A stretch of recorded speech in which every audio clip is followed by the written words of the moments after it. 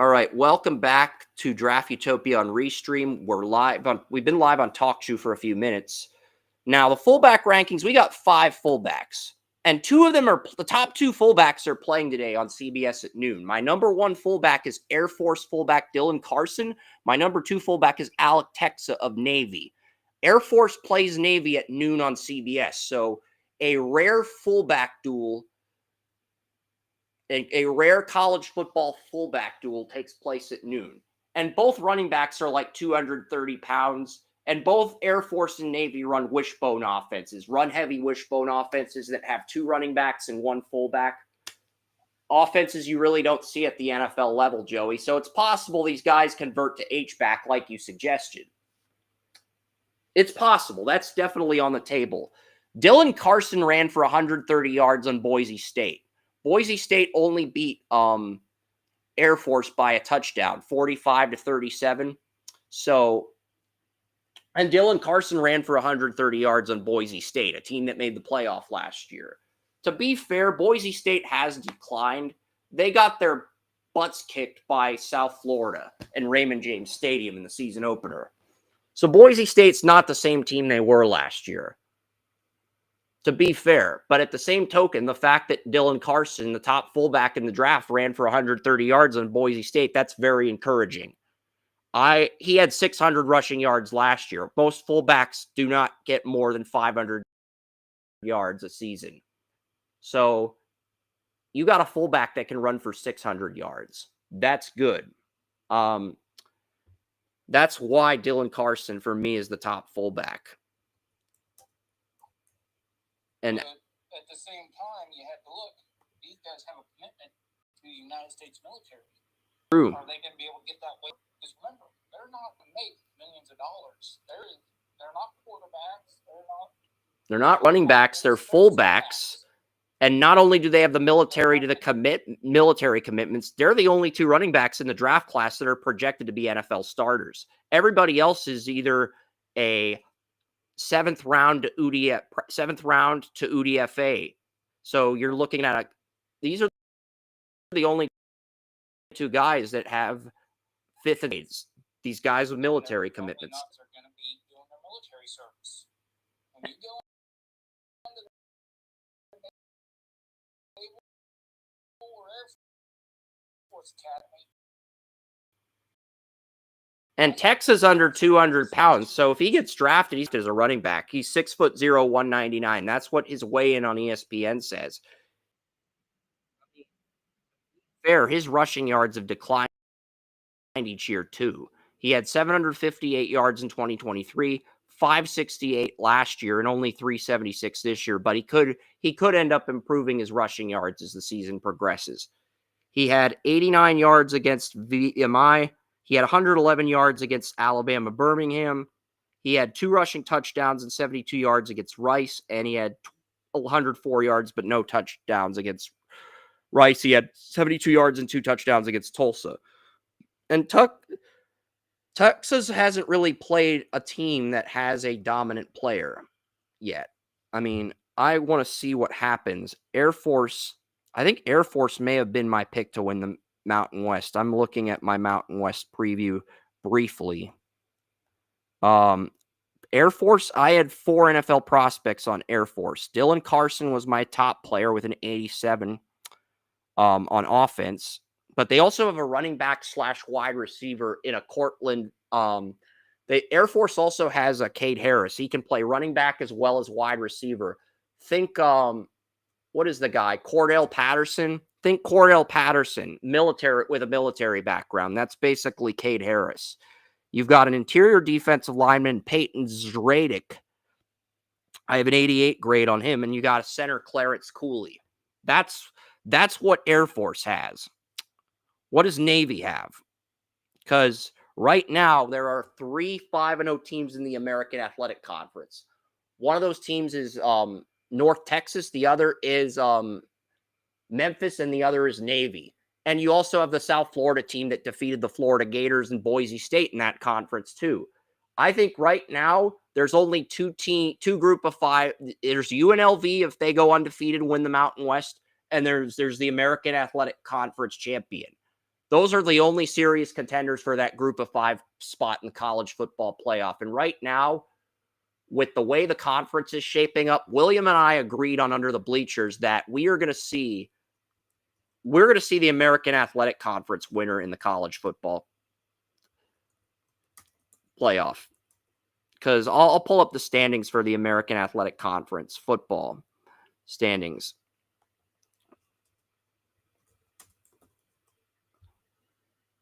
Because right now, Navy is 3-0 in conference play. They're 4-0 on the year. Memphis is 5-0. They beat Arkansas at home. They're 1-0 on conference play. North Texas is 5-0. They're 1-0 in conference play.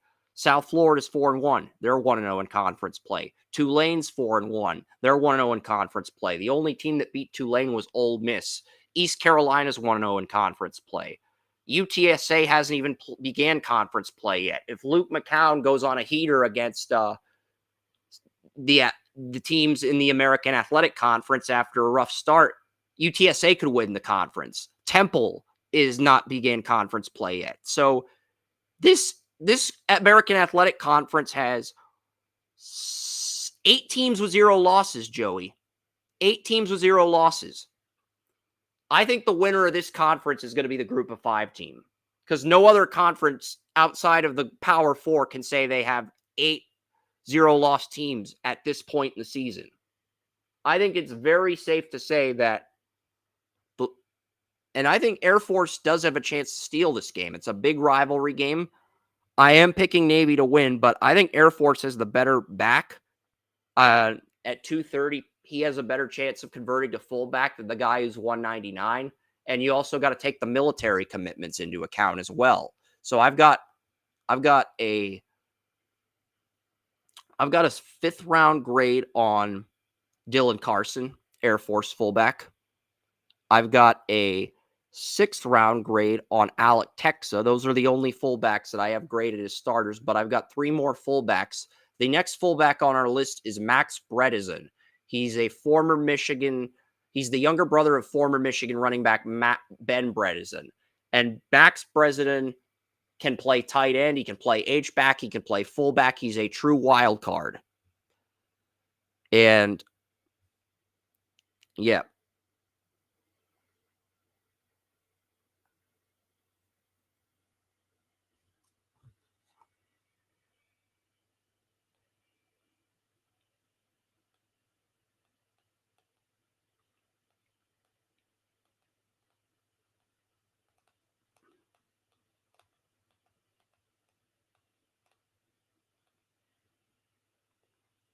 Yeah, it's like Bredesen's okay, but he's nothing exciting. I don't think Max Bredesen's as good as his brother, but he's the guy taking over for Colson Loveland at tight end, and he's also taking over fullback duties for Kalel Mullings. So he's been used in a variety of roles.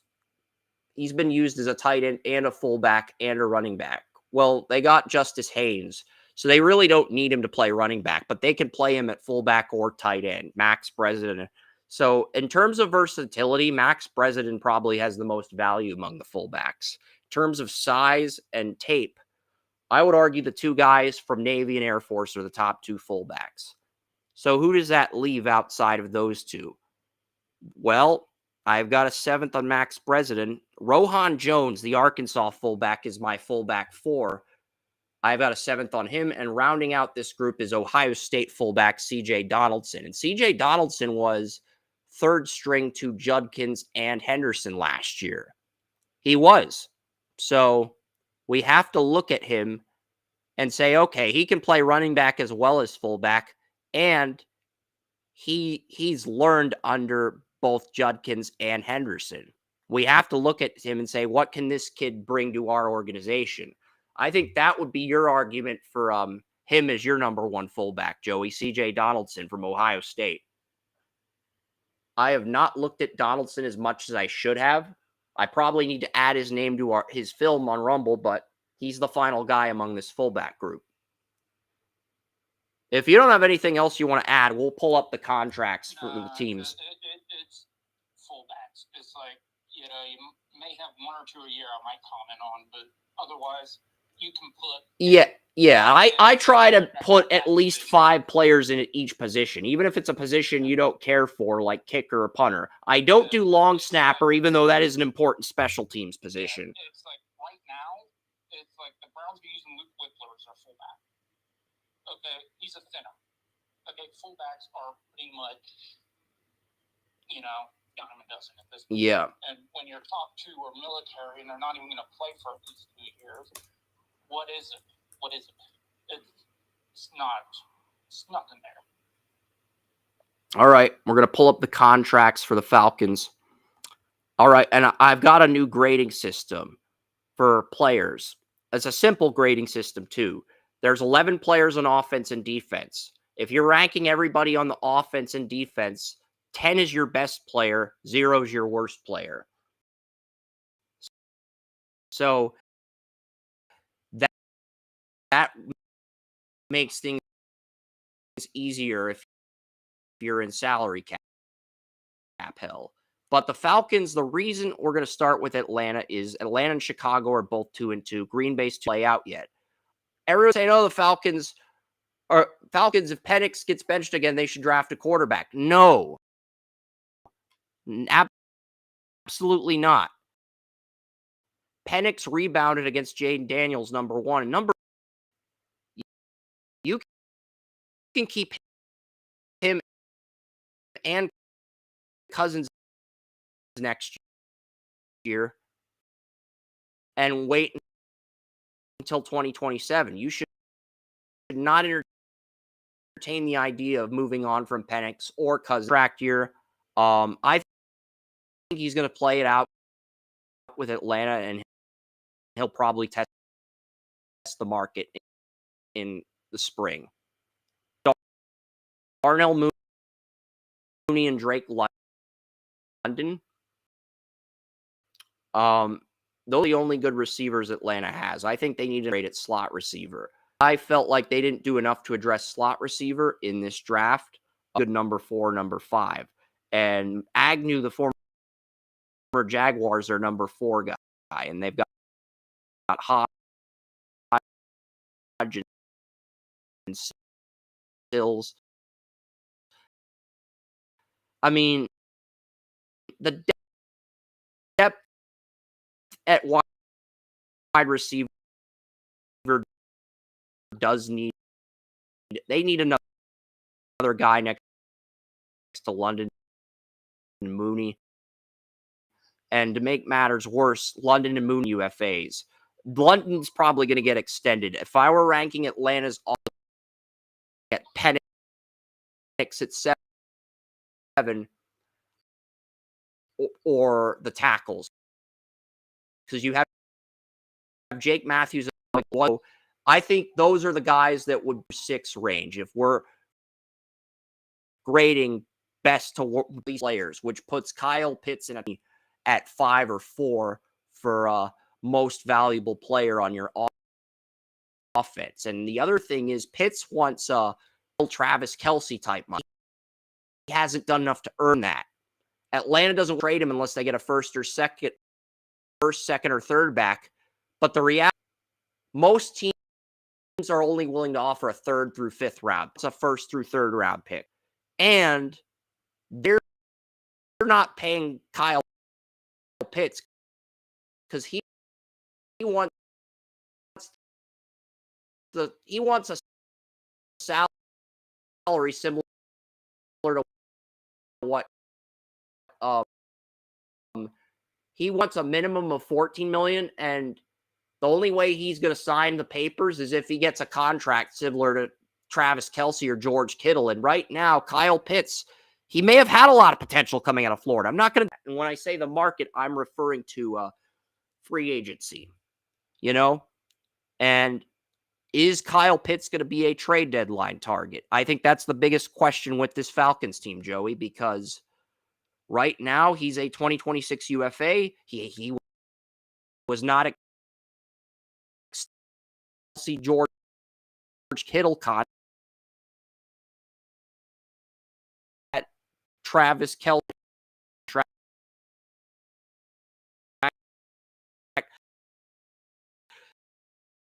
They're both making around $19 million a year. You're not getting that. They're kind enough to give you a fifth-year option, even though you can debate whether that was deserved. Kyle Pitts. Are they going to keep him and lose him for nothing because they don't like the fact that they're only getting a third through fifth back? Or are they going to move him at the trade deadline? Right now, they're 2-2, and as long as they're 500 or better at the trade deadline, they can keep him for the rest of the year and see what happens. But 25, I think he know where he's going to end up. But if he ends up a bad deal, or are they going to keep Pitts, try to find a way to extend him? I think the most line with Atlanta, Joey, has to be, what is Atlanta going to do with Kyle Pitts?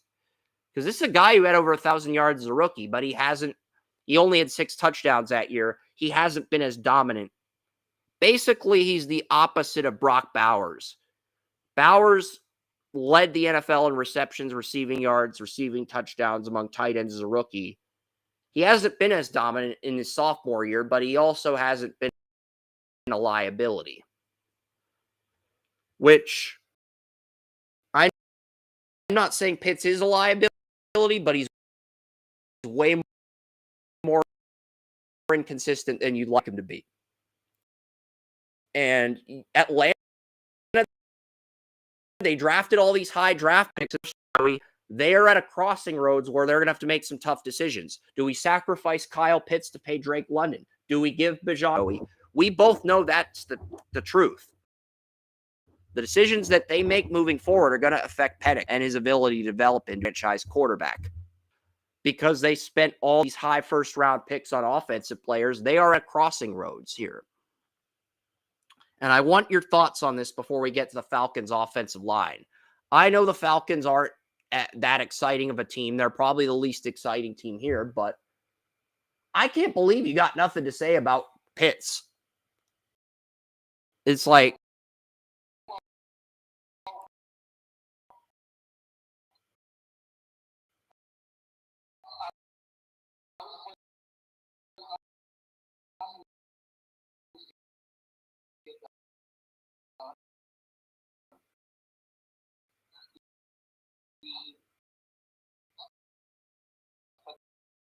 the big thing is,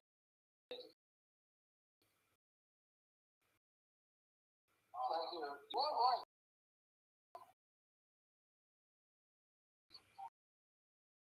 Pitts is having a break out here. He's not going to get traded because Penix is number 1 receiver. Just because will affect him when it comes to 3 first-round pick Bijan.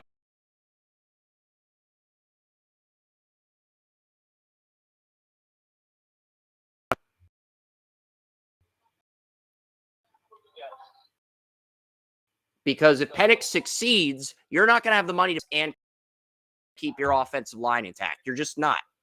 That's the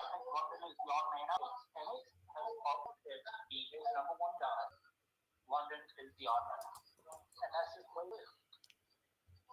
You know, because Penix is a franchise guy. If he says keep London, or if he says keep Pitts, London.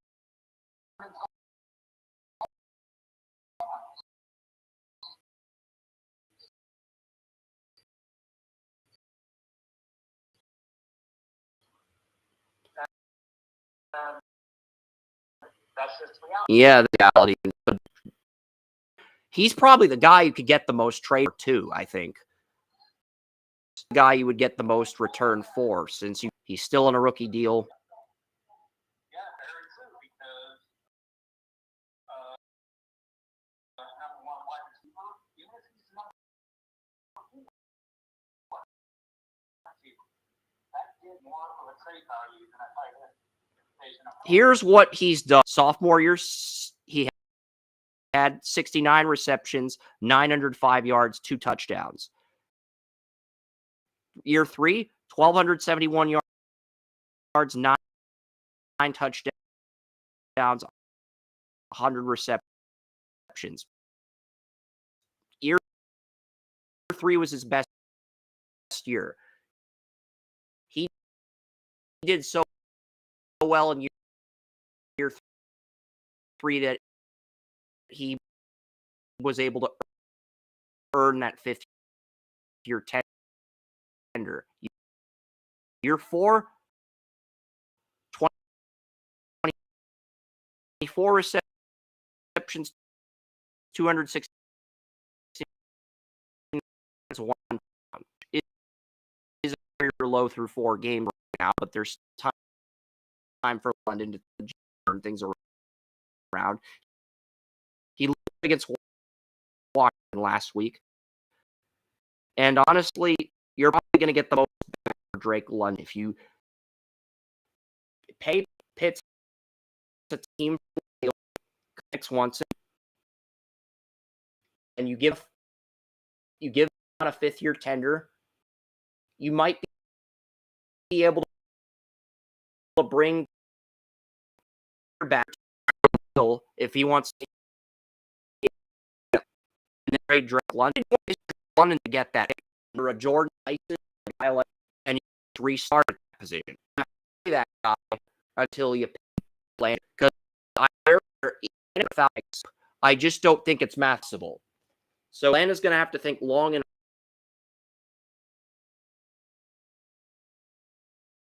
and Darnell Mooney's a guy who I think will probably get traded because if Atlanta tries to keep all 3 guys, London,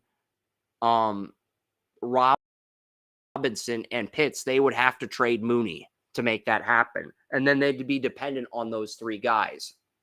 That'd be their entire offense. And I think you have to get younger at receiver too. I think you're on Pitts, you're dependent on running game, and then those 2 receivers, Mooney and that's basically your entire offense, in my opinion. But I like Lidstrom, McGarry, and Matthews. But McGarry's going to be 30 at the end of the year. Matthews is going to be 33. Lidstrom's 28. He's entering his prime. Bergeron's 25.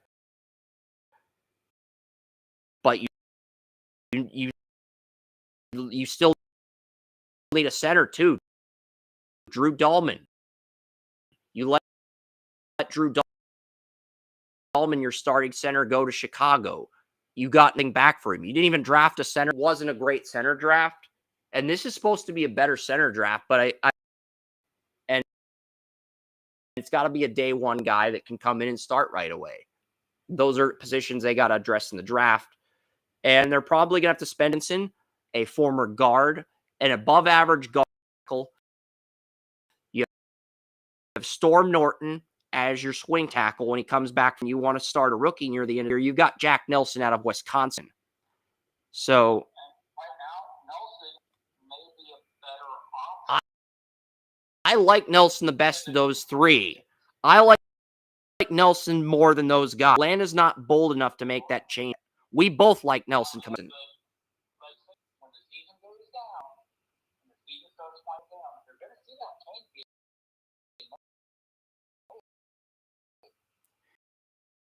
You know, they also have a 4th right tackle. Atlanta did add Carter Ward into their practice squad after the Jets cut him. I interviewed Carter Ward at the Shrine Bowl. That is a solid addition. I think, as crazy as it sounds, I think Nelson style basically gave the Jaguars a free path to Justin Herbert. You know, like, that's how bad Norton was with the Chargers. That's why he's on the Falcons now. So, as crazy as it sounds, Joey, I think Carter Ward and Jack Nelson are your best options at tackle. You also have a guy, Michael Jarrell, under contract for 3 years. I've never heard of Jarrell, but he's a tackle.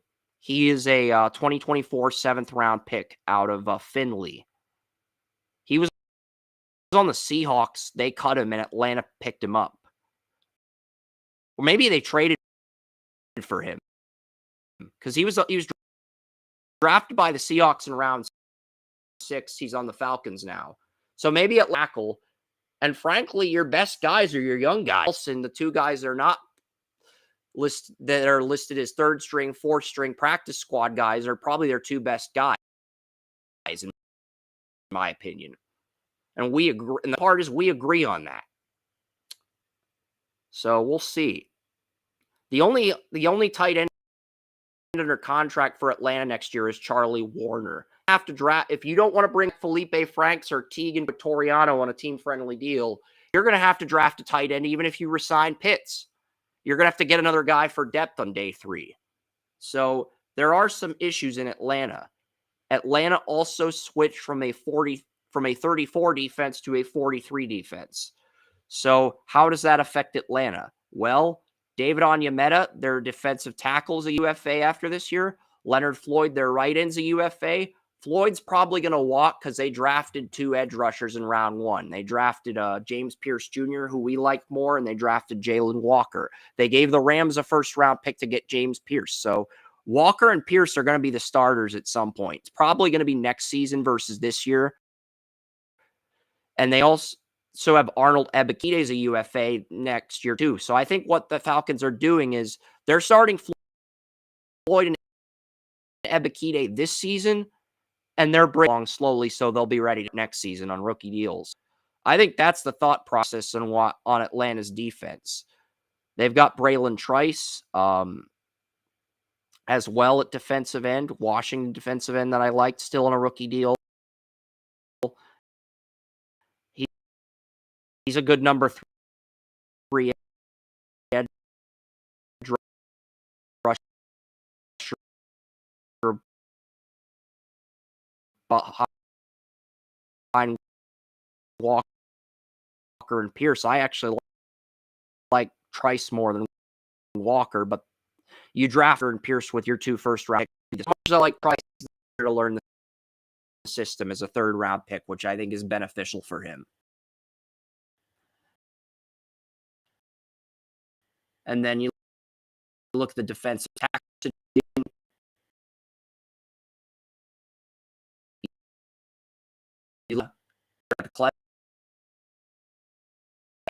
State. He's a better 34 end than a defensive tackle. And if you remember, Joey, when Zach Harrison was at Ohio State, I believe he was an edge rusher next to Tui Maloau and Sawyer.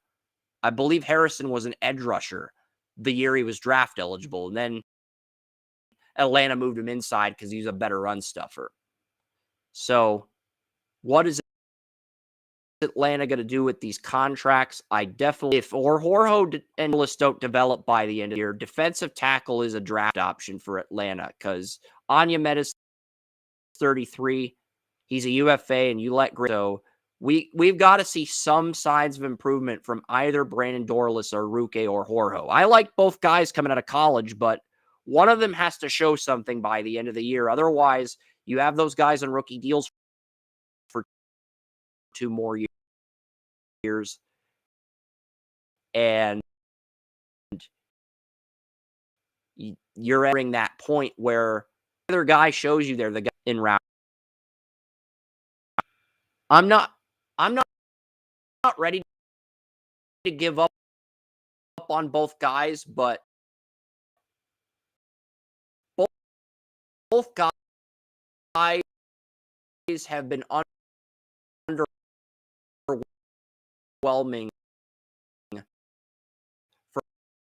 for guys that you expected to be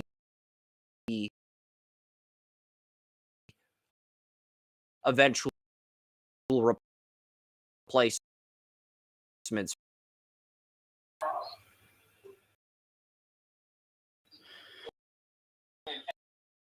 Any of those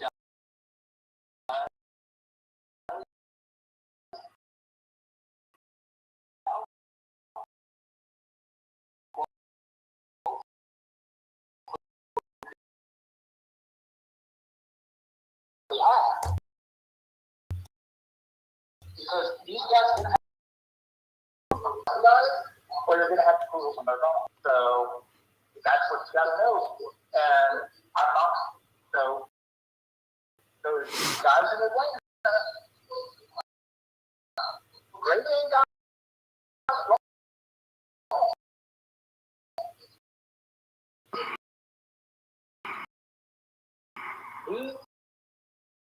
He's been up there.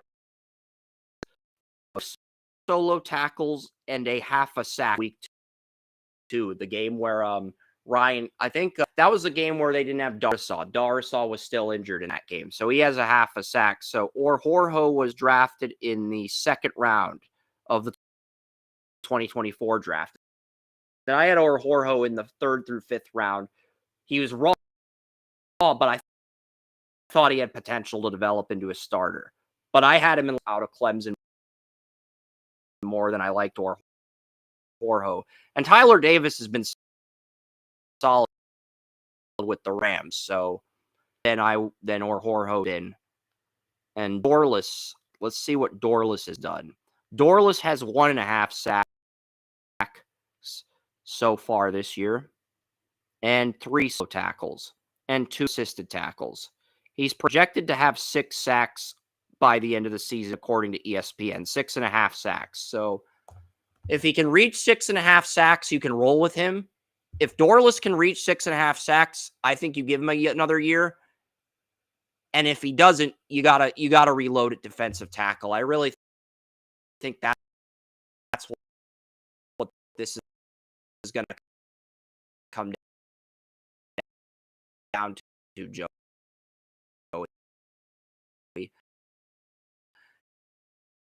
And I think Dorless will get a 3rd year since if Anya Meta leaves Dorless on a rookie deal, both his starters in year 3. But Orhorho might be expendable if he does not step up soon, because a half a sack against the Vikings, you got to do more than that. You were drafted out of Clemson to be Grady Jarrett's replacement. You've done less year 2.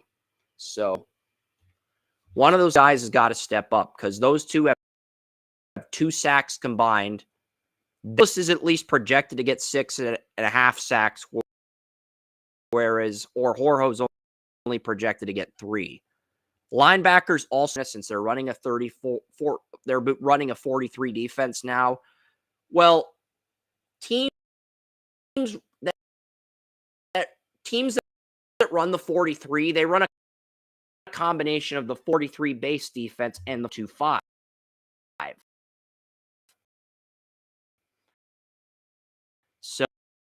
So 4-2-5 is a nickel defense with 4 defensive linemen. So you have Divine Diablo and J.D. Bertrand. So, and I like Troy Anderson coming out of Montana State.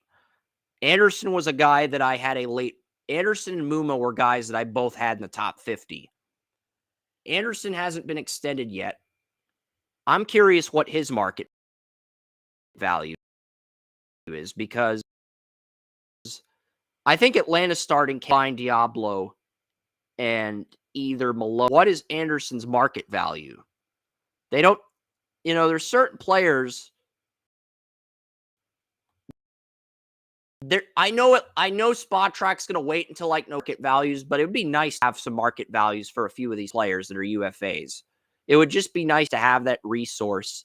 AJ Terrell's under contract. Mike Hughes is under contract till 2028. Mike Hughes is an okay nickel corner, but when he was a number 2 corner with the Chiefs, he was a liability. That was the year Burrow beat the Chiefs in the AFC title. Baker Mayfield, and because Baker was he knew that Terrell was going to cover Evans, so he basically just let Egbuka torch Hughes. And, Atlanta did not have to deal with Addison in week 2. That's why they won. Atlanta didn't have to deal with McLaurin in week 4. So they could and Terrell's out. Terrell's missed weeks 3 and 4. So the last few weeks, Hughes had to go up against Deebo Samuel, they still found a way to win. Because 2028, like, till D. Alfred's a U after this year, and you got Billy Bowman, you're a strong safety at a nickel corner. But Mike Hughes is locked up till 2020. Okay, he's locked up till 2028. I thought he was locked up till 2029. Is there a buyout? When contract on the team long term?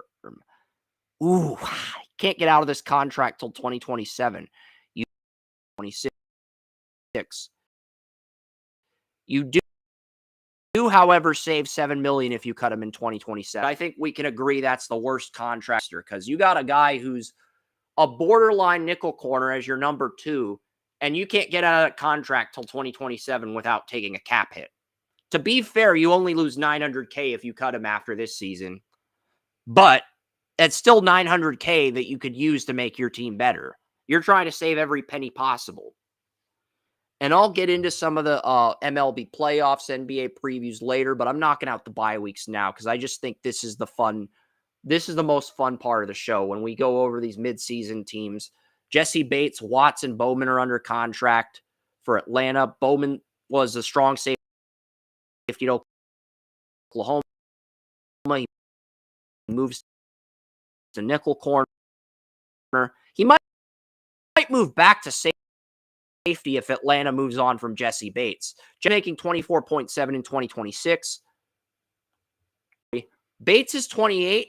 He's going to be 29 in February of 2026 before the offseason. He'll have 1 year left on his contract. And honestly, I like Jesse Bates, but both the rookies, Watts and Bowman, have more interceptions than him. 6,520,000 if they cut him. But I think Bates is too talented to cut. I think he gets traded. I think Bates gets traded this off. You got 2 safeties on rookie deals, and they are both outperforming your best safety. And you got a chance to get out of that contract and get some value back. I think this is the best time to move Bates from London, like Pitts, like Bijan. This is the best time to recoup your assets and get something for Bates. So got him in round 2, I think. And I had a second round grade on Bowman. You got him in like round 3 or 4. So guys have been better than Jesse Bates this year. Do you really want to pay Ben if your rookies are outperforming him and he still has a little bit of trade value? Not as much as he did when he came off his rookie deal with the Bengals, but he still has some value as a veteran. So I think Bates is going to get moved because if you want to pay your stars on offense, you got to look at the bigger picture and say, who can we move to create some cap space? And one guy you can move that has value as a veteran safety is Bates. And unfortunately, Jesse Bates might be on the trade block this offseason. As crazy and idiotic as it sounds, he's 28. He's going to be 29 before free agency starts. And he's a player you can still get some value for on a 1 year deal. But who would take on that contract?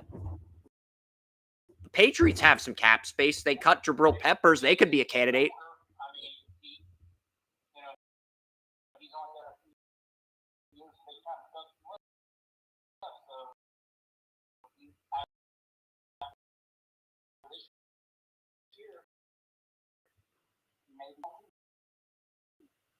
You could cut him, but you'd only save $6.5 million. I don't want to cut him.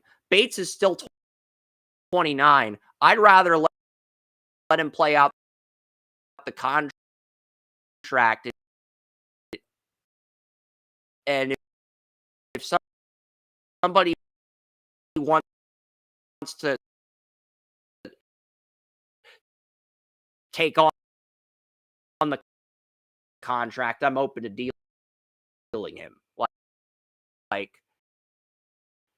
I love Bates, but his time years feel like they're over. I mean, he got to the Bengals, he got to the Super Bowl, rookie deal. They don't pay after a rookie deal.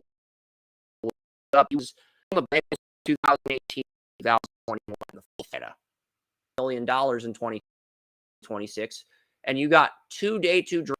One's playing nickel corner, the other's probably what's going to end up happening with both. So I think Bates is probably a guy on the market this offseason. But yeah, that's Atlanta. I'm thinking they're definitely going to try to improve the defense, but I also think they're going to try to improve the offense as well. Slot receiver, center, defensive tackle, linebacker, and cornerback. Those are the positions I think you need to improve at. Everyone saying Atlanta needs a safety if they trade Bates. No, that Bowman would move to safety. You just would reload at corner. So I think that would be my game plan. And if you got a few late round picks, you have to start thinking about your successors to Matthews and McGarry. You can keep those guys in Atlanta planning for a successor to one of those guys. You have to get a swing tackle, hold that guy into a successor to one of those two. Because those tackles are going to get to the point where they become like at legend of Batonio and Teller in Cleveland, where, yeah, you basically waste every ounce of their prime years, and then they just hit a glass ceiling and choose to retire. Matthews is getting to that point where you're going to have to consider his successor. If he's 32, he's going to be 33. You're going to have to consider his successor pretty soon.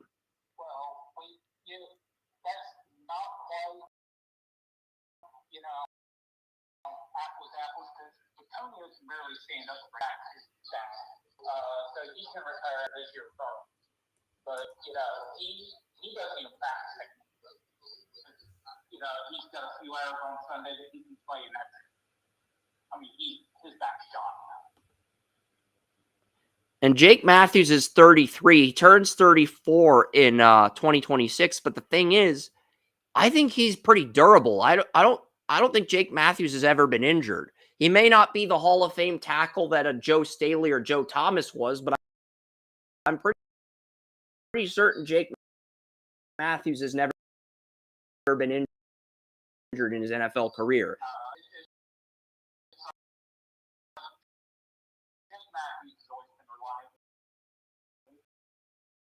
Yeah. He may have been injured once, but I don't think he had a season-ending injury. I think he was injured 3 to 4 week injury. And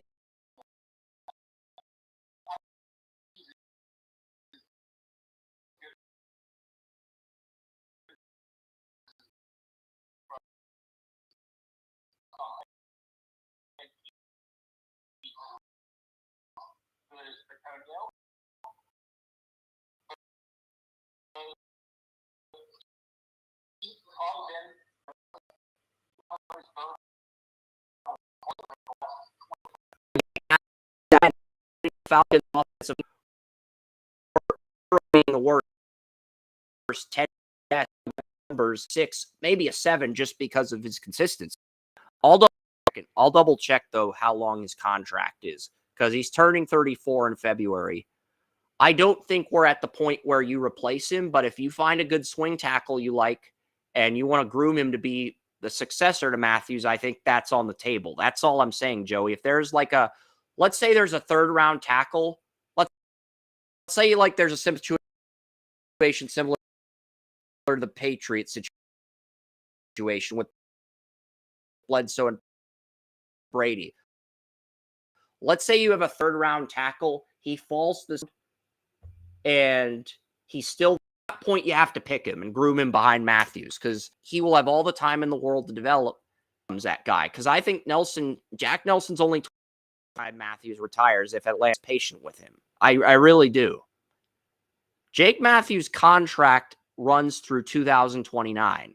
He got like a 7-year extension 2 years ago, and he is in year 4 of that 7-year extension. He got like a 7-year deal 2 years ago. He's in year 4 of that deal. So I think he's going to play until his contract's up, and then he's going to retire. Trent Silverback Williams is third. He's going to play through his contract. He's probably going to retire after that. And I think the same thing could be said with Matthews. So we'll see how this goes. But McGarry's a UFA in 2028. But let's get to the Bears. The Bears are an interesting team. I mean, very fun offense.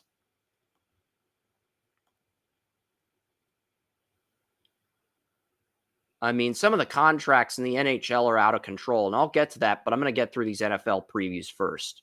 I am, because, the Bears, their quarterback situation is stable. You have Caleb Williams as your starter on a rookie deal for 3 more years, plus the 5th-year option. You also have Tyson Bagent under contract as the backup for 2026 and 2027. Case Keenum's a UFA. He probably this year. He could get a third-string job if he was still wanted to play. But I think at this point in everything he's wanted to do, and he's probably going to retire. If we were placing betting odds on which quarterback's most likely to retire after Aaron Rodgers, that's probably the guy who's number 2. You got Swift. You got Travis Homer.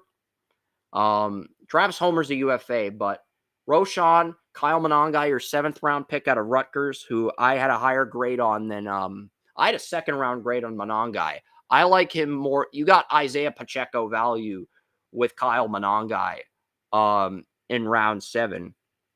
You've got Swift entering the final year of a contract, and then you got Roschon Johnson's a UFA in 2027. Does Swift get dealt? I say no, because right now the Bears have a respectable amount of salary cap space, and they don't have to start worrying about paying Caleb Williams, paying Rome Odunze until 2027. So the Bears are in a spot to where they could either choose to move on from Swift before he peaks, or they could leave him.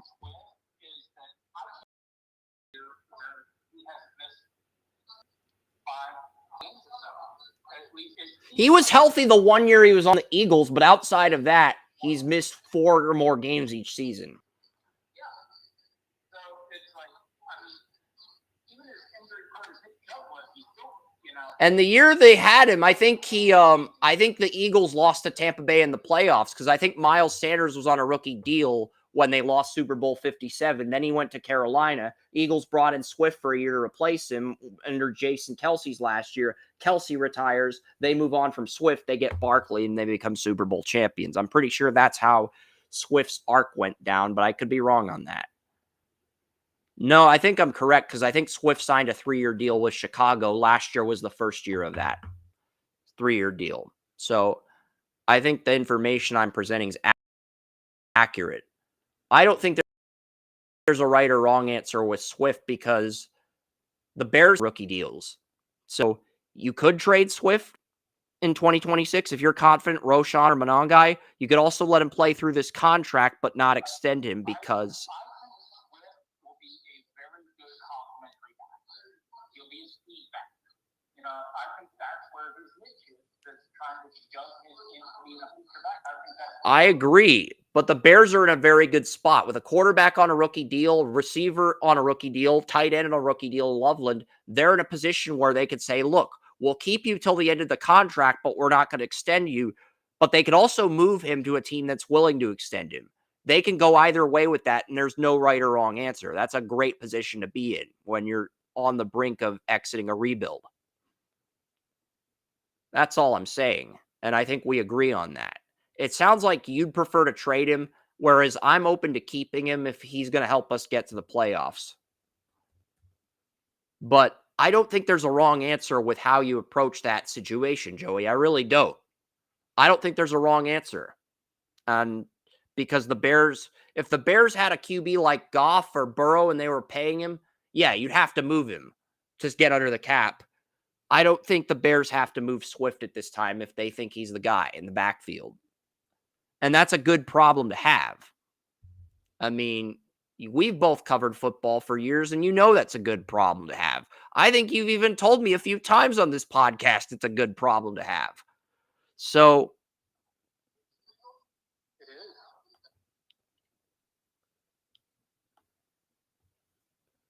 the Bears are in an interesting spot. They still have their top 3 receivers locked up till 2029.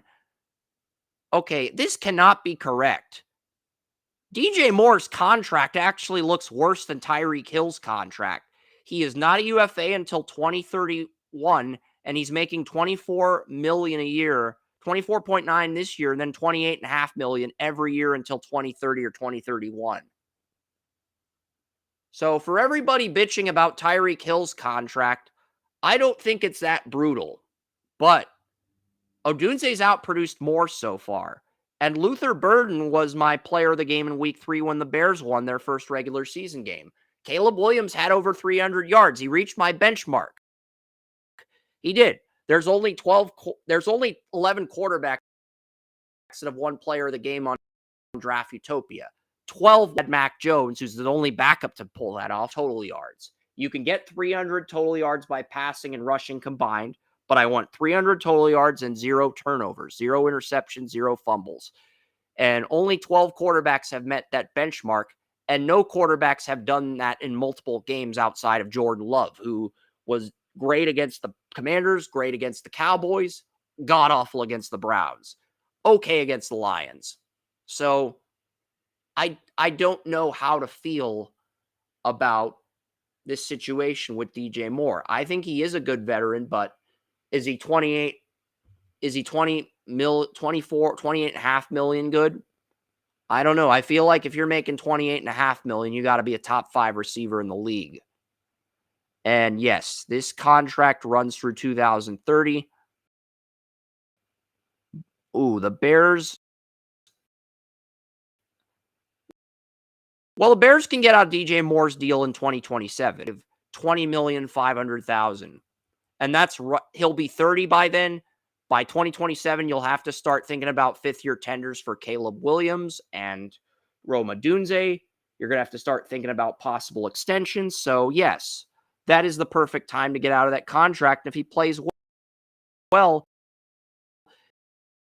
you can prolong that buyout till 2028 or 2029. You've got it minimum. And if if Moore continues to play at a high level, you can keep him and then extend either Odunze or Burden. But the Bears have a good problem at wide receiver. The problem is they don't have any depth if injuries occur. Now, when Odunze or Moore is missed, Olamide Zaccheaus began the year as the slot receiver before Burden took the slot receiver job from him after the Dallas game. He's on a 1-year deal. Duvernay's also on a 1-year deal, but he's been effective on special teams for the Bears. I don't think the Bears have another receiver outside of Moore, Odunze, or Burden for depth if injuries occur. So that's the only issue there. If they can get a guy on a cheap team-friendly deal, be okay. Cole Met's a 2028 UFA. Loveland is UFA until 2030 at the earliest if you apply the 5th-year tenure to him. And here's the thing.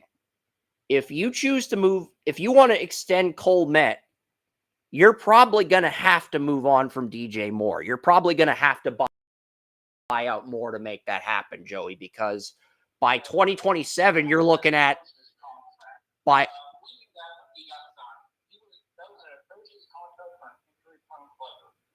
he's effective when he's healthy, but he's only had like 1 or 2 seasons in his NFL tenure with. I didn't like him coming out of Maryland, but he was effective when he was healthy. That's what I'm trying to say.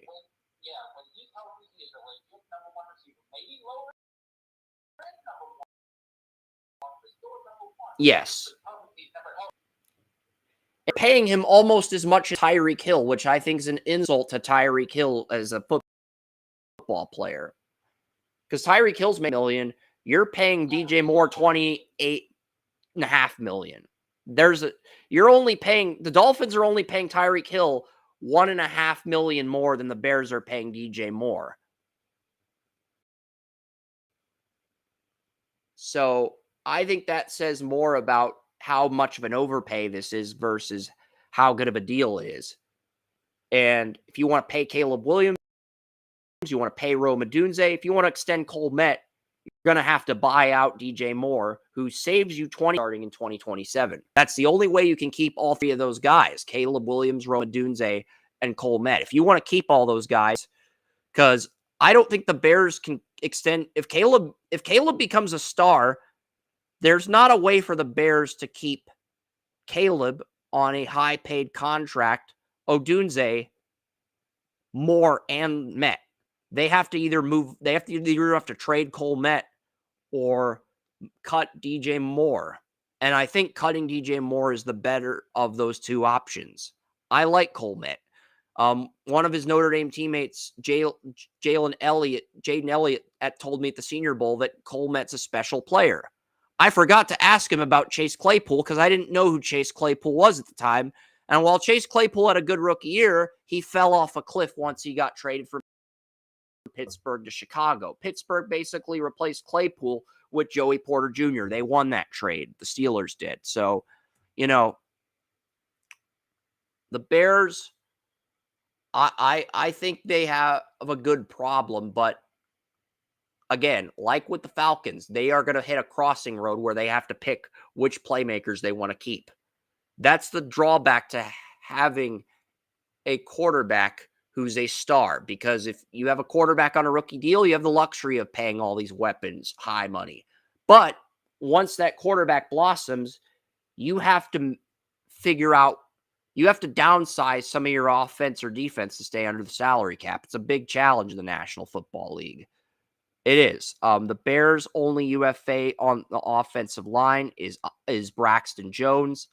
I believe Ozzie Trapillo will replace him next year. Ozzie Trapillo can play tackle at Boston College. Bears made zero effort to extend fifth-round pick Braxton Jones, even though he's been the starter every year since his rookie year. And look, the Bears are great at getting these day 3 tackles on rookie deals. They got Charles Leno Jr. in the 5th round at left tackle in a rookie deal, and they basically they extended him for a few years, and then they let him walk after that. And then his value diminished by that point. And they haven't extended Jones yet. So that tells me they're probably going to turn to Trapillo. Jones makes $3.7 million this year. Ozzie Trapillo's only making 1.4 this season, 1.7 next season, and then 2.1, 2.4. So you would only have to pay Trapillo half of what you pay Braxton Jones, and Trapillo's got a higher ceiling, in my opinion, this season, but I think his ceiling's higher than Jones. So that tells me that the Bears are probably going to let Braxton Jones walk. They're not losing enough games to where they're going to move Jones in line. And Jones is healthy this year, so I give him the Bears' offensive line. Jackson free agency. They got Drew Dahlman in free agency. They traded for Joe Tunney. I think did a good job considering where that. I thought Poles did a really good job revamping that offense. Credit for that.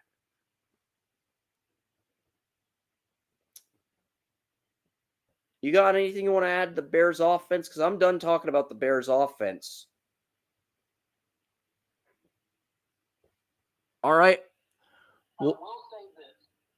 Caleb Williams has no future. Okay? If he can't get it with this offensive line, he can't get it.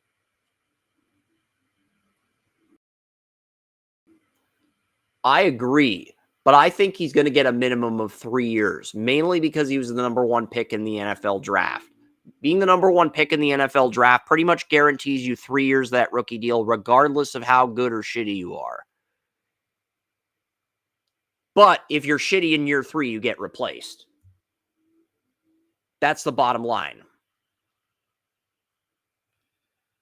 But there's also been a lot of quarterbacks that took the leap in year 3. Matthew Stafford took the leap in year 3. Josh in year 3. Patrick Mahomes won the Super Bowl in year 3, but didn't start until year 2. Jalen Hurts took the leap in year 3. So Mahomes took the leap in year 3. Allen took the leap in year 3. So Lamar Jackson took the leap in year 2, and then injuries occurred, but he still got paid. Burrow took the leap in year 2 as well. So most quarterbacks take the leap in year 3, but we've seen Mahomes take that leap. We've seen Allen, Jalen Hurts all take that leap in year 3.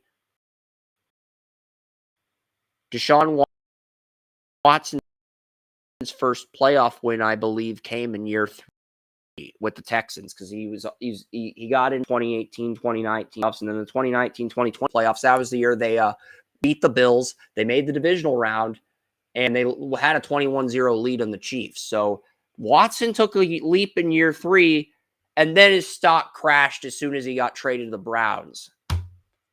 And I'm not getting started with Busby. We're not opening that can of worms. We've already opened that can of worms enough on this podcast. Montez Sweat's your right end. That's a good contract. The Bears gave Dayo Odeyingbo a 3-year deal. They're paying him $8 million this year, $20.5 million in 2026, $19.5 million in 2027. That is an overpay. That is a gross over. I can live with the $8 million for this year on a prove it deal, but you are stuck with Odeyingbo for the next 2 years. And Odeyingbo's never been a double-digit sack guy. He wasn't that at Vanderbilt. He's in a rush to win consistently, and you only have one with Sweat. Odeyingbo to save $15 million in 2027. So when the Bears have to pay Caleb Williams, pay Cole Met, pay Rome Odunze, they've got 2 buyout guys that save them about $35 million in cap space. DJ Moore and Odeyingbo will save the Bears about $35 million in cap space. But I think the Bears could have done better with Odeyingbo. There were better edge rushers in the draft, I think. But the Bears, they were looking at 2 guys. 3, actually. The Bears loved Caleb Williams, but they were looking at 3 guys with that second pick. Odunze was their top guy, but they were also looking at Jared Verse, and they were looking at Olu Fashanu, because Olu Fashanu was high school teammates with Caleb Williams. All 3 of those guys before they settled on Odunze. So we'll see what the Bears do at defensive end, but I think they need another edge rusher next to Montez Sweat. Even if Caleb Williams does enough to get you to the playoffs, unless you upgrade over Odeyingbo,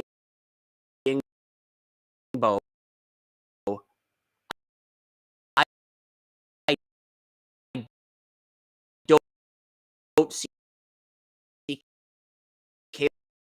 Caleb Williams getting to a Super Bowl in his rookie contract. It'll take number 3, because if the rookie's not par, and that's very advantageous for a first-round rookie to have a veteran mentoring him. 2 veterans.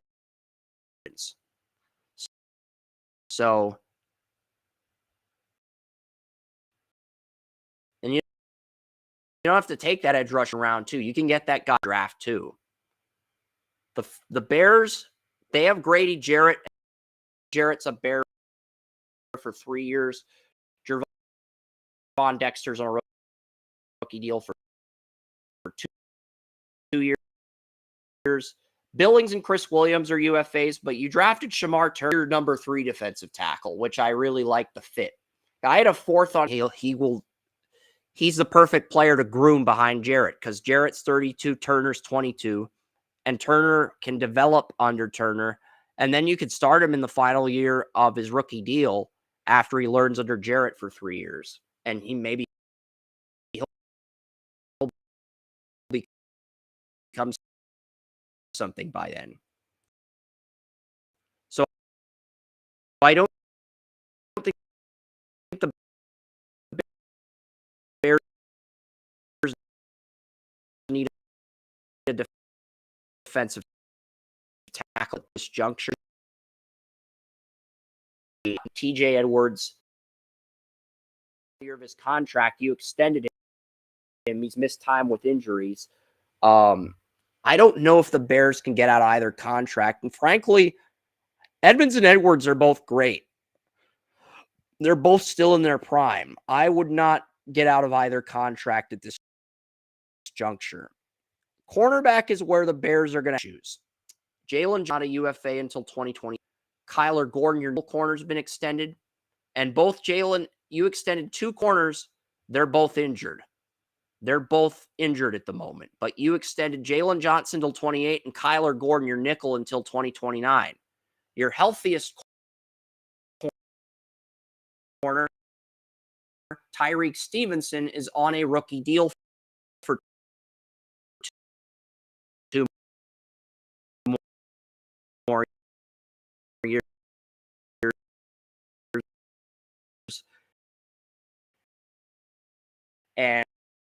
And because you extended Jalen Johnson, because it comes to your players, and we got a ability of not just Jalen Johnson, but Kyler Gordon as well. Because Tyreek Stevenson has shown the last 2 weeks number 1 corner.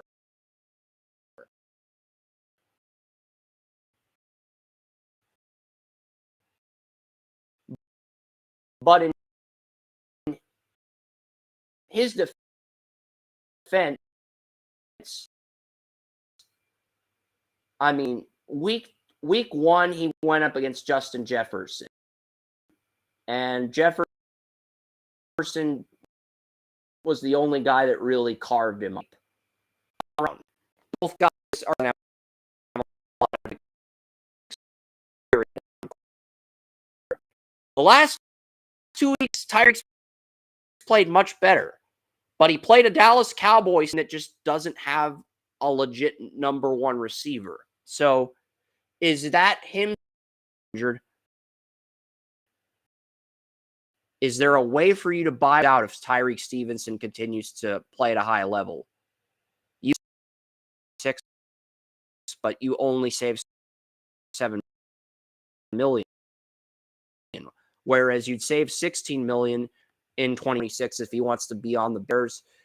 He was willing to take less money because the Bears had to decide, do we want to extend Roquan Smith or do we want to extend Jalen Johnson? Polls chose Jalen Johnson over Roquan. So, and you can debate whether that was the right call. In hindsight, I don't think it was the right call, but I also don't think the Bears did horrible because Edmonds was a linebacker I only had graded slightly lower than Roquan. So I think they did okay for a team that chose the corner over the linebacker. They did all right. And I'm looking at Kyler Gordon's extension. Kyler Gordon's contract is also flexible to where if you want to buy, you can buy him out in $8.3 million. The Bears are in a great because they got players they can buy out to create more cap space when they got to figure out what do we want to do with Caleb Williams. Do we want to give him a 5th-year tender? Do we want to extend him? Do we want to let him walk? They're in a good spot to where they can let these contracts play out, or they can buy some guys out if they're committed to extending Cole Kmet.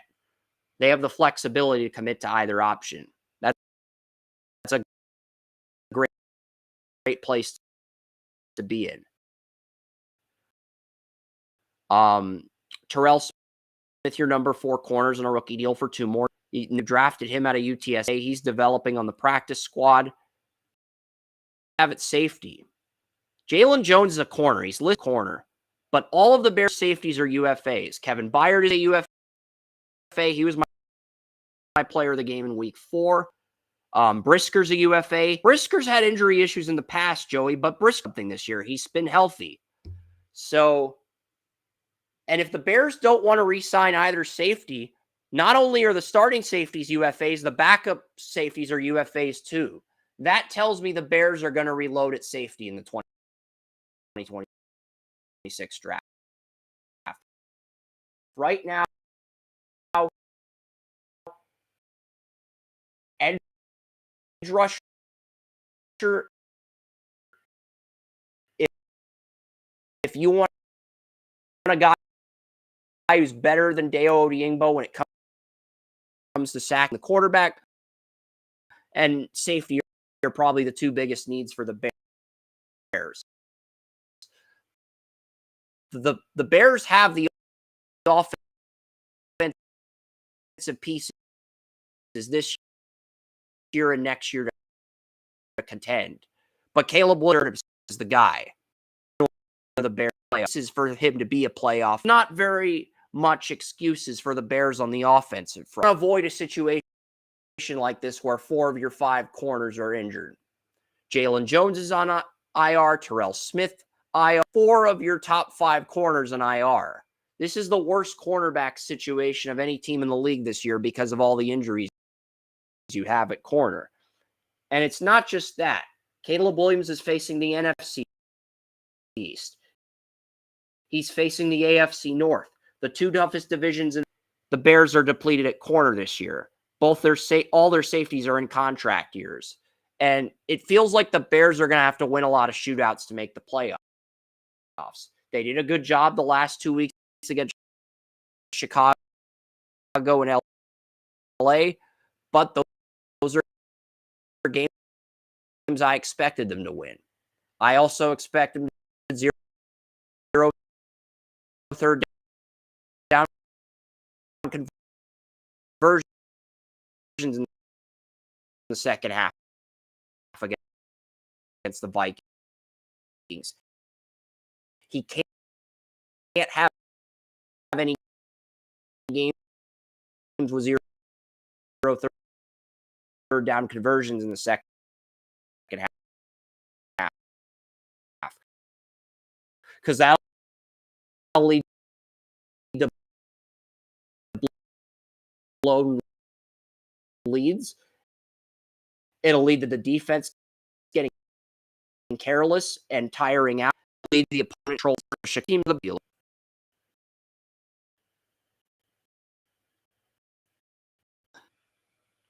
I'm gonna pull up the Packers if you don't want to add anything to.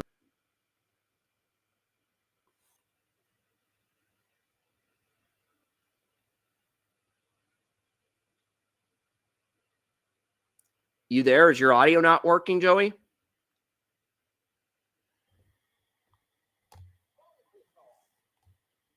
What are you pissed off about?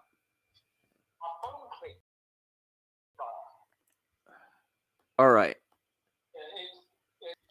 My phone was doing things it was supposed to. It's unfortunate. I'm sorry to hear that. It's an old phone. It's like 3 generations behind. It's going to have hiccups. Right now, the Packers have 3 quarterbacks on the roster. Malik Willis, I can't believe I'm saying this, but I think the Packers might need to extend Malik Willis. You know who the 3rd string quarterback is if Jordan Love and Malik Willis get injured? The former Cardinals 7th round pick out of Houston who had that god-awful game against the Browns. The Packers are paying Clayton Tune $230. The league minimum's like $966,000 or something.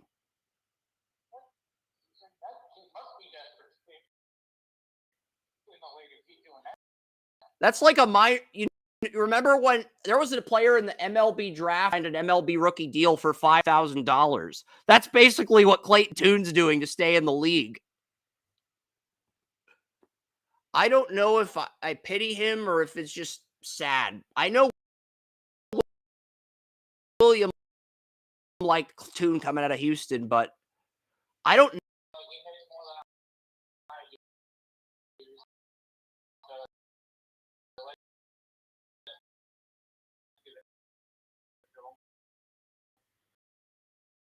All right.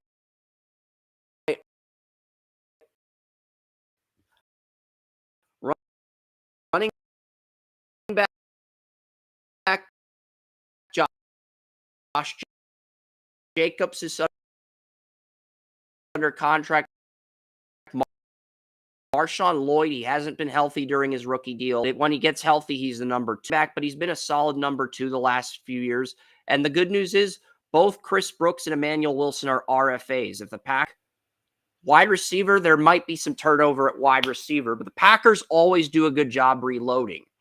Not a healthy number 1 receiver, but the Packers did give him a 1-year extension, which is worth $6.9 million, a very team-friendly deal for a 1-year receiver with an injury history as tedious as Watson's.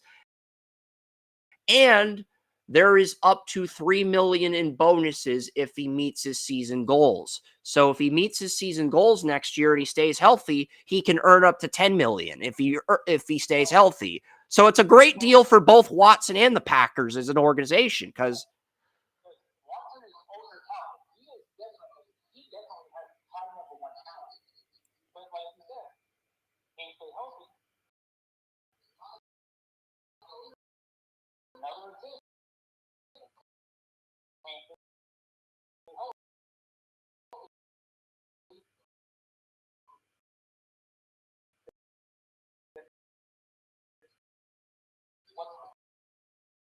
so if he stays healthy, get him for $10 million for 1 year, and then you decide do we want to give him a bridge deal or do we let him walk after this?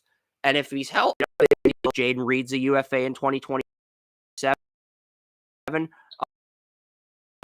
So is Dontavian Watson's healthy. I think that are the de facto challenger to Bay next season to win the NFC. That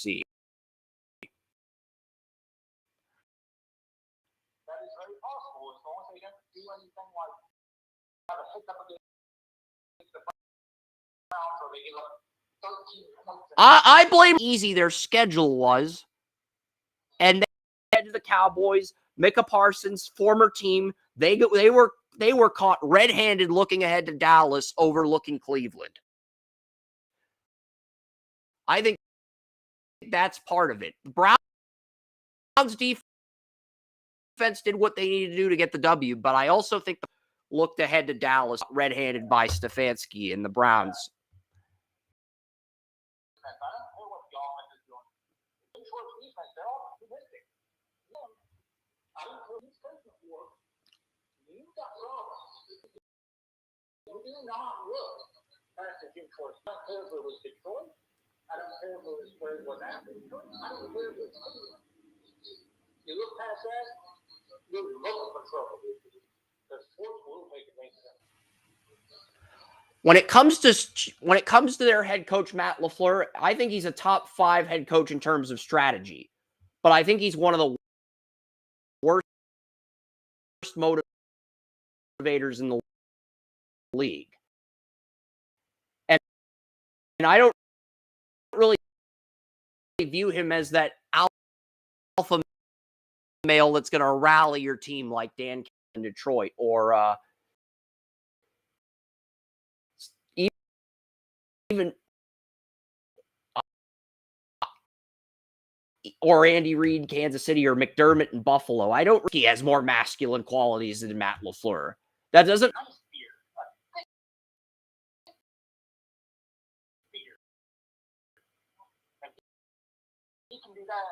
He's got to grow a beard like assistant coach. He's got to grow a beard like that, and his confidence will skyrocket.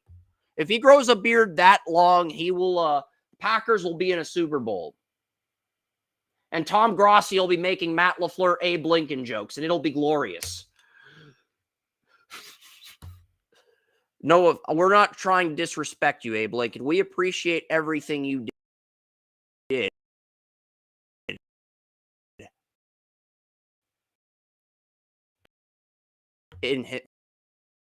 From a historical context. Let's get to the Packers. They also have Savion Williams and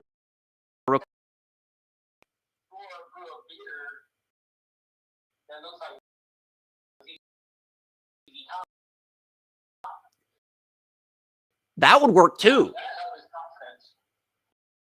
I think there's three narratives. There's the Joe Cool enough games to make the playoffs. We get Burrow versus the Lions and Burrow wins. There's also the MVP narrative. Lamar Jackson, two-time MVP versus reigning Super Bowl MVP Jalen Hurts. The Bird Bowl, Derrick Henry versus Saquon Barkley, the top two running backs. That is probably the strongest narrative right now, but the Ravens are in a 1-3 hole. And then the third narrative would be the Steelers. If Aaron Rodgers gets to San Francisco, the city he's always choked in, who would Aaron Rodgers play in the Super Bowl? I think he'd play the Packers. And let's face it, if we got a Packers-Steelers rematch 15 years later with Aaron Rodgers on the team that he beat in Super Bowl 45, Love's about to turn 27, Favre, Rodgers, Love, we're saying, not saying that that's going to happen. I'm just saying that would be a hell of a match, it being the Aaron Rodgers swan song. On the other end, I could see Love wanting to prove he's the guy and why Green Bay was right to move on from Rodgers. I could see that going either way. And I think Pittsburgh would win because I just have more confidence in Tomlin than I do in LaFleur. But again, that's a very even matchup. That could go either way. I could see either team winning that matchup. I wouldn't bet on that game. The Packers and the Steelers do play later in the year. But you drafted Golden in the first round. He's on a rookie deal. You've got Jaden Reed for 2 more years. Watson for another year. Saving Williams. You don't have to draft a receiver this year. You have Will Shepard, the former Vanderbilt and Colorado receiver on your practice squad. Malik Heath, your number 6 receiver, is an RF as well and makes a few splash plays. You can retain him for next to nothing. That's a great position to be in. The Packers have Luke Musgrave and Tucker. Have Ben Simmons as their 4th string tight end on the practice squad, and then their number 5 tight end is former Titans backup tight end Josh Weil. Josh Weil, he was drafted by the Titans in the 4th round of the 2023 draft out of Cincinnati. You were a little bit higher on Weil than I was, but the Titans cut him in camp and the Packers added him to their practice squad for only $234,000. Look, if Josh Weil is willing to take less than $1 million to be the 3rd string tight end, I think I'm going to let John Fitzpatrick and Ben Sims walk, because I think Weil has more value as a 3rd string tight end. Because if I'm in a position where I can pay my 3rd string tight end under $1 million, I am taking advantage of that every time, especially if it's a guy who has ability to be a good number 2 tight end, but not a starter like Weil. That's just a great problem to have for in your tight end room. Offensive line, everybody's under contract. The 3 guys that were UFAs were Zach Tom, Rasheed Walker, and Sean Ryan. The reason I mocked Alabama left tackle Caden Proctor to the Packers was very simple. I did not know which guy Green Bay was going to move on from on the offensive line. I figured they were going to extend Tom or Walker, and then they were going to move Morgan into the starting lineup. And Morgan actually started at left guard. Elgin Jenkins played center. Aaron Banks is injured, so Morgan's been playing for him. And both the Packers right tackle, Zach Tom and Anthony Belton, are injured. It's gotten so ugly that Darian Kennard, who was drafted out of Kentucky as a guard, had to play right tackle, and he was awful in the Sunday night game. Didn't give up any sacks, but he committed a ton of penalties, which caused Green Bay to tie Dallas. So Green Bay's playing a 3rd string right tackle at the moment. I think they are going to need another tackle. They're probably going to let Walker walk because I think this is a good tackle draft. The next 3 drafts all look like good tackle drafts. Notre Dame's left tackle, Antoine Knapp. You've got the South Carolina left tackle in the 2027 draft with Seton. And then 2028, you're going to have Michael Fasusi, the Oklahoma left tackle. He started as a true freshman at left tackle against Michigan. He played really well in that game. David Sanders Jr., He was a 5-star recruit as well. He's the starting right tackle in Tennessee. He's probably going to move over to left tackle in a year or two. And then Andrew Babola was a 5-star recruit that went to Michigan. He suffered a season-ending knee injury leading up to the Oklahoma game in week 2. He's going to be a regular starter on Michigan next year. So as long as those 2028 guys develop, we're looking at a minimum of 3 offensive tackles in the top half of the 2028 class. So I think the Packers have to let Rasheed Walker walk, because even if you don't like this year's class, well, Packers don't have a first-round pick in 2026 or 2027. So you could give Walker a bridge deal and then let him walk in 2028 and draft your replacement for him in 2028, because the Cowboys own your next 2 first-round picks. But this is a draft where you can get a good tackle in round 2 or 3. I mean, I ended up mocking, I think, 4 offensive tackles in round 1. I had Spencer Fano, Utah, Caden Proctor, Alabama, and Caleb Tiernan, Northwestern, in round 1. And Tiernan went 7 for 7 against Mateo Ugalele, who many have a first-round grade on. There were 9 pass blocking reps. He won 7 of them, and 2 of them were ties. He did not lose a single rep to Ugalele, who a lot of people have in the top 15. I've been driving the bandwagon for Caleb for a few months now. I think he has less weaknesses and better character than Proctor. And at the end of the day, that's going to matter to a team like the Packers or a team like the Colts. It may not matter as much to a team like the Browns. That character concerns are not an issue, but with the Packers, they are very high on character. So I think they would go for a guy like Tiernan over a guy like Proctor, even if Packers fans want Proctor. I mean, they've gone for players with attitude concerns coming out of college. They gambled on Devontae Wyatt. So we'll see. I really could not tell you what way they're leaning in, but they don't have a first-round pick. Left tackle, I don't think right guard's a need, because you can let Sean Ryan walk and you can bring in Jordan Morgan and start him next to Aaron Banks next year. He looked good in relief of Aaron Banks at left guard. So I think Morgan, or you can move Morgan back to left tackle, the position he played in Arizona. I think Morgan's going to be a starter on the offensive line at left tackle or right guard, and the other position's going to get reloaded in the draft. The other position's going to get addressed in the draft. Because the Packers basically moved Elgin Jenkins from left guard to center, and that worked for them. Right now, the Packers have Gary and Parsons at edge rusher. They have Parsons at edge rusher until 2029, and they have Gary until 2028. That's a very good problem for the Packers to have, because both guys can get double-digit sacks. So that's a great problem for the Packers to have. They also have Lucas Van Ness as their number 3 edge for the next 3 years as well. If 2 years, maybe 3 if they use the 5th-year tender, but with the way with Parsons and Gary, I don't think they're going to use a 5th-year tender on Van Ness. I think they might, though. We'll see. I'm not going to say they will or won't yet. I think if they do, I think the Packers, right now I do have the Packers. If I were to project the next 4 Super Bowls, I would say this year we get an AFC North team winning it in a surprise. We either get Steelers over Packers, Ravens over Eagles, or Bengals over Lions, depending on how the regular season goes. Next year, we get Bills over Buccaneers. Josh Allen's going to win his first Super Bowl in his 17th playoff game. Josh Allen's played 13 playoff games. That means he will not get to play a 17th playoff game this season unless somebody steals the 1 seed from the Bills. And frankly, with the way the NFL season has started, the only team that could have stole the 1 seed from the Bills is the Chargers, and they already have injuries at offensive tackle. So I think the Bills already have the 1 seed locked up. Still a lot of football left, but Bills, we knew their strength of schedule was going to be ridiculously easy. And we both had the Bills as our 1 seed. So, I mean, we'll see. It's still very early. I think we're going to get Bills, Buccaneers in LA for Packers Super Bowl. Justin Herbert, Jordan Love, a rematch of the 2020 Senior Bowl in Atlanta.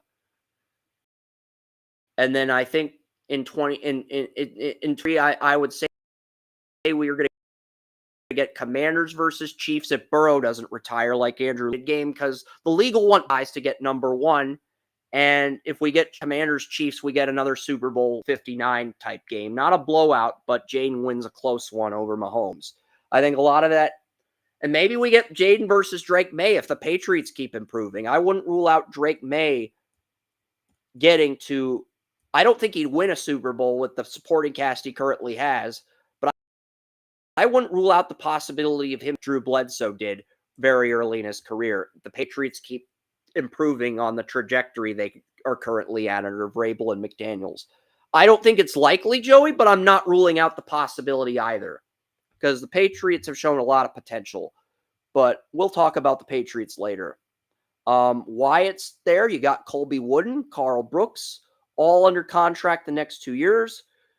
Nazir Stackhouse. You are paying Nazir Stackhouse $848,000 this year, only $1 million next year, and then only $1,125,000 in year 3 after getting him as a UDFA. And you have an RFA option on Stackhouse.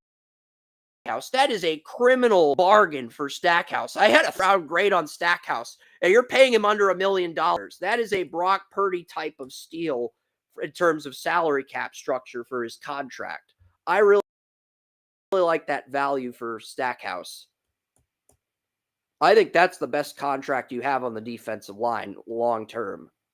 But I think he's a good player, and now you're paying him under $1.2 million for the next 3 years. That's a bargain, in my opinion. Yeah, absolutely. The question is, though, he's a big dude. I mean, big dudes usually have knee problems, so will he be able to stay healthy? That's true. If he stays healthy, this is a great contract. If it doesn't, maybe he becomes a modern-day version of Maurice Hurst. We'll see. Which would be a shame. It was a shame that Hurst ended up the way he did. Yeah, absolutely. Last year, after coming back, he showed that, he still has something, but even then, it was, it's like, you can't say healthy. Yep. Hurst, easily one of the best defensive tackles in the game when healthy. One of the best pass rushing defensive tackles there was. Yeah, and even though you sacrificed Kenny Clark to get Parsons, you have so much depth at defensive tackle. It's not even funny. You have Vontae Wyatt, Colby Wooden, Carl Brooks. I like Brooks more than Wooden. You like Wooden more, but you didn't have to cut either defensive tackle. You drafted Warren Brinson out of Georgia, and then more than Brinson. I did have both guys as playing Pro Bowler, whereas I thought Brinson was a guy. He's raw, but because defensive linemen need to rotate, and you've got a lot of good ones. So, I mean, if the Packers had kept Kenny Clark, they would have had 6 defensive tackles. You still have 5 defensive tackles, and you have Parsons and Gary for the next 3 years with Van Ness as your number 3 edge, which is a great problem to have. That's why I think the Packers, they will make at least one Super Bowl title in the next 3 years. I don't think it'll be this year, but I think they will make a Super Bowl in the next 3 years. I don't think they'll win, but they have enough talent to get there if they can keep this core intact and they don't screw up in the draft. They've got the ability to get there. I believe that. Them as a 7 seed, they almost beat San Francisco. I mean, they lost the Eagles, but the Eagles were just a better team. Jordan Love wasn't as hungry as he was in his first year as a starter because he knew he needed to ball out to get that contract. And I watched Walker at the Senior Bowl. I was hesitant on him initially coming out of Utah State, but when I got my media pass to Mobile, I opened my mind. I saw him practice, and I was like, wow, Thomas Coburn's right. This guy's better than I thought he'd be. And Coburn had Jordan Love, not Joe Burrow, as his QB1 that year, as hard as that is to believe. So Thomas Coburn, who had Mahomes as QB1, Josh Allen at QB1, he was right on Love. I give him credit for that. I would argue he's been better at evaluating QBs sometimes than I have been. Only UFA for the Packers at line. Walker, Isaiah McDuffie, the left outside linebacker, signing team for a year extension for under $5 million. Edgerrin Cooper's on a rookie deal for 3 more years. Tyron Hopper played right outside linebacker at Missouri. He's only making a fraction of what Quay Walker's making on the final year of his rookie deal. So, and I had Hopper was a guy I really liked, and the Packers got him in day 3. So, I think linebacker, if they want to start Hopper at weak side, Cooper at situationally in the Sam role when they only deploy 2 corners, I think they can make that work. But they probably do need some depth behind those 3 if injuries occur, because, I mean, right now your backups to Walker, Cooper, and Hopper. I think McDuffie's your only good backup. Your other 2 backups are Nick Neiman, Christian Welch, a practice squad guy, and Jamon Johnson, another practice squad guy. So, I mean, Packers do need... But the fact that the Packers have 5 linebackers under contract, and they're starting 2, that tells me they have the depth. They don't have great depth, but they have enough depth to make things work, because they mainly run a nickel defense now. But they have guys that can step up. Corner. Nate Hobbs is under contract. Nate Hobbs was Green Bay's number 1 corner. Nate Hobbs was the Raiders' number 1 corner. Nate did better in his rookie deal than Eric Stokes, because Nate Hobbs couldn't stay healthy after his rookie year. Nate Hobbs was a 5th-round pick out of Illinois. His rookie year, I think he had like 11 deflections, 4 interceptions, and the Raiders were a wild card team against Joe Burrow with Derek Carr at the helm. So Nate Hobbs was a big reason why the Raiders made the playoffs. Then he couldn't stay healthy after that. He was constantly injured in year 2. He was injured in year 3. He was healthy in year 4, but the Raiders were like, well, Nate Hobbs is a high-end starter. We don't think he's a Pro Bowler, so we're going to let him walk. And they didn't even address corner in the draft. If you're going to let Hobbs walk, at least get a replacement for him in the draft. You failed to do that. You did get Eric Stokes in free agency, but Stokes is a really good number 2 corner. I thought he'd be a number 1 guy coming out of Georgia. I had him graded higher than Newsome.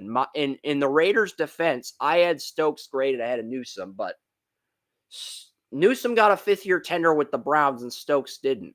I think that says everything. Packers also cut Jair Alexander to save cap space, and Keyshawn Nixon, their nickel corner from last year, is now the number 2 guy. You also have Carrington Valentine, the Kentucky corner that I like, as your nickel. And you also have 2 safeties. Here's the thing, though. With Stokes and Newsome, right now they're both number 2s. They'll always be compared to each other because of the positions on draft board. I think Stokes is actually a Raiders' number 1 corner, because the Raiders are like very depleted at corner. I'm double checking right now on Our Lads to confirm. He was a number 2 in Green Bay next to Jair Alexander. Right now, the left cornerback, which is usually the number 1, is Eric Stokes. Eric Stokes is the Raiders' number 1 corner. The number 2 corner on the Raiders is Caillou Blue Kelly, the former Stanford corner that was drafted by the Ravens and cut by the Ravens.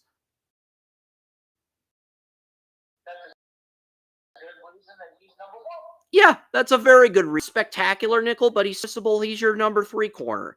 And then your backs for depth are Darian Porter, the 3rd-round pick out of Iowa State this year, and DeCamerion Richardson on a mid-corner role. He never really did anything to separate himself from the pack like he did it when he was the number 1 corner at Georgia, and Campbell overcame that adversity and became Jacksonville's number.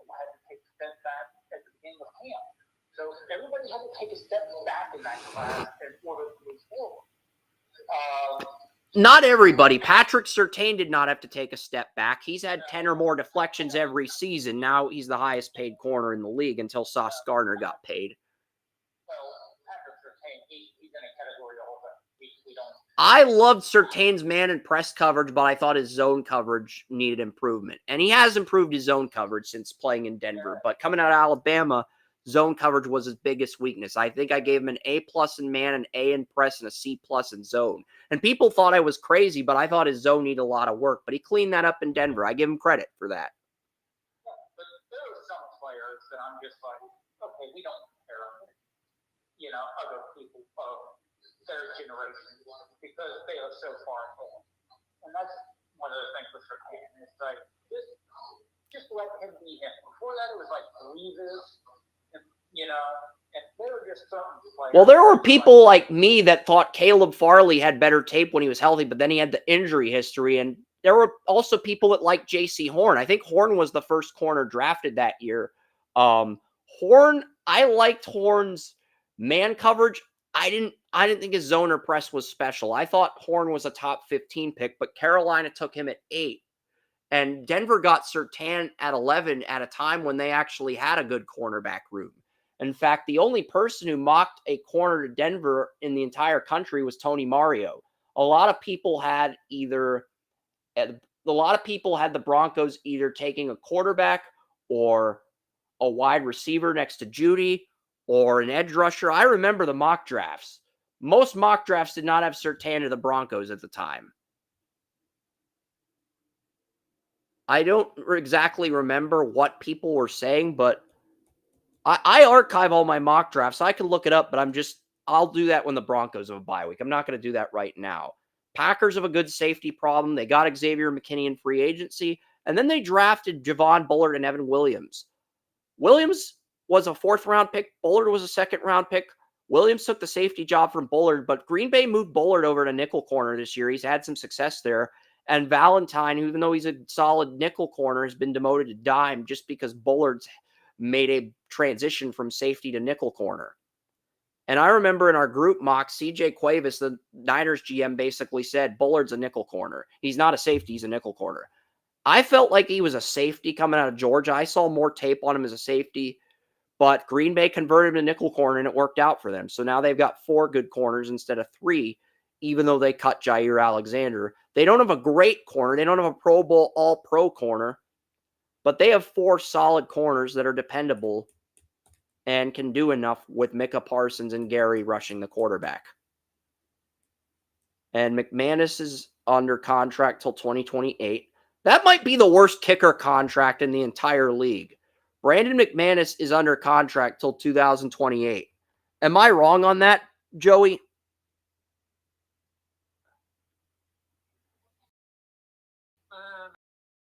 McManus is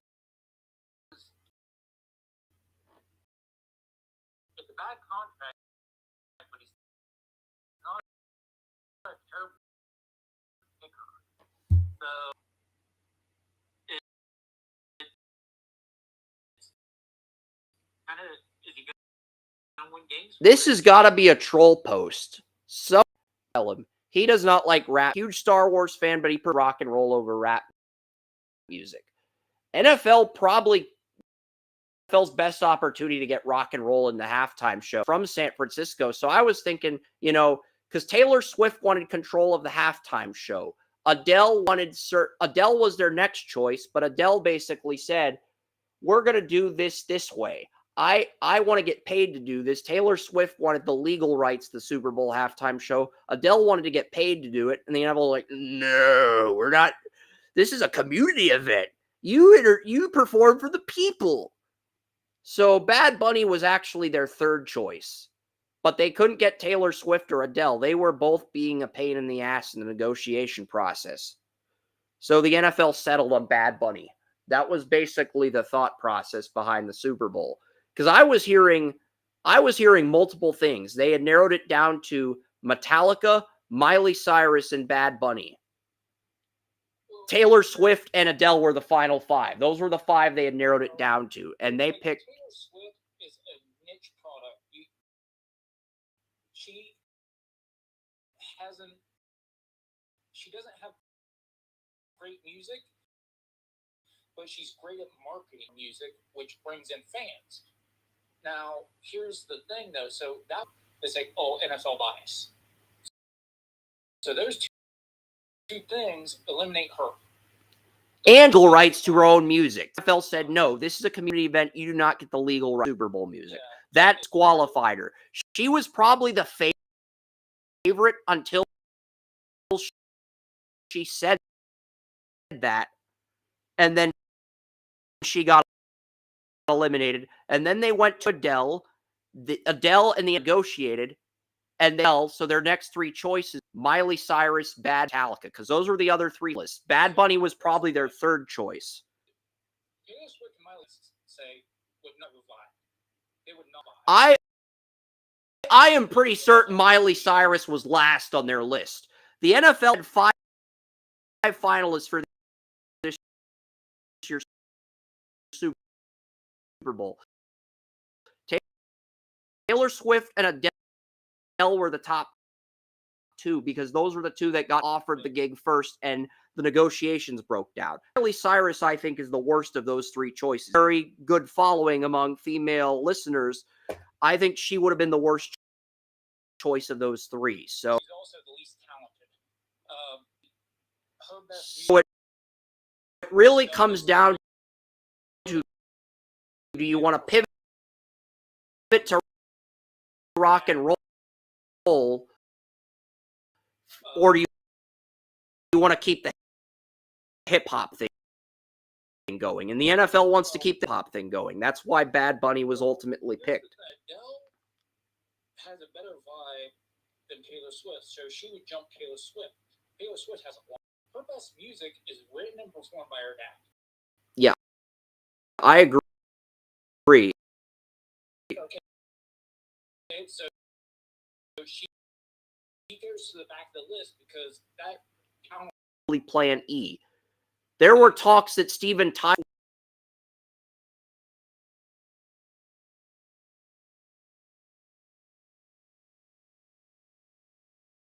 his health problems. I'm guessing his age and his voice problems got him eliminated, but they were considering him. The thing with Metallica is that James Hetfield's hardcore. He for that stage, but he really want the. I would love to see it, but the NFL might say, you guys are way too hard. Bunny, on the other hand, he's pretty hard. He's hip hop, though, like you said, but also he is a worldwide phenomenon.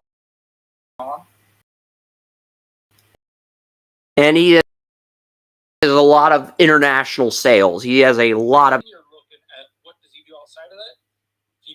He's wrestled a couple times in WWE. He was in movies. He's been all over the place, and I think you know what? He's from the islands. And if you do not want to go with Metallica, I think Bad Bunny is the most marketable of those. Swift and Adele, the negotiations broke down. That tells me that the NFL they didn't get vibe from either Swift or Adele. Well, Taylor Swift has no vibe, and unless she's going to write a song about who he slept with last.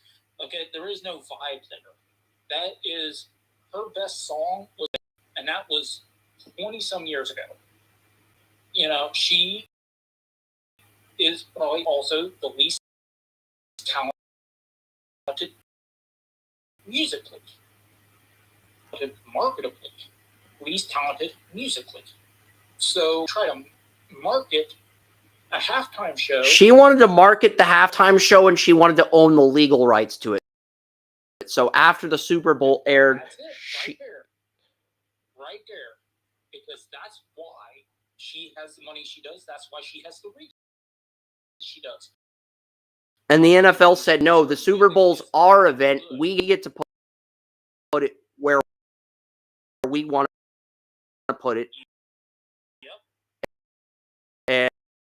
that's how the talks ended there. Adele, she wanted like $9 million. Taylor Swift, but we're not paying you $9 million. Bye-bye. And then they pretty much, they probably were like, we'll let Apple trick people into thinking we're going to give Miley Cyrus the gig, but we're not going to go with her. We're going to either go with Bad Bunny. We chose Bad Bunny because of national sales. That's probably what it came down to. Miley Cyrus is less talented than Taylor Swift. I think agreement that Miley Cyrus is the worst. Okay. Miley Cyrus, funny story about Miley Cyrus. She went into a bar that my older brother Andrew worked at. We've had Andrew on the podcast. She went into a bar that he worked at in California, and she sang a song about how she cheated on her friend at the bar, and people just applauded her. Yeah, it's the thing. It's, at least, but the thing is, Taylor Swift acknowledges that stuff, and Miley Cyrus acknowledges it. But Taylor Swift is this,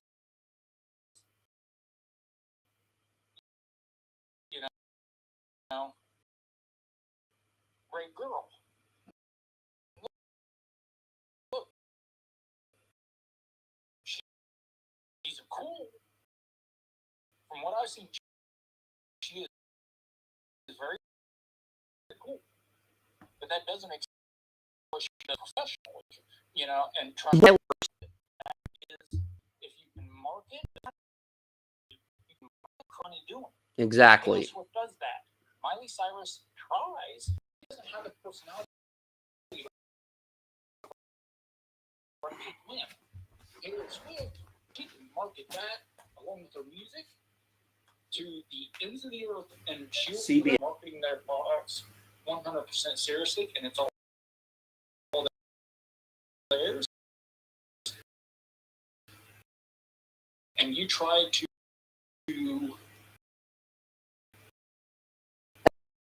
and I don't know if the Steven Tyler rumor about the Super Bowl is true. He may have been in consideration, but he's probably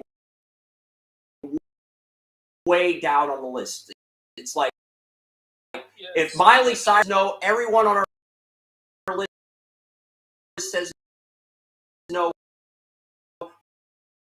we'll reach out to him. But he's like playing F because he's had some vocals over the years with his health. Tyler seems like he just doesn't want. He doesn't want all that. He's just his band. Yeah, they probably did. Because I know the Beach Boys did it. NFL thought process for the Super Bowl halftime show. It's a very fun thought process. And, when Taylor Swift was 16, she did the Detroit Lions Thanksgiving halftime show. Dan Campbell was still a player. That's a really fun fact about Taylor Swift. But we'll get to the Steelers. I promise you guys. You've been patient. A lot of stuff. I've got some contracts, NBA, talk about the MLB playoffs. No MLS today. But the MLS playoffs start, I think, on October 25th, and the play-in games start the 22nd. So we already have enough on our plate. But yeah, Steelers, Aaron Rodgers is in a contract year.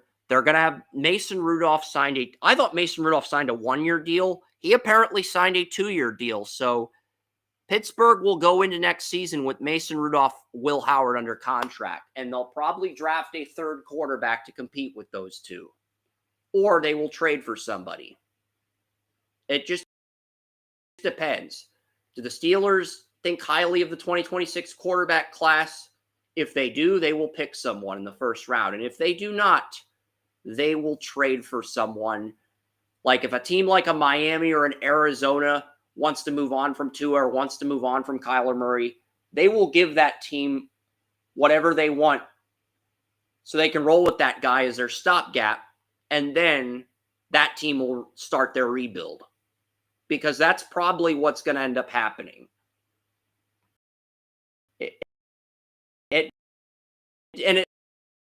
A lot. I don't necessarily think Kyler is going to get traded. If he leads the Cardinals to the playoffs, he's safe. I think there are some QBs with higher upside than Tua, like Nussmeier and Aller. Klubnik score. Tua, there's a reason they say Dylan Gabriel is Tua light, and there was. Let's be honest. Tua is one concussion away from nothing. Cam Ward was my highest floor grade. You look at the quarterbacks with the highest floor, I had Cam Ward in 86. I thought Cam Ward was the best, had the best floor. Didn't have the best ceiling, but do the most right away. I thought the two quarterbacks the highest ceilings were projects, but both guys, I think I have a 93 out of 99 potential on both guys if either develops into a solid starter. So the Browns are in a unique position where if they don't think any of the quarterbacks are as good as Gabriel or Shedeur, they can keep the Shedeur-Gabriel experiment running until both quarterbacks fail. And if that happens, Stefanski's gone, Barry's probably gone as well. So we'll see how this experiment plays out, because at that point with the Steelers. But I do think the Steelers are either going to bring a third guy via trade or they're going to draft a guy. They're not going to roll into next season with Mason Rudolph and Will Howard as their only two quarterbacks. They could bring back Skylar Thompson, the current backup to Rudolph, because right now Rudolph's the backup to Rodgers and Skylar Thompson's the third string QB with Will Howard on IR. But Howard is eligible to be activated off IR, but they're just keeping him there so he can learn the playbook, learn the practice team, and get eased into things, which I actually think is kind of smart. Running back, Jaylen Warren is the starter. He was on a rookie deal. Steelers RFA tendered him and then extended him for $7 million for 2 years. He's a 2028 UFA. Steelers gave Kenneth Gainwell a 1-year deal. And you know, Mike Tomlin was asked about Caleb Johnson's development as a rookie, and he basically goes, Caleb Johnson needs a lot of work. He's not even good enough to play on special teams. And he was about as pissed off as Mr. T when the A team got attacked by the bad guys. That's how pissed off Tomlin was at the reporter when the reporter asked him about Caleb Johnson.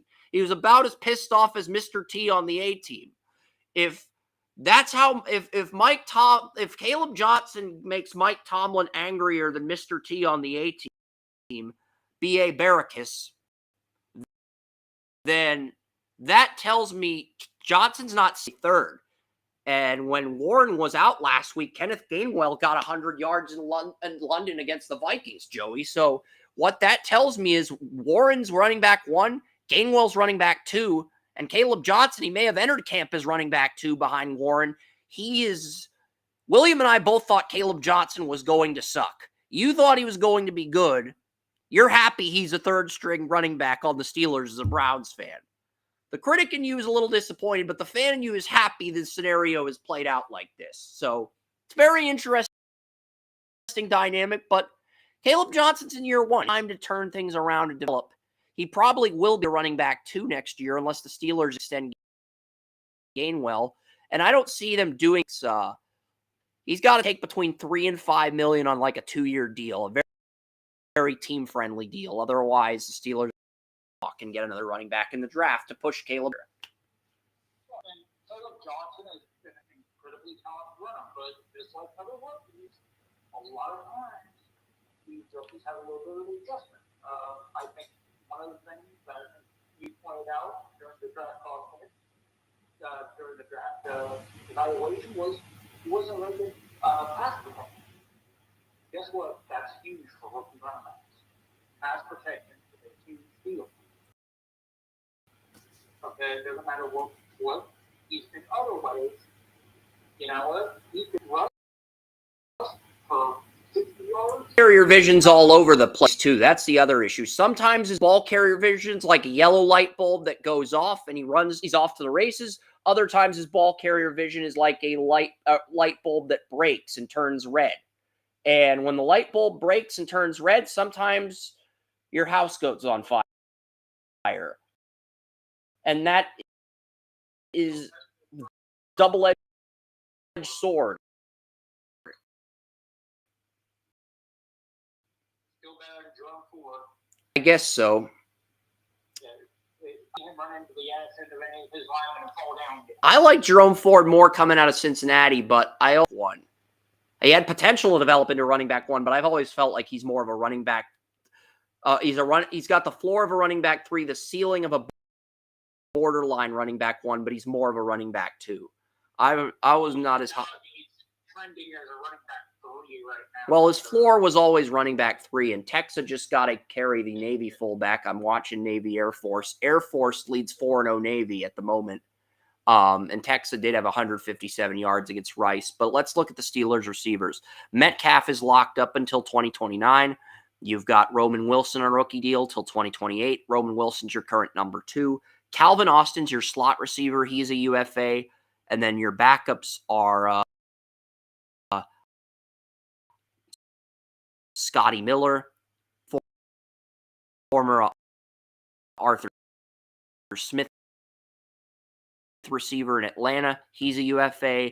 And then Skowronek is the number 5 receiver. He's good on special contract till 2020. So if Steelers let Austin and Miller, they can draft another receiver to compete with Skowronek. And if the rookie's not ready, they can just play Skowronek for a year at slot receiver. What's the worst that could happen? They're paying Skowronek 2.7 on a bridge deal. It's 1.7 this year. You bring in a rookie to push Skowronek for the slot receiver job. It's that simple, Joey. Just depends on how this tight end is a position the Steelers are going to have stability at. Yes, Connor Hayward's a UFA. You have Pat Freiermuth under contract till 2029. UFAs until 2027. And Jonnu Smith can be a tight end 1 if Jonnu Smith's a very good tight end 2. He can be a tight end 1 for 2 to 5 games if your starting tight end's injured. He's a better tight end 2, though. And Darnell Washington's a very good tight end 2 as well, but he couldn't not beat out Jonnu Smith for the tight end 2 job in camp. So he's tight end 3 now. And it sucks because Darnell Washington was actually my number 2 tight end in 2023 behind Michael Mayer. He goes to a situation where, and here's the thing. If the Browns let David Njoku walk, they could make a trade-off for Washington and make him the number 2 tight end to Harold Fannin for a year. That wouldn't be a horrible move in hindsight. I don't know if the Steelers would make that trade with the Browns, but in hindsight, that would not be a horrible move. If the Browns didn't want to bring back Njoku, it would not be a horrible alternative. I don't think they do. I wouldn't give them shit if they did that. Just saying, Joey. I don't think that happens. Division rival trades rarely happen. And I think the Steelers are going to keep all 3 tight ends. Yeah, that's the reason I don't think it's going to happen. Because divisional, especially between the Steelers and the Browns, really, that, no matter how much sense it makes, that ain't happening. Yeah. If the Steelers and Browns make, I think I've only seen 1, maybe 2 trades between Steelers and Browns in my entire life. The 2 franchises is like oil and water. Just don't do it. I may have the utmost respect for Steelers fans for the way they treated Nick Chubb when Nick Chubb was at his lowest. But as far as the organization goes, no. Yep. The organization is still much different. Yes, and looking at the Steelers right now, you have Broderick Jones at left tackle. He will enter. You'll have to decide whether you give him a fifth-year tender after this season. He was a backup he got injured as a rookie.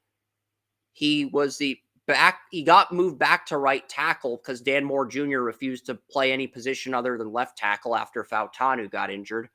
Jones and Fautanu have been healthy so far, and I basically said back in May, if Aaron Rodgers and the Steelers are going to make any type of run, both Jones and Fautanu have to be healthy. And right now, that is not the case. Jones and Fautanu are both healthy. They're both on rookie deals. Zach Frazier's on a rookie deal for 3 more years. So is right guard Mason McCormick. But McCormick can play either guard spot. The only UFA on the offensive line is Isaac Sumalo. And right now, the Steelers swing center, their number 4 interior lineman on the depth chart is Spencer Anderson, former Maryland offensive tackle. I got to interview him at the Shrine Bowl. He's still on a rookie deal. They got him in the 7th round of the 2023 draft. I'm wondering if the Steelers say, you know what? We're going to give Spencer Anderson a shot at left guard, and we're just going to keep the rest of our offensive line as it is. They have the luxury of doing that because they can give him a trial as the left guard next year because he's 25. Sumalo's 32, making $10.7 million. Sumalo's at the point where you got to move on from him. And if the Steelers aren't confident in Spencer Anderson, they can draft a guard in the 1st round of this draft. I don't know if I would necessarily do that. There's only one guard I have a 1st round grade on, and that's the Texas. I don't know if I would go. I don't think the Steelers are going to go with a guard in round 1 because historically speaking, in recent years, they've shown they can get guards outside the 1st round. So I think they're either going to give Anderson an audition, they're going to get somebody in free agency, or they're going to trade for somebody.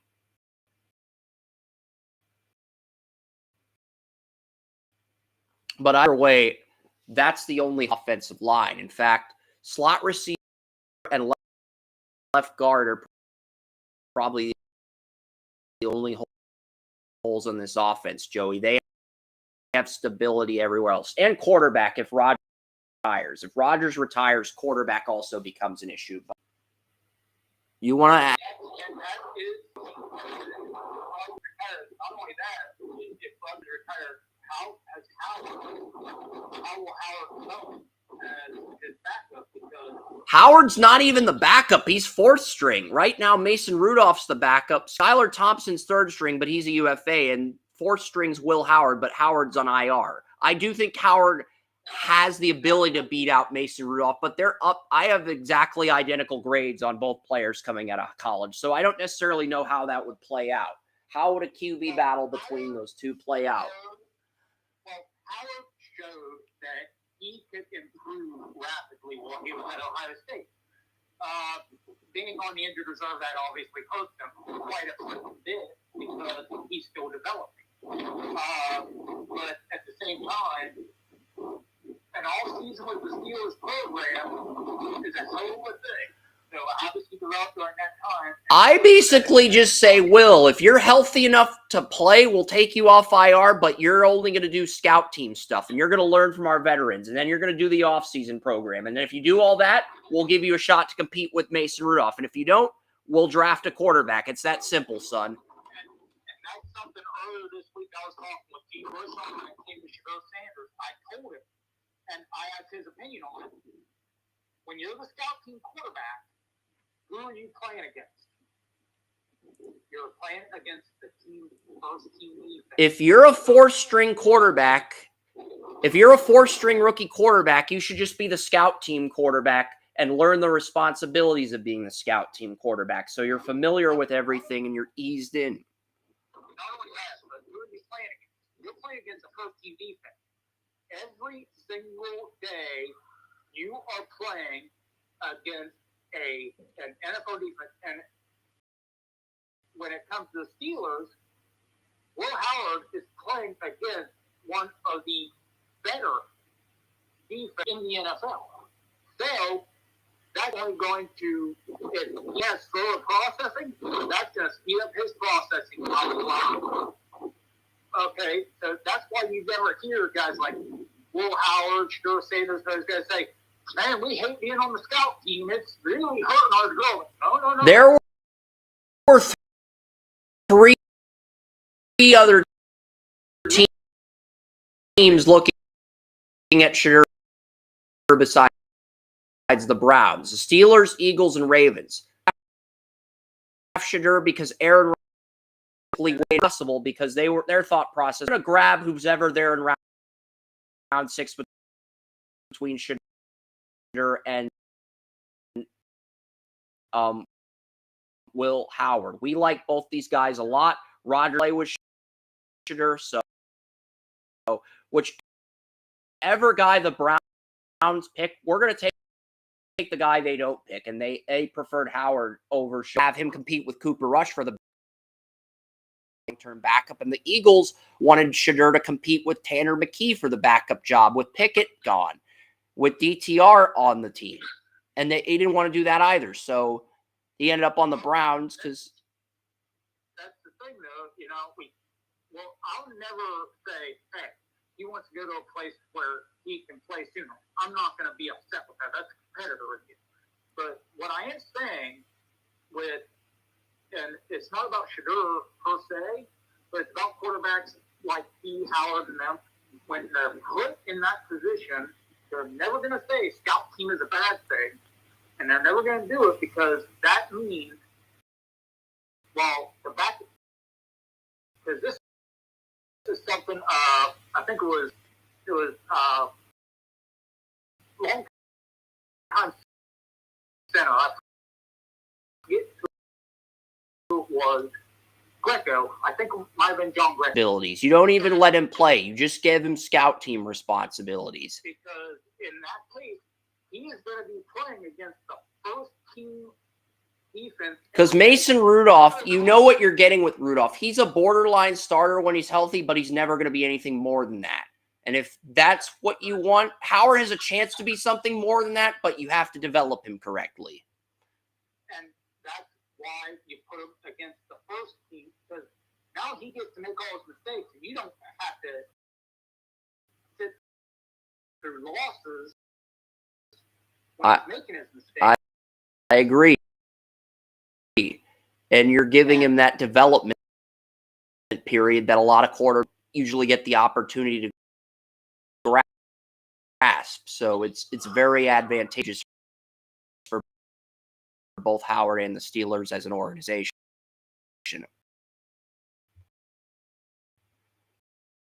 Yeah. So if you have a highly talented guy who can show rapid improvement like Howard, best way to do it. So I am never going to be upset. That's why I wasn't upset when they said, oh, my audio. Is my audio not working? Hold on. I hear you.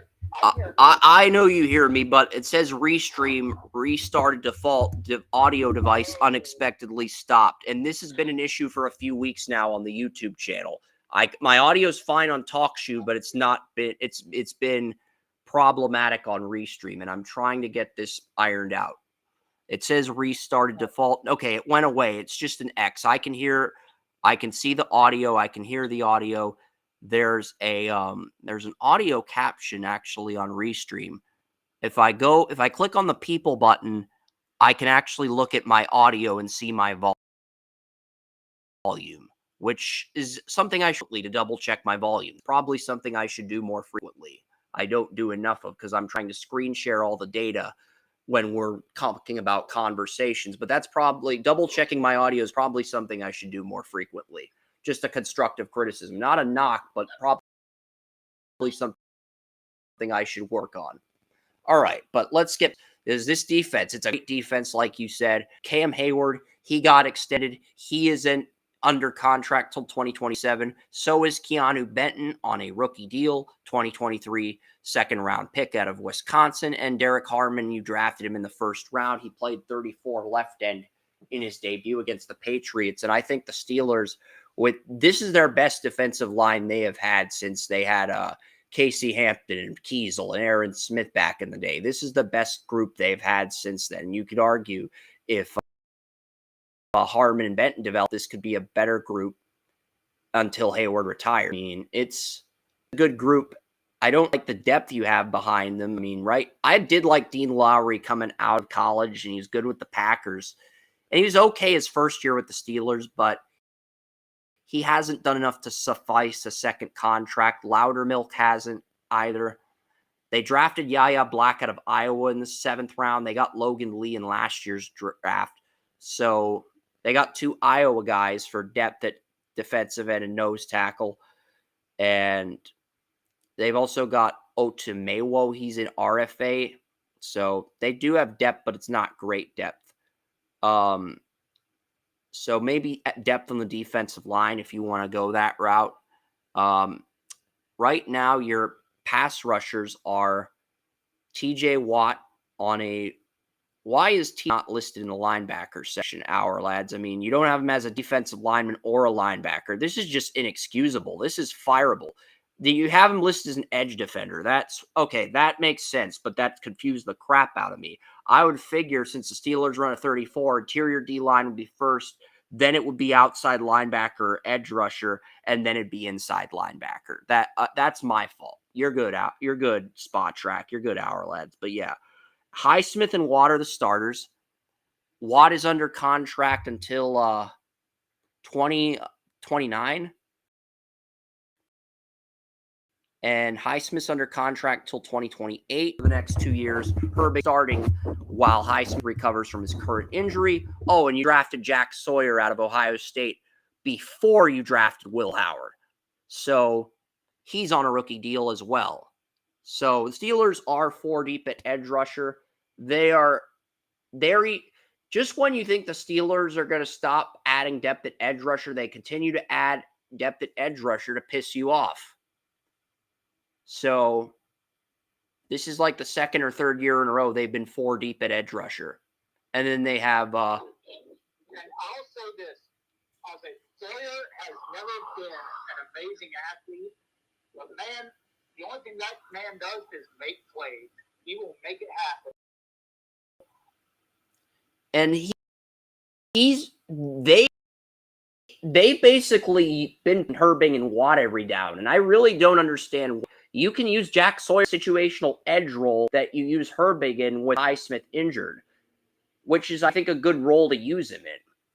So give him like 5 snaps, see how he does. And if he does poorly, keep him on the bench. If you don't... Well, that doesn't make any sense, though. It's because Watt is on the downside of his career. He is getting worse every year.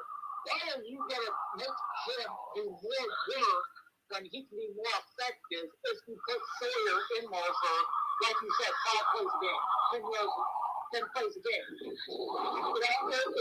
It makes no sense. Because you have, if Highsmith was healthy, I'd understand easing the rookie in and having him ride the bench. Highsmith's injured, though. Highsmith's injured, though. So you have no excuse not to give him a few plays. You have no excuse. So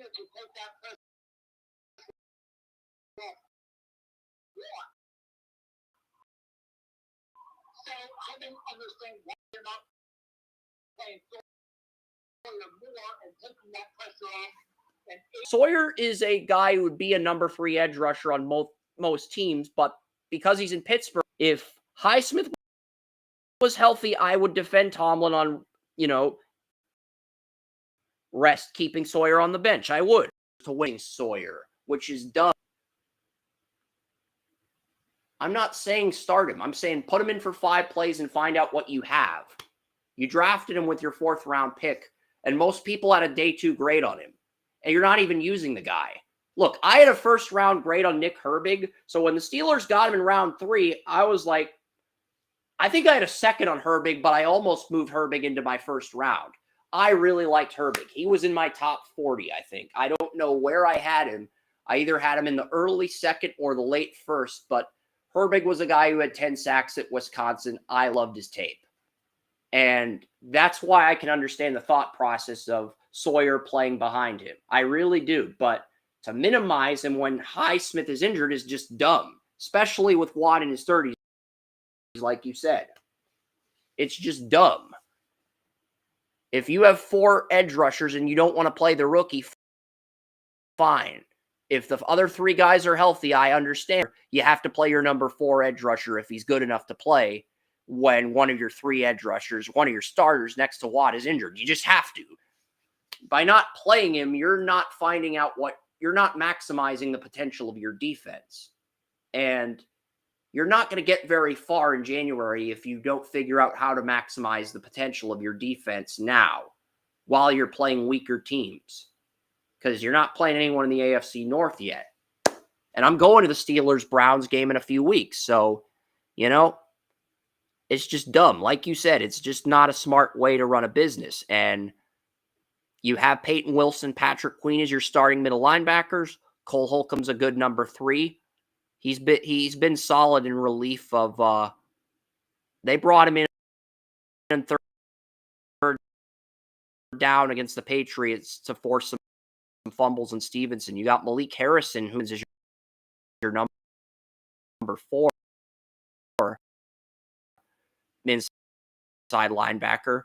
You have Carson Bruner, the Washington linebacker that's the nephew of Mark Bruner, as your number 5 guy. And they added Jawan Bentley from the Patriots, so paying him like $280,000. They're paying John Radigan more money than Bentley, which is kind of Patriots over the last few years. I know the Patriots cut him, but it's like, really? You're paying Radigan more than Bentley? But a very good floor player. And you're only going to pay him $280,000? You're going to pay Radigan, your practice squad guy, more money? I mean, I'm wondering why the hell Bentley agreed to that. It's like, come on, Bentley, you deserve more than that.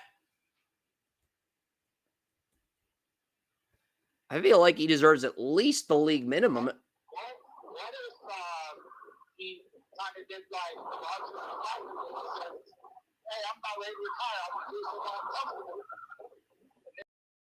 This might be his last year. He might retire. Yeah, he might. And,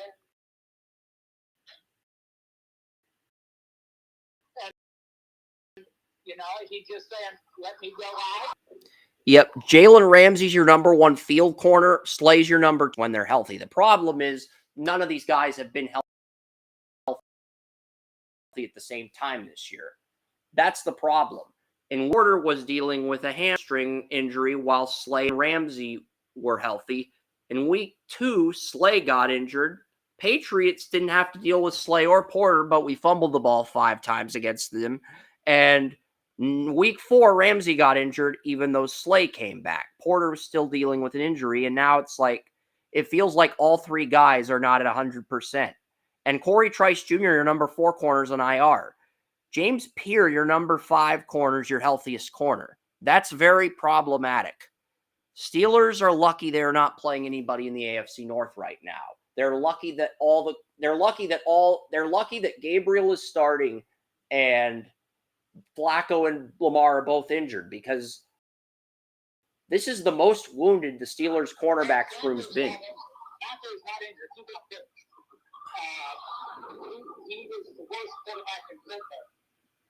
Flacco got benched. I never said Flacco was injured. He got benched for Gabriel. I said Burrow and Lamar are injured. Flacco got benched.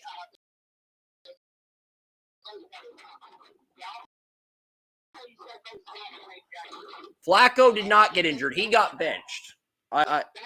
No worries. You're good. But yeah, right now, Brandon Eccles, a corner James Pierre, a veteran you've had, who's an okay, a solid corner, a solid number 5, number 4 corner. That's your number 1 corner. You have Brandon Eccles as your number 2, and Beanie Bishop. He had a good year at nickel last year as an UDFA, but you cut him in camp. He's now your nickel corner due to the injuries the Steelers have had. This defense could be very dangerous if all their corners are healthy, just like Baltimore. But like Baltimore, the Steelers' corners are healthy. The reason we're not going to roast the Steelers is because you're winning games despite the injuries. You're finding a way to win games, which is more than I can say about the Ravens right now. But I'm not going to have that conversation until they're safe. One thing is right now, tomorrow comes back. The Ravens have never lose games. The Steelers have a shot right now to get so far ahead of the division that nobody can catch them.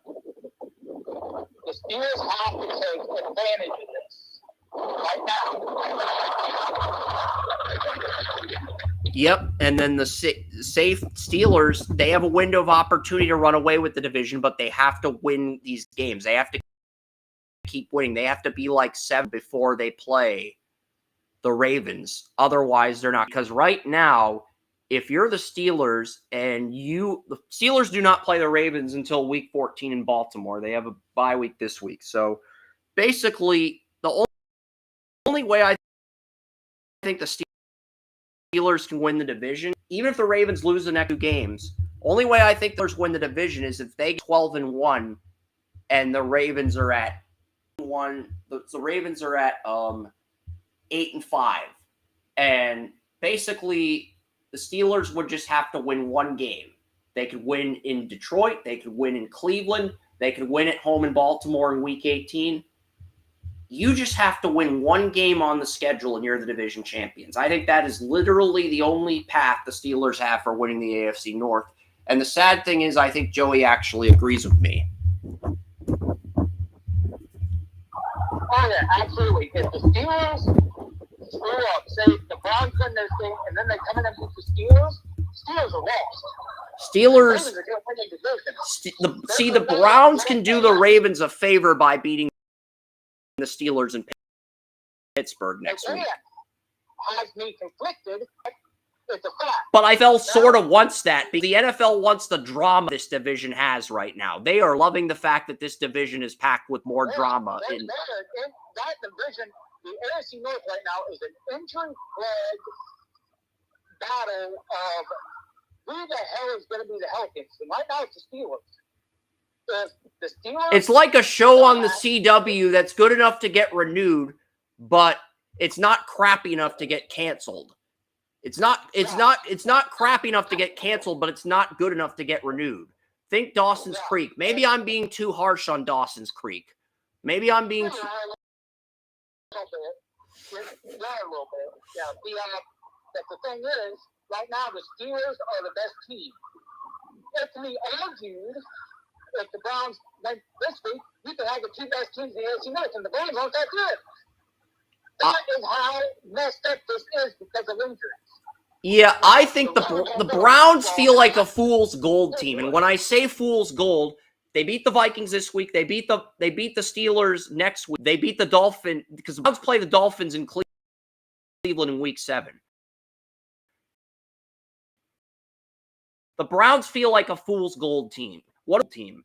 A fool's gold team is a team that they get on a heater. They're not a team as a team that everybody thinks is a bottom 5 team, but they end up surprising people. They take the league by storm. They win a few games. All of a sudden, they have a winning record, and there is hype. There is discussions about the Browns possibly getting in as a wild card, and then everything goes to shit.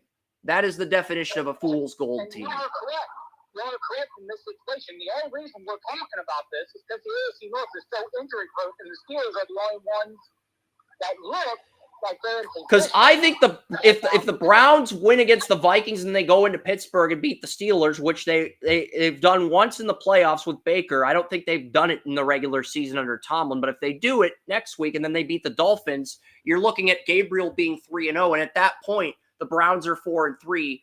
They're not winning enough games to be in first place, but they're in the wild card discussion. And then we were looking at the Browns game against New England in Week 8 as a game that could potentially decide a wild card spot. And I'd probably go with the Patriots. You might make a case for the Browns at that point. And all of a sudden, that's when the fool's gold shows up. Look, Packers screw up. If the Steelers come in with the mindset the Packers did, the Steelers could get upset. I agree. The only reason we're talking about this, the Steelers have to be mentally focused, because if they're not mentally focused, yeah. Right now, Deshaun Elliott, their best safety, is injured, but they added Jabril Peppers. They're starting Chuck Clark at strong safety while Elliott's injured, and Juan Thornhill, the former Brown, is free safety. And unlike last year, Thornhill's actually been healthy, and the Steelers are only paying him $3 million a year. $3,002,205. That's it. Which I think he's worth more than that. I think he's worth at least 3.2 or 3.5 million a year. That is a massive underpay by the Steelers for Juan Thornhill. But the injury history is probably why they were able to get him at such a low price. His injury history with the Chiefs and the Browns is probably why they were able to get. He played bad the last 2 years. I mean, that's why they got him under pressure. Now, he bounced back this year. So we're going to have to see if he can put that in for a full year, or if he's going to get injured again. I like Thornhill coming out of Virginia. I had a Pro Bowl grade on him coming out of college, and when he was on his rookie deal with the Chiefs, he did look like a Pro Bowler. That's why the Browns signed him, and then he had a good first year with the Browns, and then he played like crap the last 2 years with the team, and then it's not a combination of underperforming, it's a combination of him underperforming and injuries. The strength of schedule as much as I probably should have, but I'm going to look at the Steelers really quickly because I'm kind of curious, what do they have between now and the Ravens? Changes in the simulator, Joey. A lot of changes have happened. Schedule simulator. I'll quickly go through the simulator changes here. I don't know. Okay, it's wait. All right. I will go through this. There's no changes in the AFC North. Bills still 17-0. Patriots still 17, and Jets are both 5-2 thanks to Tyreek's injury. The Chiefs barely edge Chargers. They're 12-5, but see the Chargers.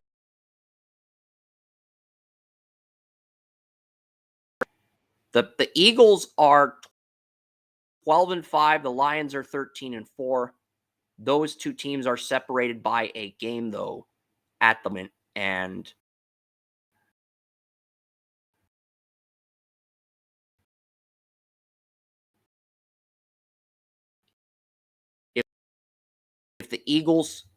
if the Lions slip and win, Texans and Jaguars are both 11-6.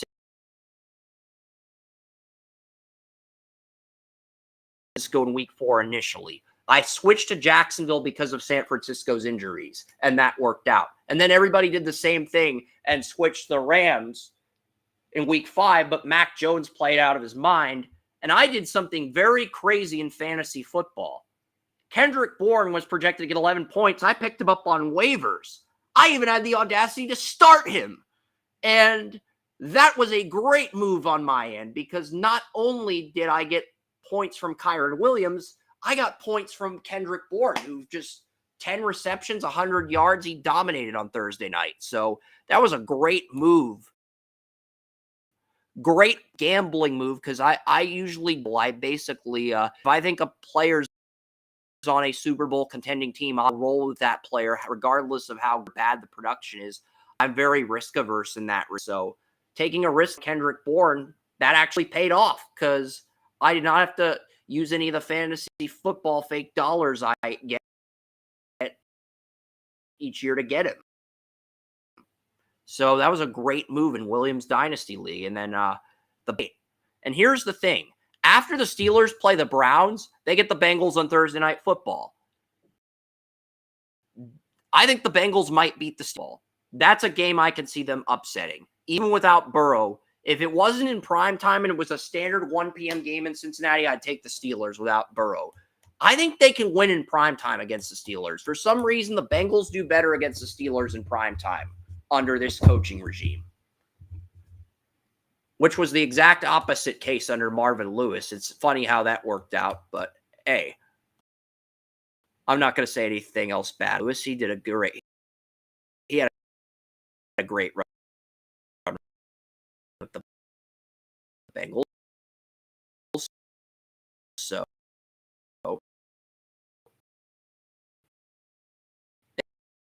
it is what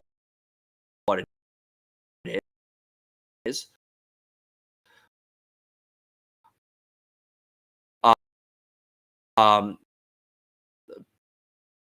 Steelers have home games against the Packers and Colts. I do not see Pittsburgh entering the game against the Chargers with a 7-1 record. They are going to slip on the next 3 games. They're either going to slip up, they're going to slip up against the Bengals on Thursday, slip up against the Packers in Week 8. And Acries are there too. But I also think they are going to slip up, Joey. They are. Don't you think they're going to slip up in one of these games before they play the Chargers? I do, but I don't think it'll be against the Bengals. I could see the Packers, I could see the Browns. I don't see the Bengals because... You know what's interesting? Tony Mario and I were having a debate on what would happen if the Steelers and Colts played in a wild card game. I told him the Steelers would run through the Colts. Daniel Jones would throw 3 picks and Joey would be roasting him. Tony's like, Steelers' run defense has been whole this year. Jonathan Taylor goes off, and Mike Tomlin, another playoff defeat. The NFL fan in you would love to see Daniel Jones knock Mike Tomlin out of the playoffs. I don't think that's going to happen. And what's funny is my friend Blake and I, we went to Colts camp. We went to Colts camp, and he actually agrees with Tony. He doesn't agree with me. He agrees with Tony that the Colts would beat the Steelers in a wild card matchup. But that's a very interesting perspective from a Steelers fan. I don't like Daniel Jones. I would not be happy if he won, even against the Steelers. Because to me, Daniel Jones is like...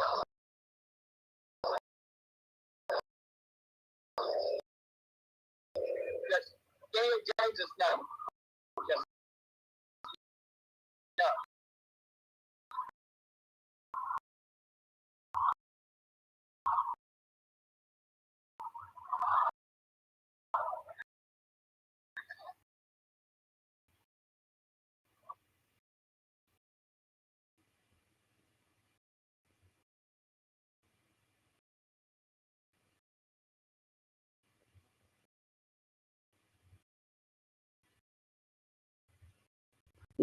What Aaron Rodgers ended up in the concussion game and off came in a playoff game with Daniel Jones and Mason. At that point, I'm wondering if Jones gets some beer and then he pour some bleach and other people's beer to drown out the misery. We don't want that. So please, can we avoid that scenario? Please avoid a Mason Daniel for something. Just Daniel Jones from getting the divisional round. It's like, you don't like, but you'll give them a pity win, Jones. It's like you have passion to give your arch rival a pity win, all of you. So, but this is the thing. I wouldn't lose anything as a Browns fan because the one thing the Browns have are the Steelers. They have more playoff wins than the Steelers since 2020. Myles Garrett has more career playoff wins than TJ Watt, but Steeler fans do conversation. They get very defensive if you bring up. Do they want to have a conversation about it? Is he a top 10 on the sack list and he that's not? I mean, we can have that conversation. I mean, do they want to have this conversation about Myles Garrett breaking Reggie White's sack record before he turns 30? Because TJ Watt ended up coming like 5 sacks short of White's record for sacks before age 30. I think White was at 100.5. Garrett's at like 99.5 now, and I think White was 100.5. Garrett was 99.5, and I think Watt was like 98.5. Just shy of that. Yeah, you want to talk about actions? I predicted the Browns to go 3-14, but I also predicted that Myles Garrett would win Defensive Player of the Year and he would break Michael Strahan's sack record, the record that TJ Watt tied. Honestly, if the NFL goes to 18 games, Myles Garrett is going to break Strahan's sack record. I believe that. I genuinely believe that, Joey. Maybe I'm crazy, but if the NFL goes to an 18th game and they give the players 2 bye weeks, I genuinely believe if you give Myles Garrett 18 games, I think he can break Strahan's sack record. I do. And I love. And what's interesting about Strahan is he was originally going to retire after the 06-07 season, but he needed money to provide for his family, and that's when his wife chose to divorce him. So because he needed to help the family out, he gave the Giants 1 more year, and because of that, he got a Super Bowl ring. He prevented Brady from going 19-0, and getting divorced caused him to avoid the fate Tiki Barber has won the Super Bowl the next year. So it sucks that happened to Michael, but he battled through it like a champion. I have to give him his credit, his respect, his chops. He battled through it, and he got himself a championship any longer. So, but, sometimes when things fall apart, it brings out the best in people, and that was the case with Strahan. But I don't want to talk about an athlete's personal life. It's not really appropriate for me to do that. But, it's just interesting that he was originally going to retire. I can guarantee you that if he did retire, the Patriots go 19-0, and they're probably Super Bowl. Because if Strahan retires, the Giants don't win Super Bowl 42 if Strahan retires. That completely flips the dynamic in the NFC. In fact, the Giants probably lose to Dallas without Strahan, and then we get a freaking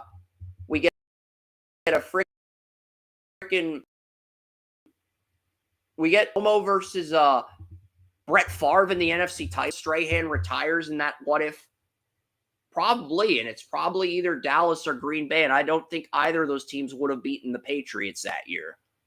I don't think the Patriots would have scored 30 on either team, but I also don't think Favre or Romo would have done enough to outscore the Patriots. But that's another debate for another day, up people's personal lives. But I just wanted to share that story about Strahan. He battled adversity like a champion, because that's a really tough spot to be in. If you're a family man, a father, a protector, a provider, you get divorced, you're about to retire and settle down. You get divorced, you got to provide for your kids.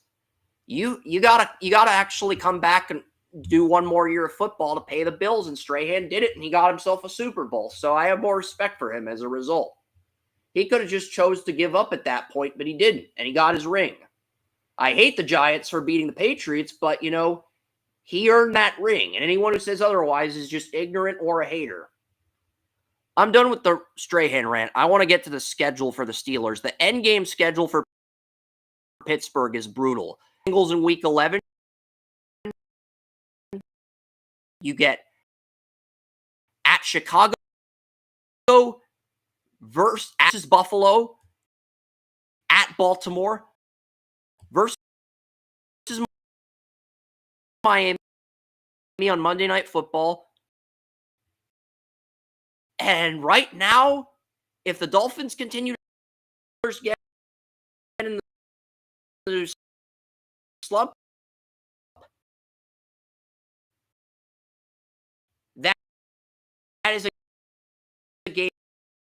that's in jeopardy of being flexed. The final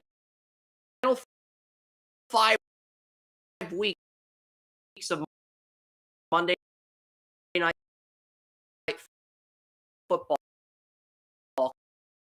can be flexed out if a game is horrible.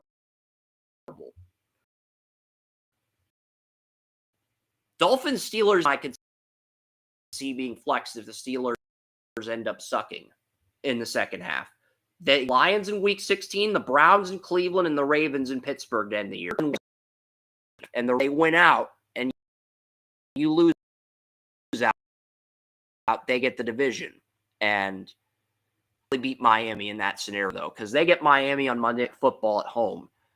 I think if they're 12-1, they lose the Ravens, they'll probably beat. And if they don't, then you're looking at them possibly losing to Detroit, Cleveland, and Baltimore to end the year.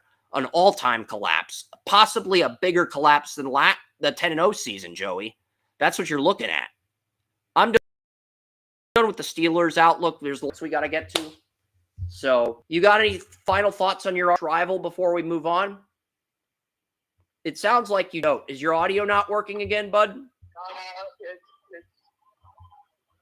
I thought I was saying, I thought I said all I needed to say. All right, we'll move on. There's some other stuff. There's some MLB playoff updates.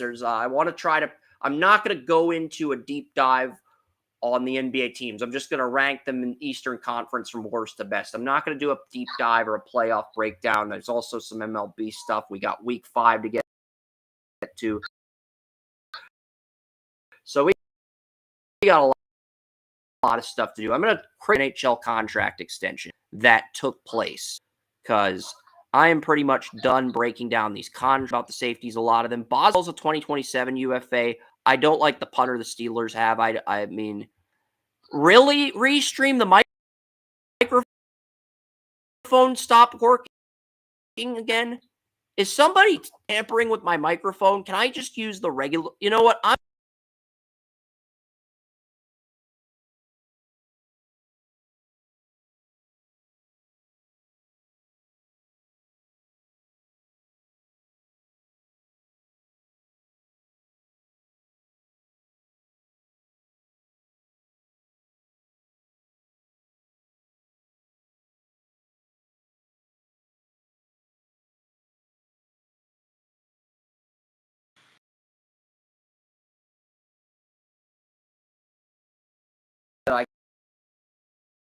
a family member, but it's not working. And the audio, this is 3 weeks in a row the audio's been an issue. It's at the point where I'm debating whether to get a new microphone. I don't want to, but people have been very critical in our YouTube channel saying we can't, and it's a valid complaint. It's just I don't know how to address it without and we're sharing content, whether it's predictions, whether it's free agency, whether it's bye weeks. It's just hard to but yeah, I'm done ranting about the NFL teams. I want to go through 2 NHL contracts briefly. I'm not going to go through any more extensions. Jackson Lacombe, the Anaheim Ducks 2019 second-round pick, he went from 17 points to 42 in his second NHL season. He gets an 8-year, $9 million extension. I get that the NHL salary has gone up. It's going up at an exponential rate like the NFL salary caps, but it's like, Lacombe, I don't know if he's a $9 million guy. Cale Makar, the best defenseman in the NHL, is making exactly $9 million a year on the dot. And Miro Heiskanen, a top 5 defenseman on Dallas, is only making $8.45 million a year. So, and those guys were both drafted in the top 5 of 2017. So, I can't sit here and say that that's a good contract for Anaheim.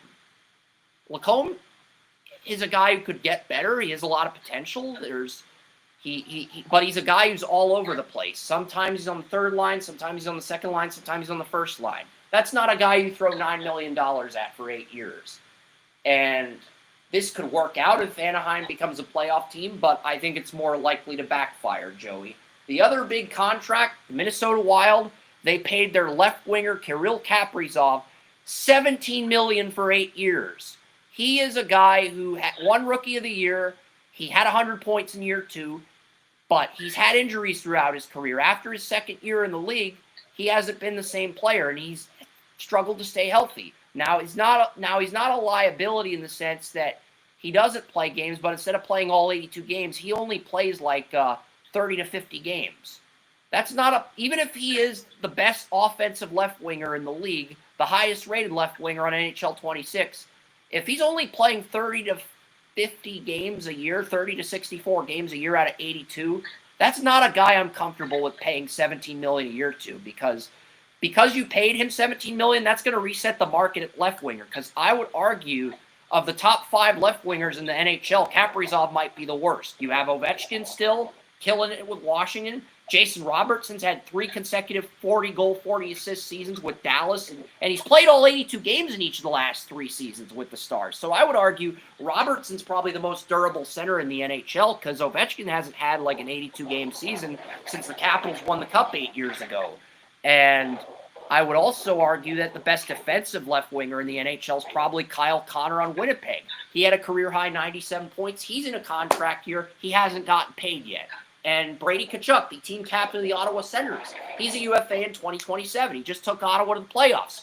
Matthew Tkachuk's little brother, he took Ottawa to the playoffs for the first time in his career. He's Ottawa's captain. He's a 2027 UFA. I would argue he's better than Kaprizov, even though both Kaprizov and Tkachuk battled through injuries the last 2 years. Tkachuk's a captain, which is more than you can say about Kaprizov, who's an alternate captain, but he's not the main guy. He's the alternate.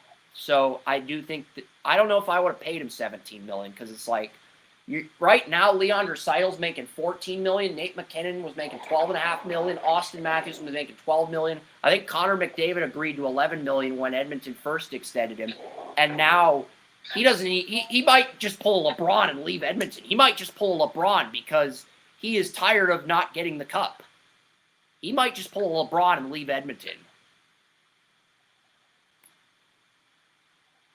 And that's why I think a lot of NHL teams have been hesitant to extend their stars. Because if McDavid does pull a LeBron and leave Edmonton, a lot of teams are going to say, sorry, since McDavid's the best player in the league, we, the GMs, have the leverage. And the players and agents are like, no, the salary's gone up. Salary cap's gone up from 75 to 83 to 98 million. It's projected to go up past 104 million in 2026. We, the agents and players, we have the leverage, and it's like a chess game, and neither side is caving in. That's the thing. NHL knows never like this. It used to be the GM gave you a contract, you took it, or you took a hike and you went to free agency. Now it's turned into like a chess match or a bidding war. And it's who's going to cave in first, the GM or the player. And because the NHL's become more popular and because the salary cap's gone up, the players almost have as much leverage as the GMs now. Well, there's the thing, Michael. It all comes down to the players union. Like, that's all I'm going to say about it. It's like, you have a decent players union in baseball. Guess what? They get big contracts. You get the best players union in sports in the NBA. Well, they basically run the franchise. I mean, the NFL is the weakest players union, and you've got the old boys club there. So, and we saw that it used to be baseball was the old boys club, but we saw when the union got stronger, guess what happened? Not the old boys club anymore, was it? So, and that's the same thing with the NHL. They get that strong players union, they get that strong president, they're going to have a lot bigger contracts, and they're going to have a lot more leverage. I agree. And this is the thing. Jim Nill,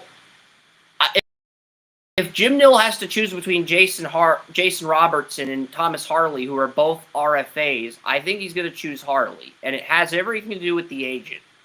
Thomas Harley's agent is the same agent who represented Mikko Rantanen, who got Mikko Rantanen $12 million for 8 years in Dallas. He's also Wyatt Johnston's agent. So it's the rapport he has with the agent Also, there's one player in the NHL that matched Jason Robertson for 80 points. It's Lucas Raymond, the former Red Wings Rookie of the Year back in the 2020 draft. Lucas Raymond, Robertson's 26, Lucas Raymond's 23. Both wingers played all 82 games. Robo's a pure left winger. Lucas Raymond can play left wing or right wing. Lucas Raymond is only making $8 million a year until 2033 when Mikko Rantanen becomes a UFA. So if Jason Robertson wants $18 million a year, do you think, and Jim Nill only has $27 million in cap space, he's already paid Harley, do you think Jim Nill's going to say, let's keep Robo if the Stars don't win the Cup? Probably not. He's probably going to call Yzerman, a Red Wings GM. He was a former Red Wings assistant GM, and he's going to say, look, we'll give you Robo, but we want Lucas Raymond. And we also want Carter Bear, the left winger that I compared to Baker Mayfield on skates. And we want a draft pick back. And if you do that, we'll consider shipping Robertson to Detroit. And if you don't, well, we're probably going to give Robo what he wants, even if it bites us in the rear end. That's probably what he's going to tell, because I don't think before Montreal got Noah Duffers, they were trying to get Robertson from Dallas, and they only offered Slavkovsky in draft picks, and Nill was like, no. Slavkovsky went from 10 points to 50 points to like 71 this year. He's a bigger player than Robertson at 6'4", 225, but he's not the offensive dynamo Robertson is. So that's why Nill said no to that, and he countered with, from what I heard from a Stars insider, he countered with Lane Thomas, Slavkovsky, your two first-round picks this year. Rookie of the Year, former number 1 pick, 2 first-rounders, and Montreal's GM, Kent Hughes, he got so angry, he looked like Popeye after one of the bad guys kidnapped his wife, Olivia. I mean, Kent Hughes got angrier than Popeye and hung up the phone. And then I think Nill ended up laughing like Heihachi Mishima on Tekken. That's how I heard the exchange went down. And I heard this from a YouTuber, Geo.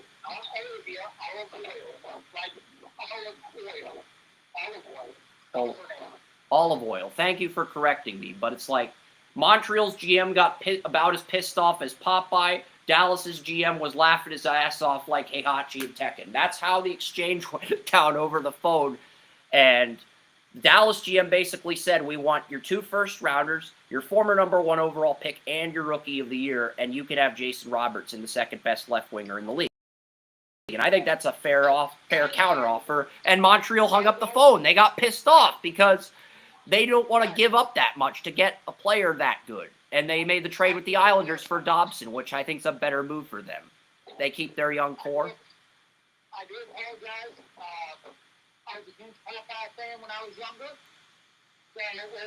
Don't apologize. I love the Popeye jokes, Joey. I love the Popeye jokes, and I love the reaction by both GMs, or the rumored reaction. But it's like, yeah, that's kind of what happened. That's why a trade between Dallas and Montreal never materialized. And honestly, I don't think Dallas is going to trade Robertson unless they get Lucas Raymond back. Lucas Raymond and Jason Robertson both played 82 games in the NHL.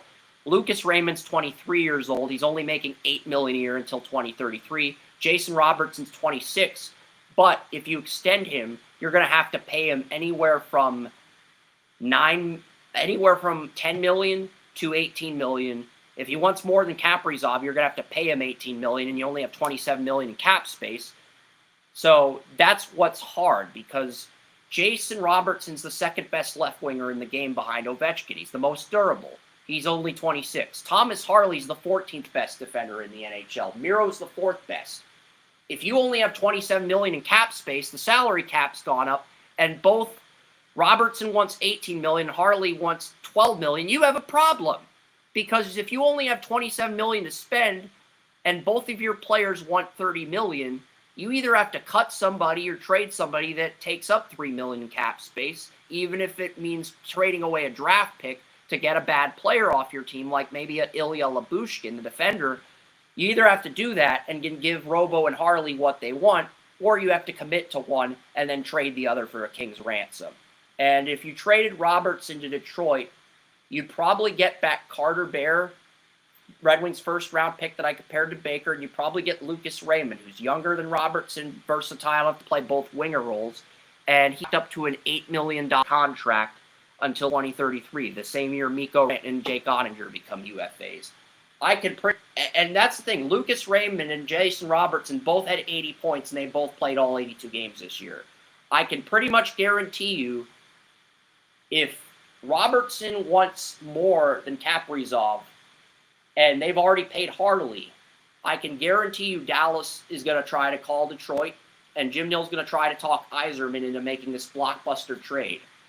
And Dallas will end up with Lucas Raymond, and the Red Wings will get Robertson, and it'll be like the Matthew Tkachuk, Jonathan Huberdeau trade that the Flames and Panthers made. Now, that trade worked out great for Florida. They became a dynasty because Tkachuk was the younger of the two wingers. But Huberdeau was a guy who had more experience on the top line. He was the first-line left winger when Florida took him third overall in 2011. And he complemented Barkov very well for years, but they got Carter Verhaeghe at left wing, who was a great second-line guy and has shown he can be on that top line at left wing. And, Matthew Tkachuk complements Sam Reinhart, the number 2 pick they got from Buffalo's number 2 draft pick in 2014, because after Eichel got traded to Vegas, Sam Reinhart wanted out of Buffalo. In fact, the only player Buffalo Sabres have been able to draft and keep was Rasmus Dahlin. And they're paying him like $12.5 million a year, or $10.5 million a year for 8 years. Like, Dahlin's a top 10 defenseman, but Buffalo is such a snake-bitten franchise in hockey that they have to pay a top 7 defenseman anywhere from $10.5 to $12.5 million a year just to keep him from demanding a trade. And he's earned every penny of that. He hasn't slipped up during the extension yet, which is the surprising part. He was upset with the coaching staff to the point where he was considering a trade if things didn't turn around, but he kept his emotions in check, and he was mature about everything. And it's interesting because, 2018 was a great year for Buffalo. They got Rasmus Dahlin, the Buffalo Sabres captain, number 1 in the NHL draft, and they got Josh Allen in the NFL draft. So 2018 was probably the peak for Buffalo's draft. Buffalo will never have another draft as great as 2018 as long as the Sabres or Bills exist. They will never have a first-round pick as good as... The Sabres are probably never going to have another first-round pick as good as Rasmus Dahlin. And I can guarantee you, Joey, the Bills are probably not going to get another Josh Allen.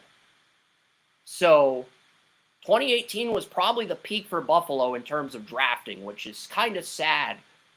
Because if neither the Sabres or Bills win a championship, both those teams are going to remain cursed, which kind of sucks for Buffalo fans because they don't deserve that. They deserve to win once. They had Corey, now they have Allen. They got Pete and Bowles, but the fans are still up, and that's why I love them. Buffalo will actually win because they keep trying, whereas the Sabres, they have not made the playoffs since, I think, 2008, 2009. I think the 2 sports teams with the longest playoff droughts are the Buffalo Sabres and the Chicago Fire. The Sabres' last playoff appearance came in the 07-08 or 08-09 season. I know this Fire... I'm looking at the Sabres' playoff history right now to make sure. Sabres' playoff is to 14 years, so that probably made the playoffs in 010 or 011. I don't know the exact number. Chicago Fire are the worst franchise. I mean, they have not won a playoff game since 2009. They have a longer playoff drought than the Bears and the Jets. That's just bad. Yeah, because I'm glad you got the Jets because I completely forgot about them, and that's pretty much PTSD after with the Woody Johnson situation. But what's interesting is right now They lost to the Jets, but they're more than comfortable with the Jets, and Woody Johnson's teenage kids are in the franchise. They're more than comfortable in that. I got nothing. My result is function above this. Yeah, I'm looking at ChampsOrChumps.com, the Buffalo Sabres' last playoff 2010-2011 season. So the Sabres' playoff droughts about as long as the Bears. Well, the Bears made the playoffs under Trubisky. Yes, it was forgettable. Yes, it was brutal. Yes, they sucked. They did make the playoffs in the Bears franchise. The problem is they traded. They didn't stick with their plan. They wanted Jack Eichel to get spinal fusion surgery, and that led to a domino effect of trades. They ended up having to trade their second best forward, Sam Reinhart, to Florida. They were able to keep Rasmus Dahlin, the guy they drafted #1 overall in 2018, and they were able to give him like an 8-year contract worth $10.5, $12.5 million, and he's lived up to it. He's been good. He's lived up to it. He's still a top 10 defenseman. But it's like, outside of Dahlin, they have nothing else going for them. We can't really blame them for that, because it's like, my dad had spinal fusion surgery on both his neck and his lower back, and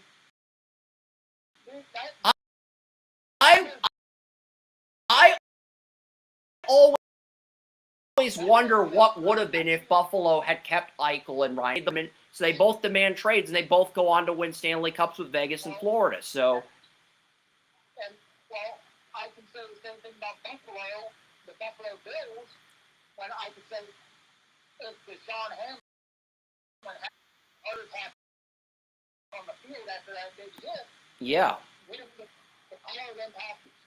I mean, that is a big part of what we do. But at the same time, we also have to look at the reality. The first 4 or 5 Stanley Cups I watched as a kid were all-time classics. The goaltending was through the roof. I remember '99 when Belfour and the Stars beat Hasek and the Sabres. Both goalies had a goals against average of under 2. You are never going to see that again in today's NHL. With the 2 goalie lineups, with the scoring, the high tempo, the offense, you're never going to see that. And those were fun cups. And then you had Belfour against Brodeur the following year where the Devils beat us. And then you had Brodeur versus Roy. And even though I hate the Avalanche, I rooted for them because I was pissed the Devils stole a repeat from us. So I rooted for them that year. Those first 3 cups I watched as a kid, those were awesome cups and shit. Even the Devils versus John Sebastian Jaguar when he won the Conn Smythe is a losing goalie. That was a good cup. It went to 7 games. Anaheim wasn't even supposed to make it out of round 1. They took the Devils to game 7 as an underdog. That was a great final, even though New Jersey was the better team.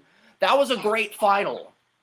I don't watch NHL very much these days. If it's a great matchup, I'll watch it.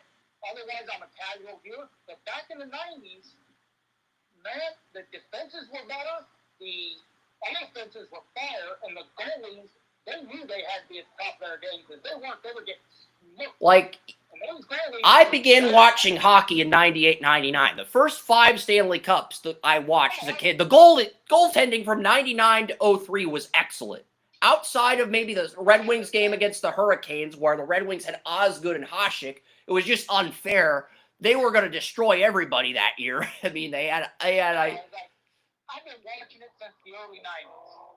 So I have been watching, After the lockout, hockey just got less fun. Don't get me wrong, I still enjoy watching it, but the luster, the fun, the excitement level died a little bit. It's like baseball. Yes. And we might be heading towards another MLB lockout. I know we got to get to the NBA and MLB soon, but we might be heading towards another lockout. The reason I say that, Joey, is the MLB owners want a salary cap. The owners want a salary cap and a salary floor. And when Rob Manfred brought this up to Bryce Harper on the Phillies, he basically told Rob Manfred, get the fuck out of here. Get the fuck out of our locker room. I've heard the same thing. So it's like, here would be my proposal. Yeah. I'd say salary floor. I could see a salary floor rather than a salary cap. That would be, I think, something that the players could live with. That it has to be higher. I'd say 5 to 10. I would be like, you know what? I would be a worse commissioner than Manfred, but I would be more decisive. Here's what I mean. If Bryce Harper said that to my face, I'd be like, look, you can either agree to a salary cap or you can get the fuck out of Major League Baseball and go play for the Nippon Ham Fighters in Japan. And I would be a dick about it. I would be a hard ass about it. And I'd be like, you know what? If you don't want to play in MLB with a salary cap, you can go play for the Nippon Ham Fighters and some guy in AAA will replace you. No problem. And I would be a hard ass about it. The owners would love it. The players would hate it. The players would hate my guts. The owners would love it. The owners like, this guy. Yeah. That's what happened to Jason Clare. Jason Clare tried to improve it for the players, and the NFL owners blackballed him out of the league, and he ended up stepping down as head of the players. That's probably why Jalen Reeves-Maybin's the president now, because they didn't. That's the exact reason. That's the only reason. They took a strong president and they put in a weaker president. And they did that because they knew that they were going to lose power, and they didn't want to become the NBA. Now, if that happens in baseball, that's, Bryce Howard, he is a strong president. They can let the owners own the league. Yeah, Bryce Harper would be a good representative for the MLB Players Union, but I'm just saying, I have no problem with MLB players walking and going to another league if they don't want to do a salary cap, because there's lots of people that want to play baseball, whether it's MLB, AAA, AA. I know I risk the quality of the product going down. I'm aware that I'm risking that. But at the same token, I am hell-bent on a salary cap. I am hell-bent on having a salary floor and a salary cap because it makes things competitive for all the markets, even the smaller market teams. Did you see Jose Ramirez and Aaron Judge in Japan? Did you see the international market in Japan just explode? Because Japan is a hotbed of massive talent. Yeah, agreed. They go to Puerto Rico, and could you see that? And the Puerto Rican leagues explode? Okay, because some players would get in line and agree to the salary cap, and other players would be like, no, I'm going elsewhere. And it's like, okay. And they can make better than living going elsewhere, too.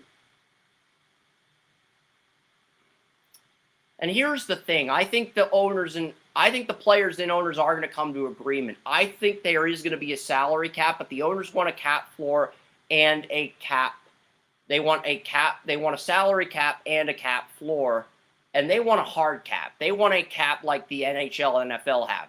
The players will realize they're not going to win this battle. There's not going to be baseball in 2027, so they'll say, we'll agree to a salary cap, but it's going to be like the NBA. And at first, it's going to look like it's going to make things more fair, but at the end of the day, the bigger market teams are going to end up going over the salary cap, and they're not going to get penalized for it. That's what's going to end up happening. You have to realize the NBA used to have a hard cap. Then the vote exemption came in because the Celtics couldn't afford to keep players hurt. Then another exemption came in. So that's where the soft cap came in for the NBA. It started with Larry Bird. And then it just kept growing.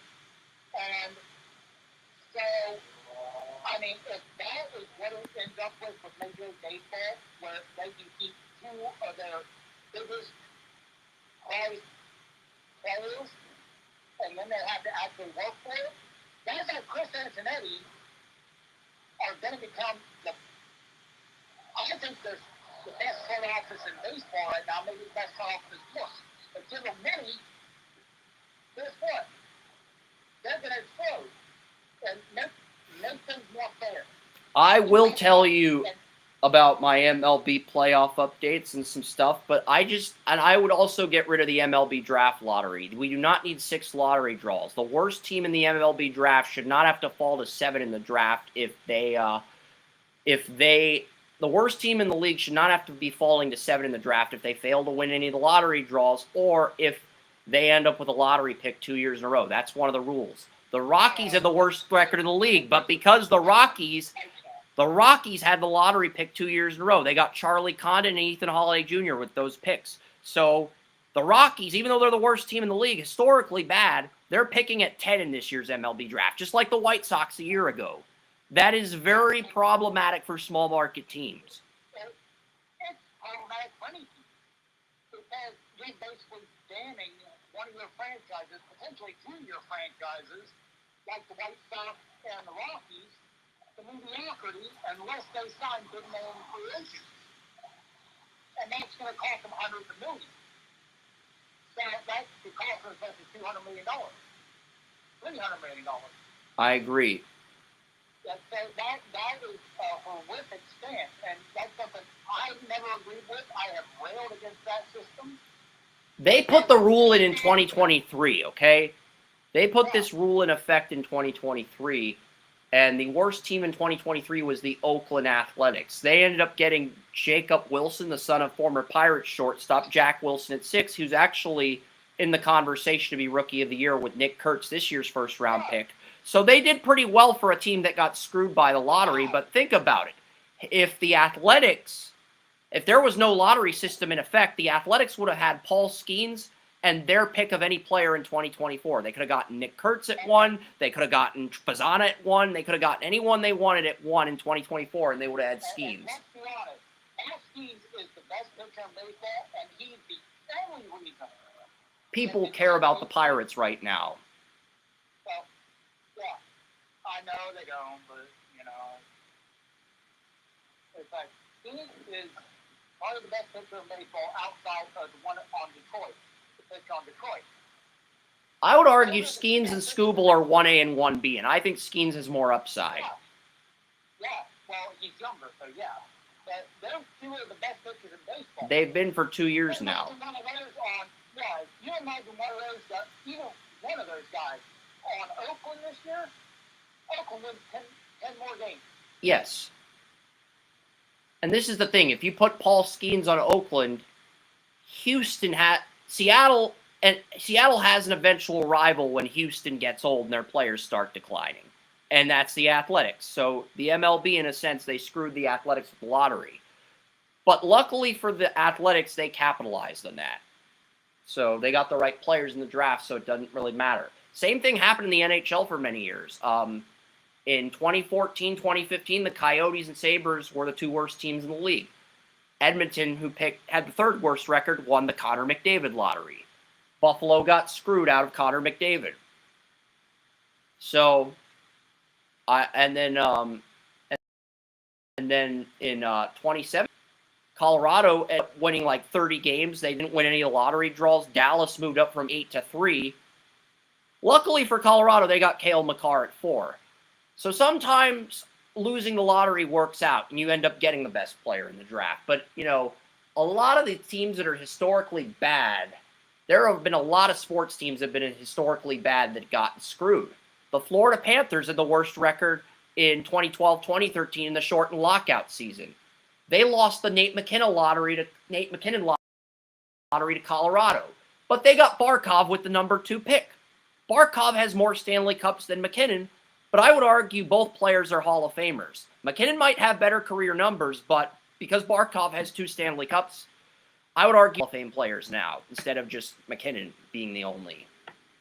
I would argue they're both that. So, you know, that worked out for Florida in the long run. In the short term, didn't work out. It worked out better for Colorado, but in the long run, it worked out better for Florida. So, you know, you never know how these things are going to turn out. And then Buffalo had the worst record in 2014. They got screwed out of Ekblad, who ended up going to the Panthers. And then they had the worst record in 2015. They got screwed out of McDavid. And then they eventually got Rasmus Dahlin in 2018. But, you know, they ended up having to settle for Reinhart and Eichel. So if Buffalo wins one of those lotteries, I probably don't even get the chance to draft Rasmus Dahlin. And maybe we're having a completely different conversation about the Sabres. All right, I'm going to give you my top 10 in the NBA for each conference. So I'm not going to go through the bottom 5 teams. Well, I'll go through briefly. I'm not going to go through... Okay, I've got the Brooklyn Nets, the Washington Wizards, the Chicago Bulls, the Charlotte Hornets, and the Miami Heat in my bottom 5. But I've heard some good things from the Heat. So the Heat could very easily end up jumping into the top 10. They've got a good front office. They've got Spoelstra. And I've heard a lot of good things about the Lithuanian point guard from Illinois that William loved. He is actually pushing Tyler Hero for minutes. Tyler Hero's injured. He's talking. Spoelstra's praising the Jaku Sionis, the Illinois Lithuanian. He is praising the hell out of him, calling him super competitive, ultra competitive.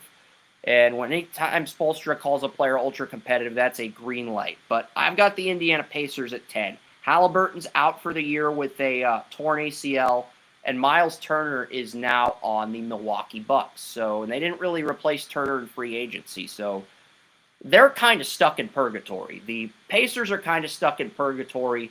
They could miss the playoffs this year, but I think they have too much talent to miss the playoffs entirely. I have them in the play-in round. At 9, I've got the Celtics. So I want to speak on the Pacers. I don't think that they're purgatory. I think they've got enough young talent that the young talent is going to have to share their. They're not in like a 2 or 3 year purgatory. They're like in a 1 year timeout. And then when Halliburton comes back, they get a center. They could reload and be a playoff team in 2027. I think they get into the 18s. Well, here are my play-in tournament teams. I'll go through my play-in tournament teams. At the 10, my 10 seed is the Pacers. My 9 seed is the Celtics. Without Tatum for the rest of the year, and they lost Porzingis to Atlanta too. So, and they moved on from Drew Holiday. They decided to go out and get Anthony Simmons from Portland. I don't know how the chemistry is going to work with them. So I have the Celtics at 9.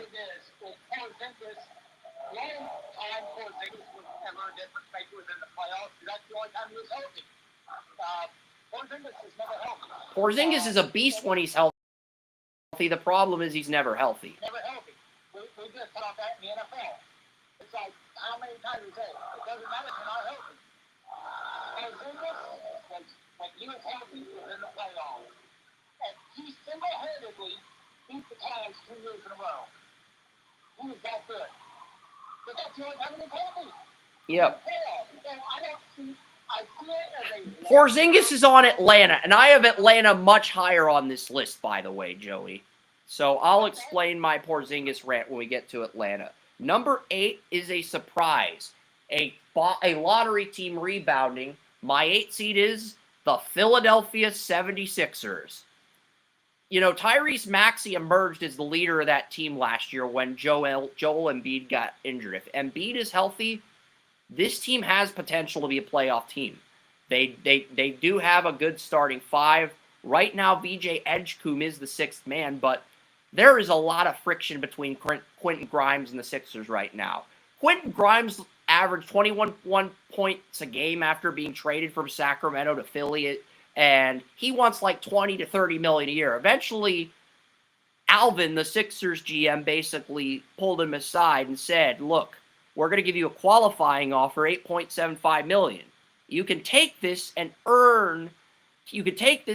remain the starter for this season as we ease Edgecombe in, or I can trade your sorry ass and start Edgecombe. And, you know, the 76ers didn't even play Grimes in the preseason. That's how much friction there is between Grimes and the GM. And right now, Edgecombe, 14 points, 6 rebounds, 5 assists in his preseason debut next to Tyrese Maxey. Already developing chemistry with Maxey. So that tells me Grimes is expendable. If Edgecombe's working hard, having the positive attitude, vibing with the veteran Maxey, that tells me the Baylor first-round pick that you took third overall might be more valuable than Grimes, as stupid as that sounds. And I mean, Grimes had a great second half, but I think this was the only time in his career he averaged over 20 points a game, and he did it after getting moved at the trade deadline. And he only did it during 20 games, like 32 games.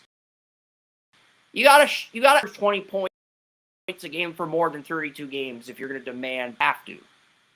He wanted like 20 to 30 million, actually. 20 million was his opening offer. He wanted like 30 million initially, and then he's like, all right, I'll do 20 million, and then Jim's like, no. You'll be lucky if you get half that, and then they end up settling on 8.75. So that tells me if the Sixers get off to a shitty start, they're going to move Grimes. But if Grimes is healthy, the Philadelphia 76ers are a surprise dark horse team. If everyone on the 76ers is healthy, they are a legitimate dark horse to make the playoffs this year. They are. And the reason I say that is You have Grimes. You have Maxey. You have Kelly Oubre Jr. is averaging over 10 points a game. And you know what? VJ Edgecombe can play small forward as well as shooting guard. If he's averaging 4 in relief of Grimes, what you should do is you should move Edgecombe to the borderline 8 seed, Joey. Also, the backup to Maxey is Kyle Lowry. Jared McCain, the former Duke point guard that the Sixers took in the first round, is the third string point guard, but you could use him as a backup shooting guard. So I think the 76ers have just enough depth to complement their starters. At the same token, it all comes down to Joel. He is not healthy. This is a team once again. And if he is, everyone else in the lineup's healthy. I think they do just enough to make it as an 8 seed. But it comes down to how healthy they are, Joey. The 76ers, it starts and ends with the health of Joel Embiid. If he cannot stay healthy, this will be a bottom 5 team once again. And they will be horrible. But if they're healthy, they can surprise a lot of people. You got anything you want to add before I get to Toronto? Yes, I love Embiid. I really do. But the 76ers got a lot of young talent.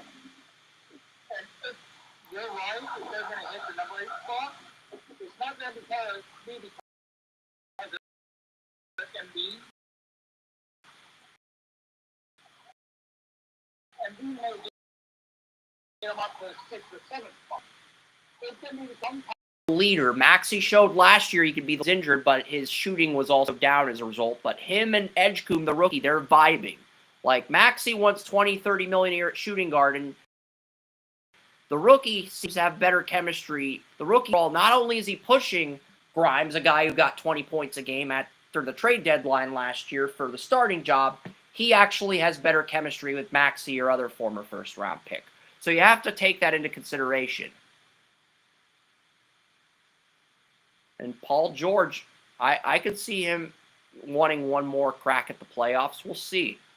Andy Williams was one of my favorite players from yesteryear. He's one of the few that's still playing. Congratulations to him for sticking it out. I hope he gets one more shot because, man, they're outside of Paul, and then you got George. What is there left? Harden? Durant?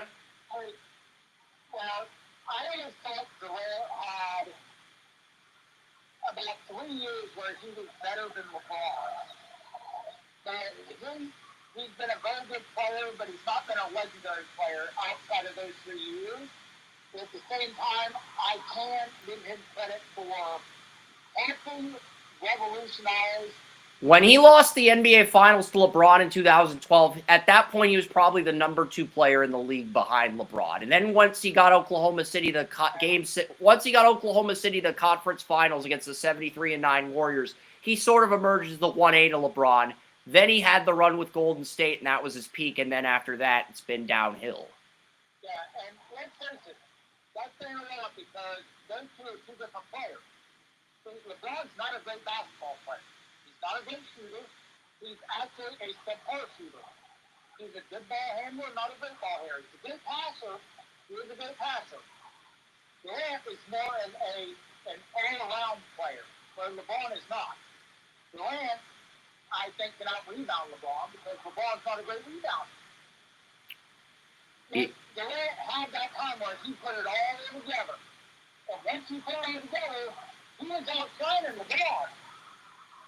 Okay, and LeBron is the best player in this generation. Not the best player in their life, the best player in this generation. And Durant was coming up against him and beating him at his own game. Yep. So, look at a good player in his flower. I agree. And this is where things get tricky. My number 7 team, my final play-in team is Toronto. They have got the decision to trade for R.J. Barrett. They ended up having to trade somebody, the Knicks, but they got R.J. Barrett from the Knicks. So you have Quickly and Barrett as your guards. You went out and got Brandon Ingram in free agency to complement Scotty Barnes, and you're moving Scotty Barnes from small forward to power forward, and you got Jacob Podol still as your center. And they got some good backups. Grady Dick, former first-round picks, now your backup shooting guard. Ochai Agbaji, the former Cavs first-round pick, is your backup to Ingram right now, and he's also your backup to Scotty Barnes.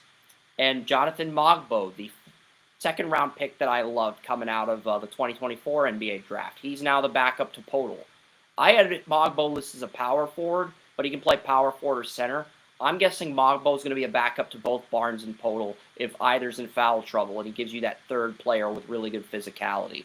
So I like the Raptors' starting lineup. I think they have 8 good players. I think they have a good starting 5, and they have 3 good bench players at shooting guard, small forward, and they've got a third big. They do not have a good backup power forward. They do not have a good backup point guard to Emmanuel Quickley. Their backup's Jabal Sheed.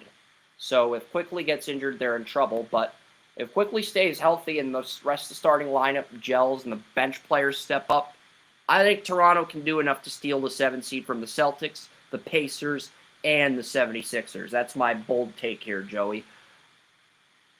I don't think they'd get out of the first round, but there's enough talent there to where they could steal the 7th seed if everything clicks. Raptors have talent. Okay, the Raptors have talent. They've had talent for the last couple of years, but that talent has never manifested itself. Outside of Barnes, you're right. Outside of Barnes, that talent hasn't manifested itself over an 82-game season. If what you're saying comes to pass, that means that talent has finally manifested. And the Raptors lost them. And in that case, they might end up with 4th, 5th seed. Yep. I might be too low on the Pistons, but final 6 teams are Cleveland, New York, Orlando, Milwaukee, Atlanta, and Detroit. And this is where it got really hard because all of these... Milwaukee has their best starting 5 since Giannis won a championship, even though they let Damian Lillard walk after signing Miles Turner from the Pacers. They let Lillard walk. I went with the Pistons at 6, but this is where it got really hard for me, Joey, because with the Pacers and Celtics injuries, I think you could make an argument for any of these 6 teams. But right now, I think the Pistons, on paper, if all 6 of these teams are healthy, I think the Pistons are probably slightly the weakest. If Oscar Thompson can emerge as a scorer in year 2, average 10 points a game, along with Harris and Jalen Duren, I think the Pistons have potential. He's been very good at point guard. Ivy complements him well. Isaiah Stewart played power forward in college. He used to start at center before Duren arrived. I like him as a backup center. And Pistons coach is the former Cavs coach. So I think right now the floor for the Pistons could be maybe the 2 seed behind the Cavs. Do I think they're going to take that leap and finish second behind the Cavs? No, I do not. So I'm guessing you probably have them as like a 4 or a 5, but I've got them at 6. I think they're the weakest team left if these other 5 stay healthy. And I think Bickerstaff is somebody who is very good at making young talent into something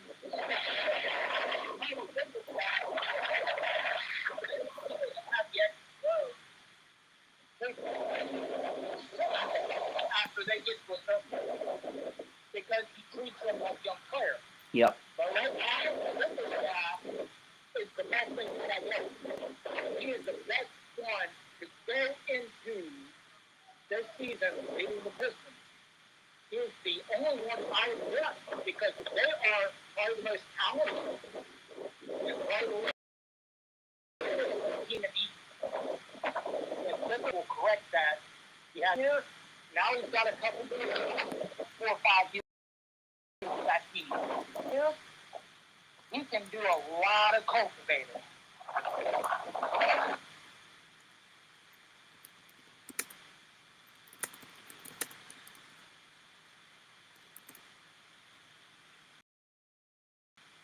Yes, and next up at number 5, it's I'm not saying that just hit the mind. They're living in Connecticut. And Pokemon Go, but you cultivate. It's not a Pokemon Go when I said cultivate, and I'm like, you cultivate these airplanes. yes. And my number 5 team is a kind of a surprise, but I went with the Atlanta Hawks. The reason I went with the Atlanta Hawks is I love their starting 5, and I think their bench is pretty good too. Trae Young and 10 shoot top 10 guards on the backcourt. Forward Zachary Versace, last year's number 1 pick. You have moved Jalen Johnson from small forward to power forward. You have Porzingis at center, and Onyeka Okongwu is the backup center to Porzingis.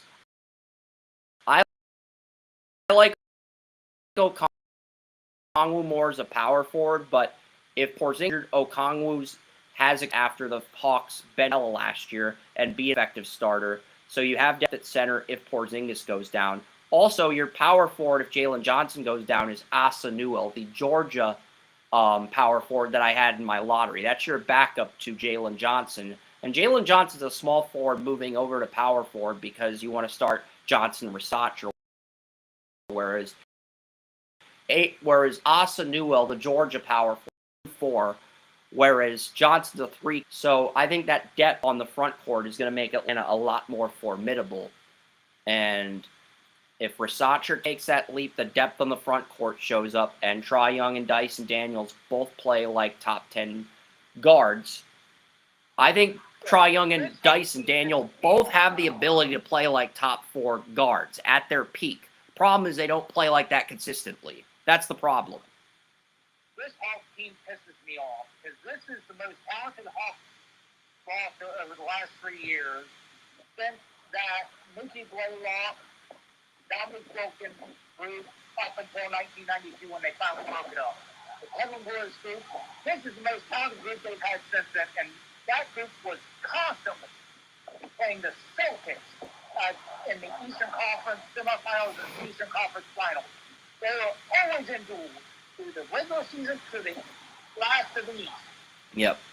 And they just can't do it. They just can't be, like you said, they can't be consistent enough to make it work. And that's what pisses me off about it because they got so much talent and they can never bring it together. The 2021 Eastern Conference Finals where Yanish was injured before he came back for the NBA Finals. That was their window of opportunity. That was their peak, and they didn't seize that moment. They haven't been back there since. I don't think they've been out. They've been in even the second round of the playoffs since then. Since that 1 year where they made the Eastern Conference Finals, I don't even think they've even gotten to the second round of the playoffs. So, what does that say about? I'm going to say they should have very easily made the NBA Finals at least once in the last 3 years, but they haven't done it. They can't be consistent enough. And Trae Young might be an incredible three-point shooter. He was a great shooter coming out of Oklahoma, but I really thought Colin Sexton was a better passer and a better defender when I evaluated the two in college. I was wrong on that. I whiffed that. I will take complete ownership in that respect. This is me off for different reasons. I mean, he is just not a good guy. But his talent is undeniable. But as a guy, he's got issues. Who? Young? Yes. And I hope he resolves those because he's got some, but his talent is undeniable. You want to hear something interesting? Right now, Con Newpel is pushing Colin Sexton to be the starting shooting guard in the Charlotte Hornets. The Hornets drafted Con Newpel to be like a sixth man to LaMelo Ball and Colin Sexton if one of them got injured, but Sexton's just like, the Hornets are having regrets about taking a flyer on Colin Sexton, and Con Newpel is impressing the hell out of the Hornets front office. So that would be embarrassing if Colin Sexton lost the shooting guard job to a rookie that you just spent your first round pick on, because Sexton's good enough to where he can be a quality starter. He's not going to be anything special, but I still think he's good enough to where at the very worst you're getting a quality complementary shooting guard. Colin Sexton is a pure scorer.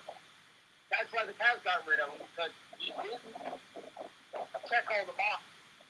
He can score, but outside of that, he has a lot to be desired. He was a great passer and defender at Alabama, but he hasn't maintained that at the NBA.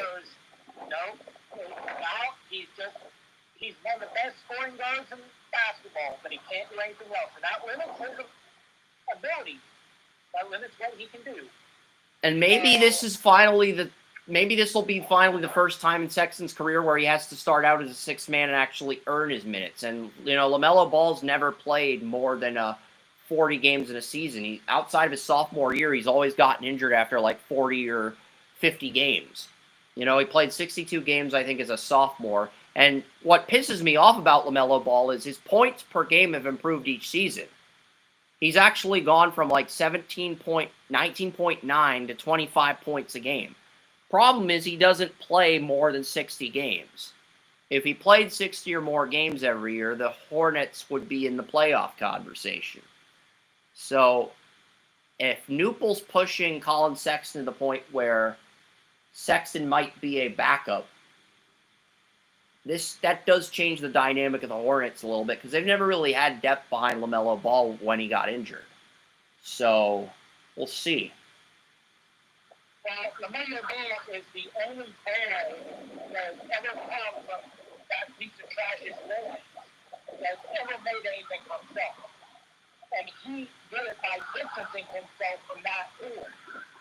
So I hope LaMelo Ball can lead these guys into something, just because I admire. They traded their center to Phoenix, and they didn't draft a center, so I still think they're going to be a bottom 10 team. But if Ball can stay healthy, maybe they sneak into the play-in round. I don't think they'd make the playoffs, but I think the play-in round is on the table for Charlotte if everything goes their way.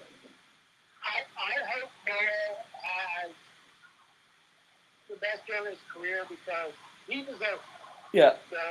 The way he approached things and how he distanced himself from all the distractions and all the BS that his family went through and became his own man, you gotta admire that. I agree. Next team is the Milwaukee Bucks. I put the Bucks at 4. The Bucks are very frustrating because heading into this offseason, I didn't think their starting 5 was very good. I thought it was one of the weaker starting 5s. I thought this team was going to be heading for a rebuild, and Giannis was going to demand a trade, but they went out, they did things. They got Kyle Kuzma in the trade that sent who is the guy they used to have next to Middleton? They sent Chris Middleton to Washington for Kyle Kuzma at the trade line. They got Miles Turner. Everyone in this starting 5 is averaging, argue the forwards. Still, real weird. Very Trent Jr.'s shooting guard. Because I have met he was the best thing to happen in basketball probably ever. And he's a power forward. And I'm sitting here like, shooting guard, Gary Trent Jr. Shooting guard. That's just hard to compute, knowing his job and how big it was. Yeah, but yeah, he played Gary Trent Jr. He played for Duke. He was the Raptors. He was a draft pick by the Raptors in 2021 out of Apple Valley. I think he was the Raptors' second-round pick in 2021, and then he joined the Bucks, and he's turned things around with Milwaukee. So, we'll see what happens with Milwaukee. If the guards step right now, Milwaukee's the toughest team to evaluate. If their guards underperform, they are probably anywhere from their floor is anywhere from a team that barely wins the play-in tournament. Their ceiling could be they win the Eastern Conference. If the guards step up, Giannis plays at his elite level, Miles Turner plays at his elite level to complement Giannis in the front court, and Kuzma plays at his best, and the guards step in, because I just think the West is so much better than the East right now. But I think that the Bucks are like the first team on this list where, hey, we can sit down, we can have a legitimate conversation about, is this team have the upside to get to the finals, or is this just another crack in the pan? Is this just another? And let's say the Bucks, I think last year might have been a bump up the road. They are a premier team. And you inject Jimmy Haslam's money into that franchise, there's only better things to come with more money. Maybe even a new stadium. Not stadium, but new arena. So, I mean, the Bucks seem like a franchise that can really rebound really heavily. Yes. This is the best starting five Giannis. This is the best starting five Giannis has had since his championship team. But at the same token, the guards are the question mark. If the guards average 10 points a game like they did last year, this is a team that can get hot in the playoffs and make a run at the finals. If they have injuries, I don't go as far as saying this is the best lineup the Bucks have had since Sidney Moncrief in the early to mid 80s. What about the lineup they had when they won the NBA Finals? That was a great lineup too. Them and the Suns both had great starting fives that year. It was a great lineup, but I think the Moncrief lineup back then, the only reason they didn't win 2 championships was because Larry Bird was there. That's fair. They were a great team, and I think this is the best lineup since that team. I might be too low on the Bucks. I might move the Bucks up to 2. I've been debating, but I think the Cavs are going to be 1. But I'm debating between the Bucks, the Knicks, and the Magic. I really am debating. Move the Bucks up. I think the Bucks belong at 2. I think the Bucks belong at 2. So we're going to move the Knicks. We're going to move the Knicks down to 4. I think the Bucks belong at 2 because of experience. Okay, I think the Bucks belong at, which means the Knicks are going to be at 4. And why? Because I'm looking at the Knicks, because this is hard. Once I got to the Pistons, I basically told you this was going to be a challenge to a degree, Joey, and you can understand why I feel that way. So the Knicks right now, they have Brunson at point guard, Mikal Bridges at shooting guard, Josh Hart at small forward, OG Anunoby, who they got from Toronto, at power forward, and Karl Anthony Towns at center. They have 0 depth if injuries occur. Jordan Clarkson's probably their best backup. He's the backup shooting guard. Outside of that, they don't really have any depth. Point guard, former point guard is their 3rd string, but I think he should be the bride. But hey, I don't know what the hell the Knicks are doing. I think the Knicks' depth is if the Knicks are healthy, they could maybe get back to the Eastern Conference Finals. I think that's their ceiling, though. I don't see them as a team that is going to make... There's a lot of people hyping them up like, oh, with the Pacers out, the Knicks are going to finally break through and make the NBA Finals. I don't agree.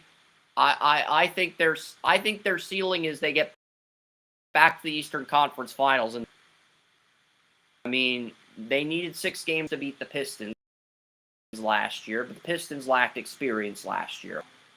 These starting fives were pretty even, but we both took the Pistons in the upset because we weren't sold on the Knicks, because the Knicks had never broken through to that point, So, I mean, I will say that put the Knicks at 4. I think there are 2 de facto challengers tiers. One is the Orlando Magic, and the other is the Milwaukee Bucks. And the reason I am higher on Orlando is I think Jalen Suggs has shown he can be a top.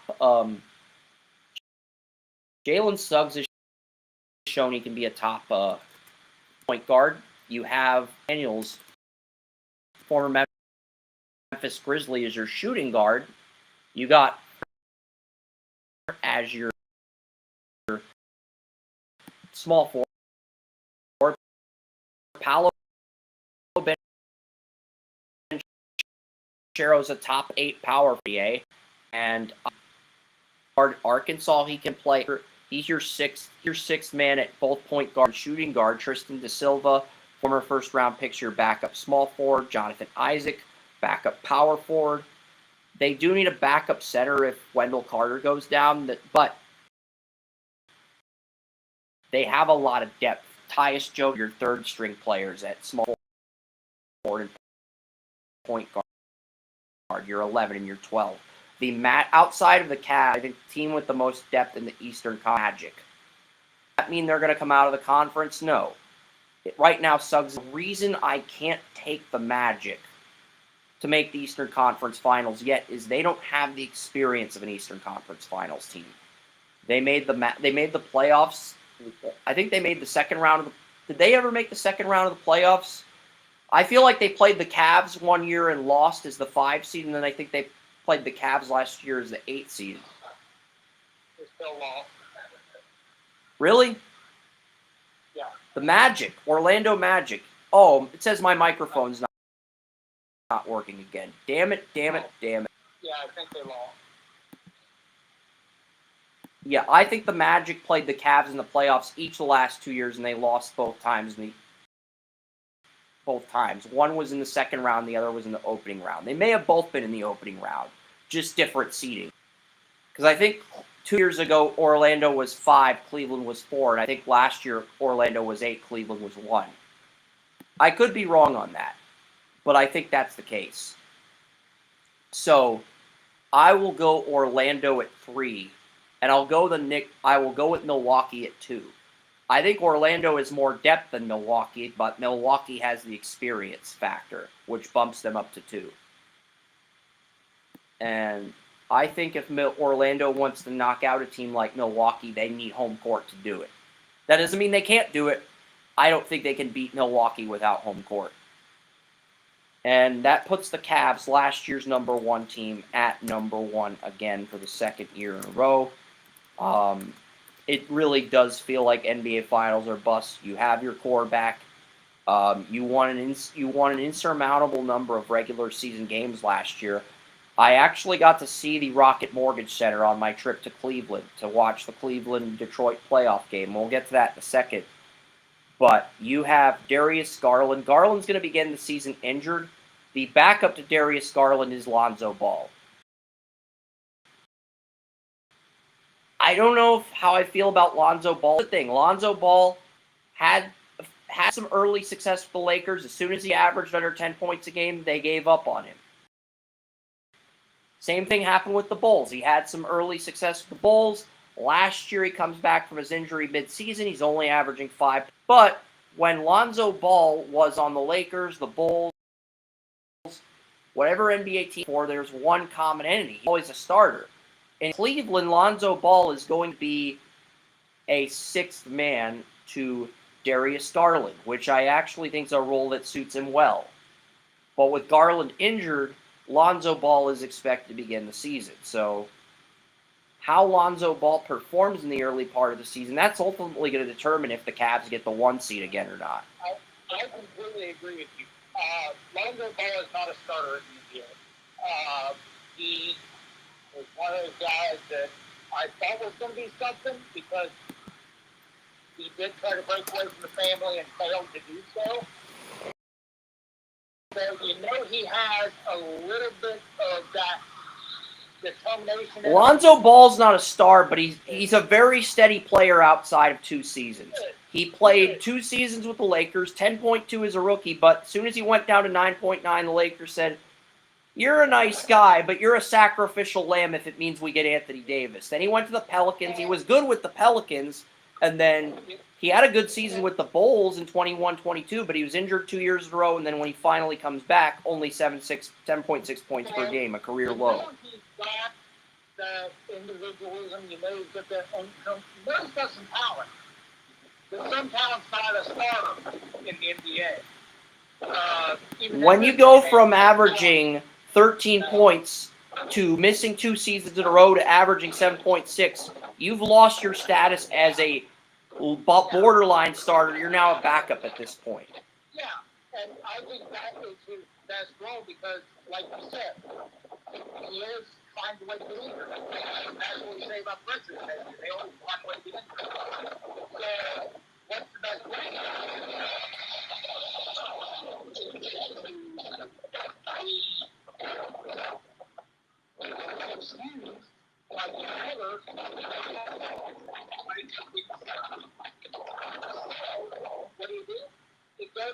they'll allow you to be a backup.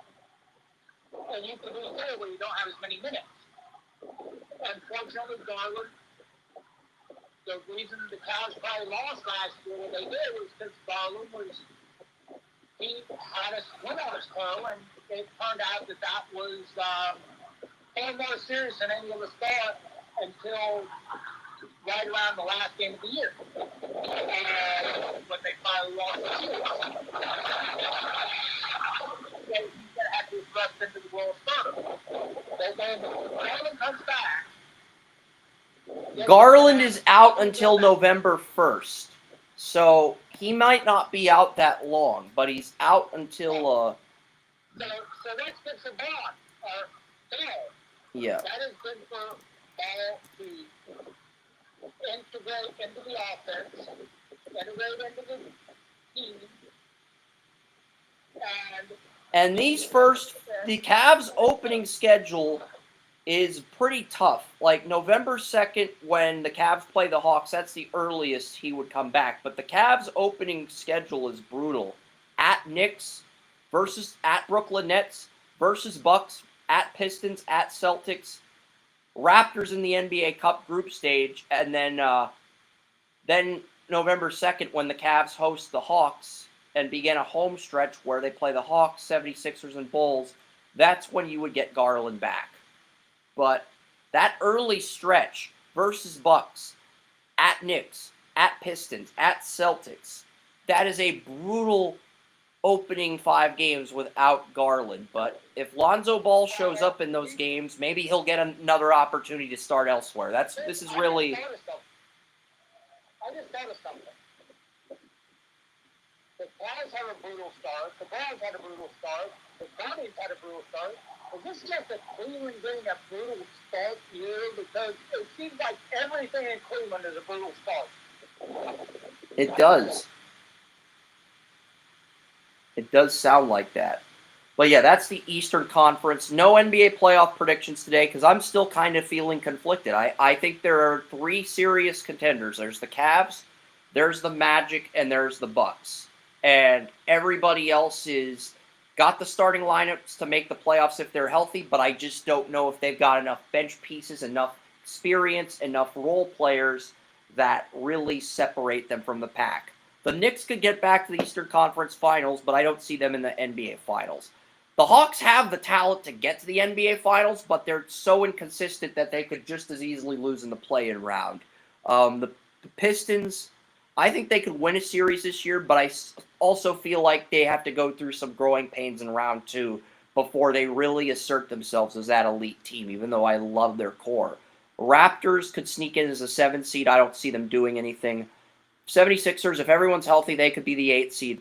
Celtics and Pacers, these are teams that have enough talent to play in teams, maybe bottom 2 seeds if they, even with their injuries, if things go their way. But I don't see either team making a run this year. So I think looking at this group, I see 8 of the top 10 teams having good starting 5s. And honestly, the Knicks, the Hawks, the Pistons, the Raptors, 76ers, as good as those teams are, even if they stay healthy, even if everything goes perfect, I don't see any of those teams making it to the NBA Finals. I think it's basically the Cavs, the Bucks, and the Magic. It's a 3-team race between them and someone else. Either the Hawks or the Knicks will sneak in as that 4th team to make things interesting. If the Pistons can get the 4 or 5 seed, they could be the 4th team as well. I think it's the Hawks. I think the Hawks are the team that is talented enough to take any one of those 3 teams to game 7.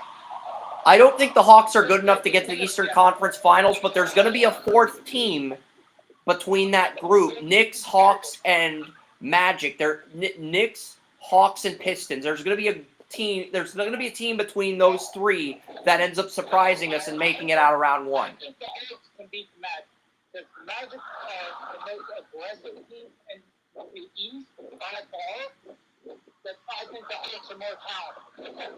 I think Orlando's aggression. I meant to say the Pistons. I have Cleveland, Milwaukee, Orlando in my top 3, but at number 4, I have the Knicks, I have the Hawks at 5, and I have the Pistons at 6. So I might be too high on someone in this group. I might be too low on someone else. But I think I don't trust the Knicks for some reason. I've always felt like I don't know. Anunoby feels more like a small forward than a power forward, but they moved him there. The Knicks have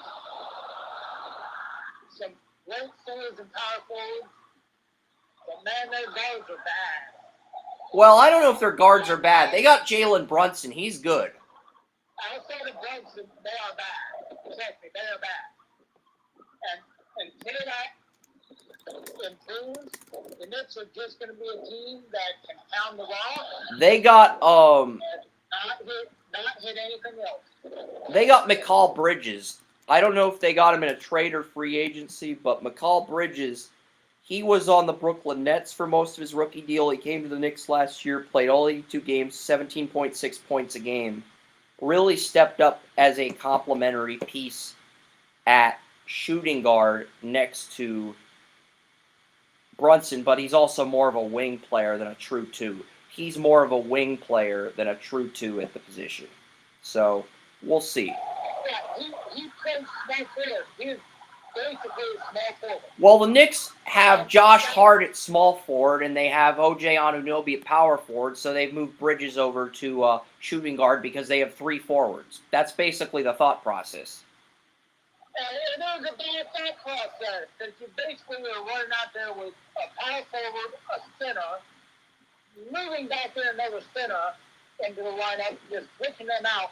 Then you have 2 small forwards, one that is technically being prepared as a shooting guard, and then you have an underwhelming point guard. So you have 2 small forwards, a power forward and a center on the floor at all times. Towns really feels like your only center, and he's not a true center. He's a combo center. He's a power forward / center. And then you got Anunoby. He's a modern day Kevin Love. Yeah. I like Anunoby, but I don't know if he's a true 4. He's 6'7", 232. That's a small forward. O.J. Anunoby. That's a small forward. He might be listed as a power forward. That's a small forward. 6'7", 232. That's a small forward in the NBA. And you got Josh Hart. He's 6'2", 205. He's more of a shooting guard than a small forward, but the Knicks have him listed as a shooting. The Knicks have listed him as a wing. 6'4", 215. They have him at small forward, and then they have McCall Bridges, who should probably be playing small forward instead of Josh Hart. Hart should probably be the 2 at shooting guard, because Hart's 6'4", 215. That's a shooting guard, but they're both considered wing players. And I can see the thought process behind the Knicks having 3 forwards. And even if those guys stay healthy, their bench sucks. I think the Hawks and the Pistons both have better benches than the Knicks. So if the Knicks aren't healthy or they get into foul trouble, I think they're prone to losing a series. I'm not going to make my playoff predictions yet. I'll do that in 2 weeks. NBA doesn't start till October 21st, so we have 2 more Saturdays. We can preview the Western Conference next week, and then we can make our playoff predictions in 2 weeks. We don't have to rush this thing, so it's nice to have that luxury. We didn't have that in previous Octobers. I'm going to get to the MLB playoffs now. I am not surprised by what's happening in Major League Baseball. My preseason prediction back in January, when I went through the ERAs, the home runs, the contracts of every MLB team, was Mariners over Dodgers. That was my pick. And people thought I was crazy for picking the Mariners to win the whole damn thing. I had the Mariners beating the Dodgers in Dodger Stadium. The Mariners were my 2 seed, the Tigers were my 1 seed, and the Dodgers were my 1 seed in the NL. The Mariners would have home field against the Dodgers this year, so Mariners over Dodgers actually could happen. But as far as the AL goes, I said there were 4 dominant teams in the AL. The Yankees, if Cole is healthy, the Mariners, the Tigers, and the Guardians. Cleveland's only free agents are Lane Thomas is really the only UFA Cleveland has, and they've replaced him with DeLauder. UFA until 2027. I told you back in 2024, buy on the Tigers. They have A.J. Hinch at manager, and they have every bullpen, batter, and starting pitcher under contract till 2027. Well, here we are in 2025, and next year, the Tigers have 3 pitchers in contract years. Skubal's in a contract year, Casey Mize in a contract year, and Flaherty's in a contract year. So while the Tigers might have more success than Cleveland this year and next year, by 2027, 2028, it's going to be the Guardians' division again. So that's... Even if the Tigers win the division next year, it's going to be Cleveland's division again the year after that. That's what I'm saying. Is that the veterans on the Guardians team love Bill Otto. They love him. They don't like him. They don't think he can integrate. They love him. So he is someone we're going to have to watch going forward. I agree, because Hodder wasn't on my radar at the beginning of the year, but I went through the ERAs through Fangraphs. Everybody in the Guardians bullpen has an ERA of under 3 in the bullpen. Even after Kloss got suspended, that says something about the team, because they were able to get guys from their minor leagues and reload the bullpen. So by doing that, they've actually increased their championship window by doing that, because I didn't anticipate that outcome. Went from a setup guy to closer. We had a couple left outings and adjustments. Yeah, Cade Smith was the setup guy behind Kloss at the beginning of the year, but when Kloss got suspended, Cade Smith became the closer, and Hunter Gaddis, their best middle reliever, got promoted to setup. That's basically what happened. And those 2 guys became one of the best setup and closer in baseball. And it was... Cleveland is in a... And this is the thing. If the Yankees do not win the World Series next year, I think it's either going to be Cleveland or Detroit. Detroit has a complete team on paper at a lot of positions, and they lose no free agents. In Cleveland, only free agent they lose one reliever, and they lose Lane Thomas. The reliever they lose is they lose one reliever, I believe. I believe they lose one reliever, but it wasn't a reliever that I had in Cleveland's rotation at the beginning of the year. But they lose one reliever, and they lose Lane Thomas, but they get everybody else back. And there's something that you may not... Jake Junis. They lose Jake Junis, their oldest reliever. They lose Jake Junis, but they get everybody else back. Junis wasn't even in consideration for Cleveland's bullpen at the beginning of the year, because he got promoted simply because of a Kloss suspension. He was basically a nice role player, but he was expected to be a minor league guy. Basically, and here's the thing. Cleveland has a club option on John Means. John Means was a beast for the Orioles 5 years ago, but injuries, like with Shane Bieber, injuries have derailed his career. But Cleveland, everyone's saying Means is a UFA. No, that, according to Spot Track, John Means has a club option, and if Cleveland exercises it, they can bring Means back as a 4th starter to complement Bibby, to complement Sassoni. And if Means stays healthy, the Cleveland will be in the World Series. That's what I'm saying, because when Means was at his peak, his ERA was like 2.17 with the Orioles when they sucked.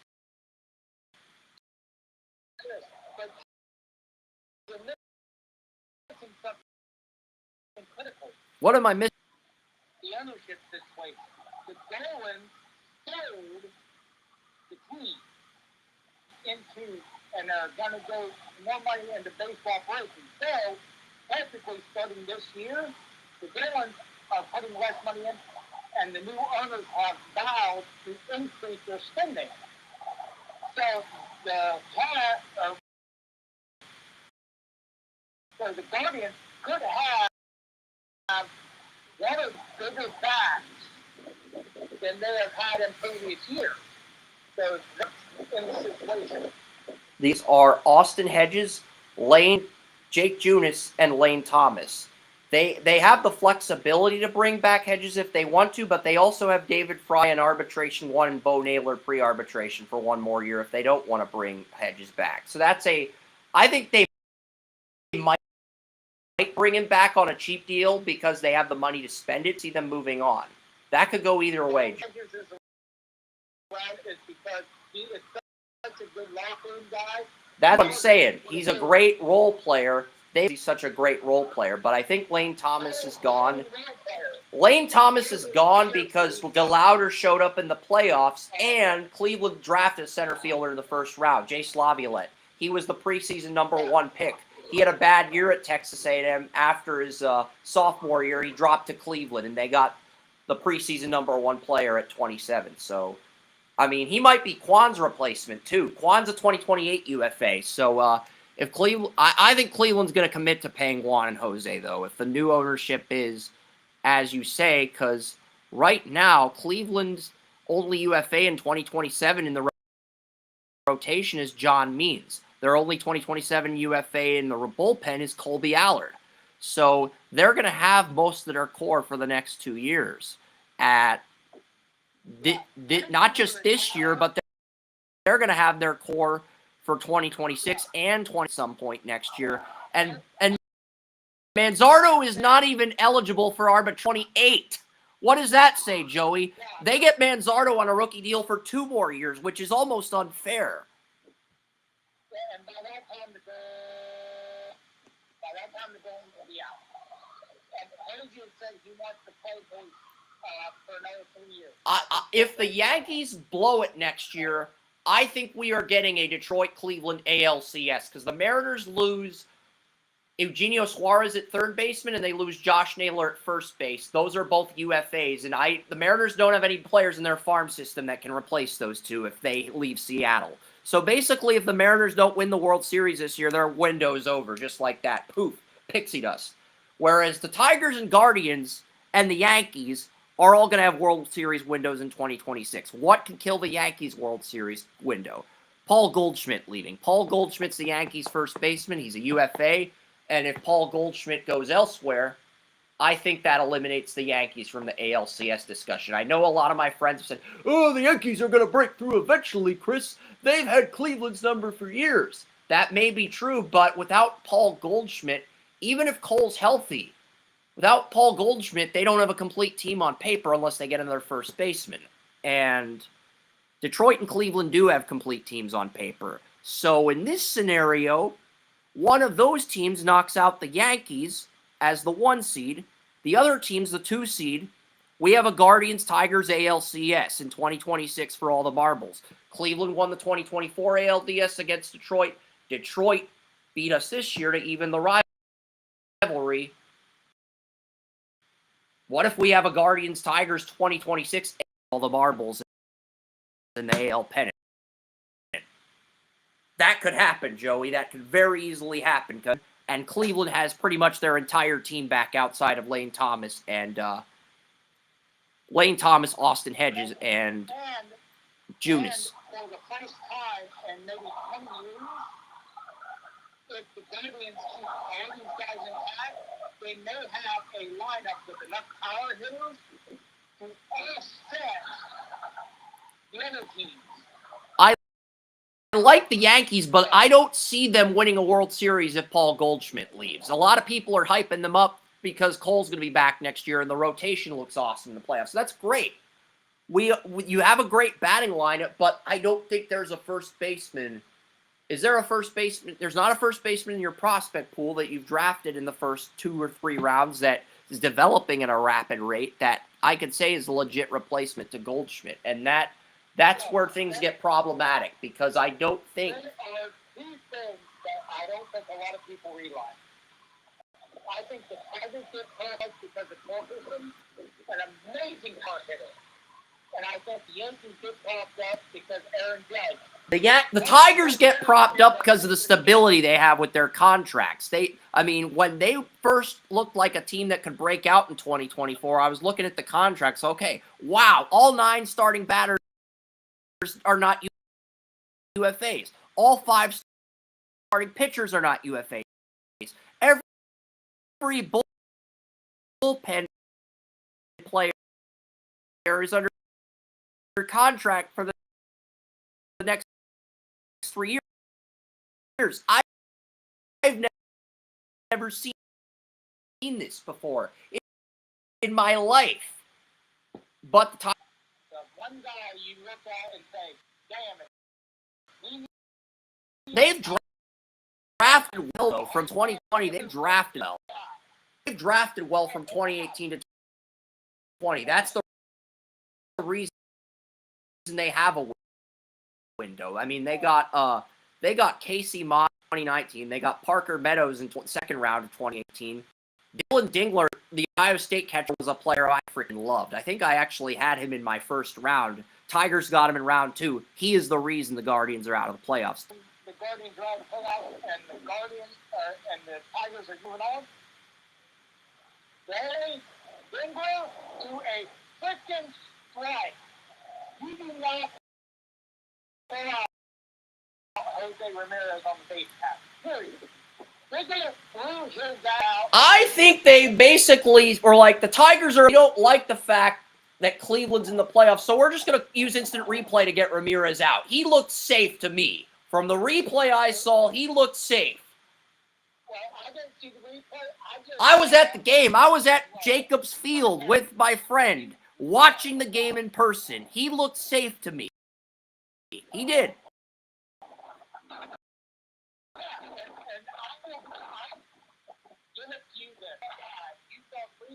And I also went to the Browns Stadium, too. I've got pictures of, like, the updated pictures of the current Browns. I've got the Otto Graham statue, the Jim Brown statue. I saw it all. Like, I legitimately saw it. We did, like, a 20-minute walk around the Browns Stadium after the game.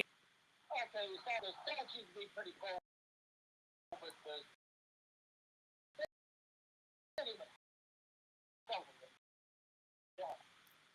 I will agree with you on that. I'll meet you. I think the statues are going to be moved to Brook Park.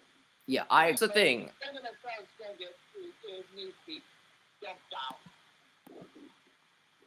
But back to the point, it's like, right now, Dingler, the Jose Ramirez play is what doomed the Guardians. Because if he hadn't been thrown out, that game would have been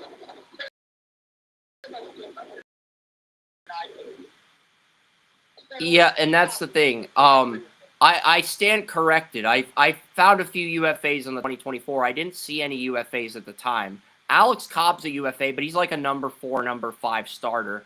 Paddock, Tommy Connell, Rafael Montero, Kyle Finnegan, Tanner Riley. 5 bullpen guys are UFAs, and 4 more are in arbitration.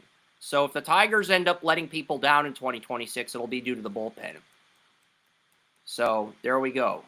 The other UFA in the batting lineup is Gleyber Torres, but they also have Andy Ibanez under arbitration, and they've got 23-year-old Colt. I think they're just going to let Torres walk. If I had to guess, Gleyber Torres will probably let him walk, and they've got everybody else locked up. So that's the AL next year. If the Mariners win the World Series and they bring back their 2 infielders, their corner infielders, they got a chance to repeat, but they're probably a one-and-done team like a lot of series champions. I can agree with you because I think that I don't think the Yankees have like 1 or 2 more years. I think if the Yankees stay healthy and Goldschmidt comes back, they could win it all next year. But if Goldschmidt leaves, the pitching's going to have to be perfect, or they're going to end up losing to somebody because they don't have the first baseman to go all the way. Yeah, I think that Tigers, with the young talent they have, and that's why if I had to make a prediction right now, Mariners win this year's World Series over the Dodgers, but next year we get Tigers Guardians for the ALCS, and it is winner take all between these 2 teams with a win now window. It's the 3rd consecutive year in the playoffs, and this time an actual pennant. Yeah, I would love to see that because this year seemed like it's so rushed that you really didn't see what we could have seen.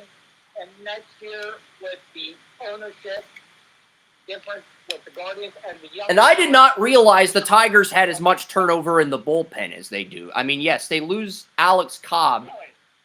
Here's who the Tigers lose. They lose 5 bullpen guys to free agency. I'll read them again. Tommy Connell, he's a UFA. Chris Paddock, UFA. Rafael Montero, UFA. Kyle Finnegan, UFA. Tanner Rainey. All of those guys are unrestricted free agents. I didn't even realize that. When I was looking over these contracts 2-3 years ago, everybody was locked up. They have 5 UFAs in the bullpen, and if the Tigers fail to make the World Series this year or in 2026, when Mize, when Flaherty, and Skubal are all in contract years, the bullpen's going to end up being the reason they end up failing. I think we agree on that. The bullpen is the reason they ended up failing at the end of this year. So, and they have 5, they've got 5 bullpen guys who are UFAs. Paddock, Montero, Finnegan, Rainey, all those guys are UFAs. And then they've got 4 more guys in arbitration. Foley, Vest, Bresky, Holton, and Dobnik. In fact, the only guys they have in pre-arbitration, they have Paul Sewald, but he's only under contract till 2027. Brant Hunter and Troy Melton are the only...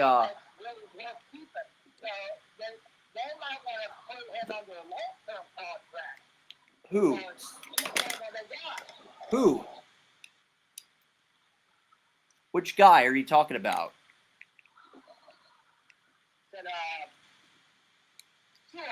Sewell's 35. He's making $10 million in 2026, but then he's a UFA in 2027. Yeah, and everybody else freaking sucks, so they might want to put him under. And they've only got 3 pre-arbitration pitchers. Brant Herter, 26, Sean Gunther, 29, who's arbitration 1 in 2027, and Troy Melton. That's it. That's their entire line. That's their entire bullpen, Joey. So the Tigers, if the Tigers lose the Mariners this year, they might have a bunch of turnover in the bullpen to the point where if they get off to a rough start, they might be sellers.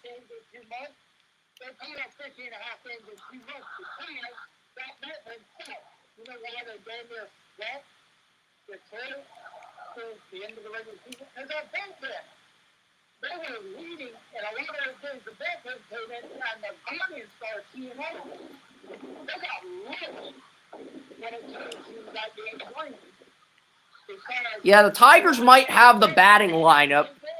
The Tigers might still have the batting lineup and starting rotation that I thought they needed to get to the World Series. But that bullpen, you're right, Joey. The bullpen could be what keeps the Tigers from a World Series in the next 2 years. The bullpen could be what ends up undoing the Tigers. That's the thing. Yeah, that bullpen is just bad. The Tigers are fucking. They have a great game for the starter.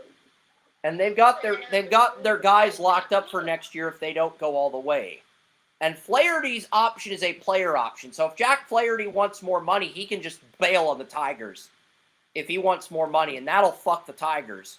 Because without Flaherty, I don't think they can beat the Tigers, or I don't think they can beat Cleveland or the Yankees in a 7-game series without Flaherty. And he's the race out of the bullpen. I mean, come on, guys. You know, like, you gotta be able to develop somebody in a bullpen because, you know, it's like, what have we talked about for years? I'm a big...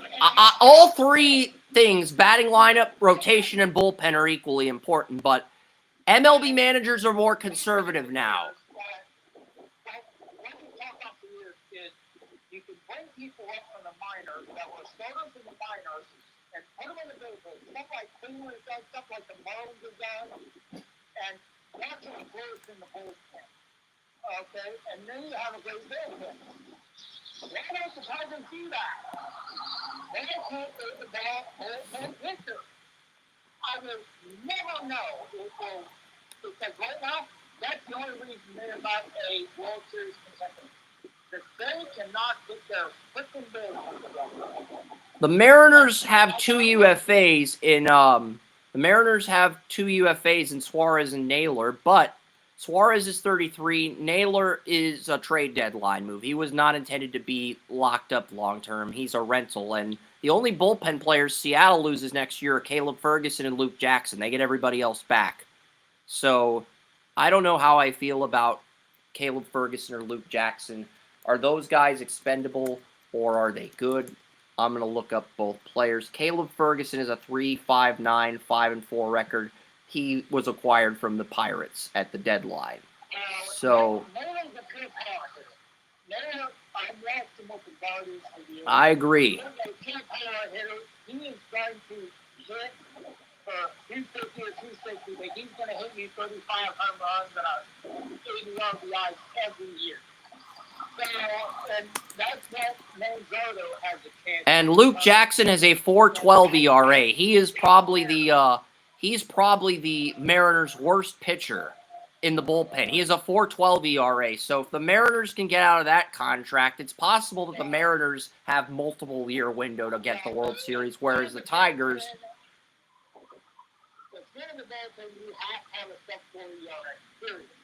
Yeah, and Luke Jackson's 33. He's making the league minimum. He has a 4.12 ERA, and he's contract's over. He's no arbitration. He's a UFA. You can move on from that contract. So as long as you find a replacement to Luke Jackson and you get a good first baseman, third baseman in free agency or the draft, I think the Mariners do. The Mariners are still going to have a playoff window, but I feel like this is really their only serious shot at having a World Series window. They've got to do it this year. I believe that personally because the Mariners don't have a third baseman or first baseman in their farm system to replace Naylor or Suarez. That's a big deal. If they want to, the Mariners can re-sign Naylor. They've got the money to do it. But the question is, what are they going to do? They have people in the. You said they don't have anybody in the farm system. They don't have a third baseman or a first baseman in the farm system. They have Luke Raley as the backup to Naylor, and I like Raley as a backup, but he's 30 and Naylor's 28. That's all he's ever going to be is a backup to Naylor. So Naylor may be the one.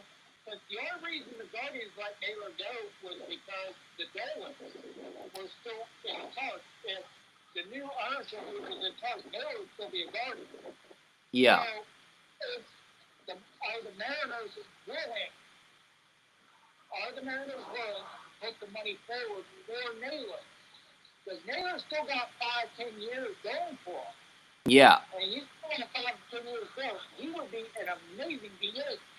So are the Mariners willing to put the money forward? And here's the thing. Even if Suarez and Naylor walk, you still have Crawford at shortstop. You have Polanco. You have Cole Young, who from my old high school, North Allegheny, who actually made the Mariners MLB team at the starting second baseman mid-season. So you can move Polanco to first or third baseman. You really only have to bring back Suarez and Naylor. And if those four infielders stay healthy, you're good. You also have Ryan Bliss and Rivas for depth in your infield. So I don't think the Mariners are in. I was thinking the Mariners were in the worst spot of these four teams, but looking at it now, it's probably the Tigers with their bullpen. They probably are in the worst spot of those four. But I said back in January after doing research on these teams before my MLB mock, four teams that have the ability to beat in the AL: Mariners, Guardians, Tigers. I believe those are the four best teams in Major League Baseball next season too. That should say something, Joey. What do you want to ask me? We have Arias and Rocchio. I believe Rocchio is going to move to shortstop next year, and Bazan is going to be the second baseman. Yeah, because right now, Arias seems to have the best arm of any second baseman or shortstop in the league. I have seen him make plays that nobody should be able to make simply because he was behind, but his arm is just. Well, here you've got two options. You can move Manzardo to first base, have Bazan as your DH, and keep the infield as it is, or you can have Bazan at second base, and you got to figure out who you want to move to first base if you want to keep Manzardo as your DH, and that's the challenge, I think, for Cleveland. If they figure that out. Who do you want to keep, Arias or Rocchio?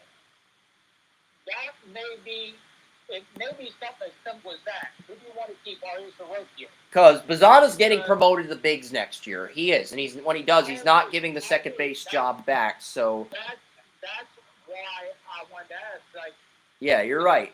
I think Bazana can play either second or short. So who do you want to keep? You want to keep your shortstop? You want to? Well, both guys are young. Both guys are 25, 24. You have the flexibility to keep both of them, and neither guy's in arbitration level 1 until 2027, and that's. But it is a very difficult situation because that's what I wanted to ask you. Is because you've got this may be the best situation you could have. Honestly, I'm not opposed to moving. I'm not opposed to moving Rocio to first base. It sounds stupid in theory, but we keep Arias, who has a great arm, at shortstop. We keep Ramirez at third base. We play Bazana where he's comfortable, and we need someone else at first base. And the best bat, our options are either Rocio or Manzardo, and the other guy goes to DH. Those are really the options when you think about it.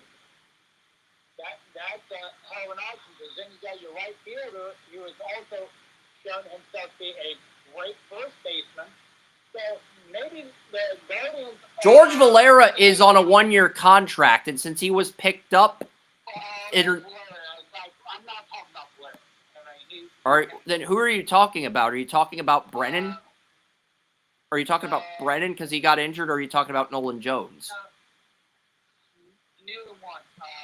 The young guy who's just called up this year. I'm trying to think. It's Chase. Is it Chase DeLauder? He got called up for the playoffs. He was center field. DeLauder was center field. Well, I'm looking at the roster here. Here's what we've got. I know Kwan's the left fielder, and I know that DeLauder's the center fielder replacing Lane Thomas. So that leaves Will Brennan, Valera, Nolan Jones. The third guy that I did not mention, the only guy I didn't mention is Angel Martinez. He's listed as a center fielder. He's 23. Martinez plays all the outfield positions, so he might be. Spotrac has Angel Martinez as a center fielder. I'm sorry, Joey. I haven't followed the Guardians as closely as you have. Yeah, he's played all the outfield positions. All right, so all right. That was one I love.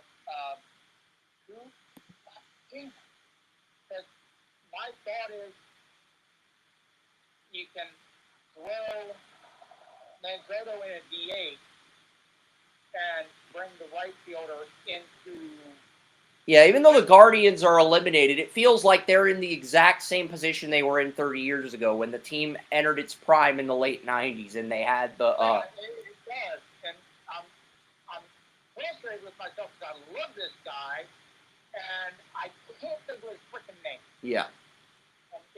It's driving me nuts because he was brought up and he had like 4 home runs, 25 RBIs in the last month and a half of the season. And he showed great promise. He was like. I'm wondering if it's this guy, Johnsky Noel, 23-year-old first baseman. Oh, no, it's like. Johnsky Noel is like. He's like. He's like the guy in Major League who can't hit anything other than a fastball. He strikes out so much that we're wondering if he should be a Major League player.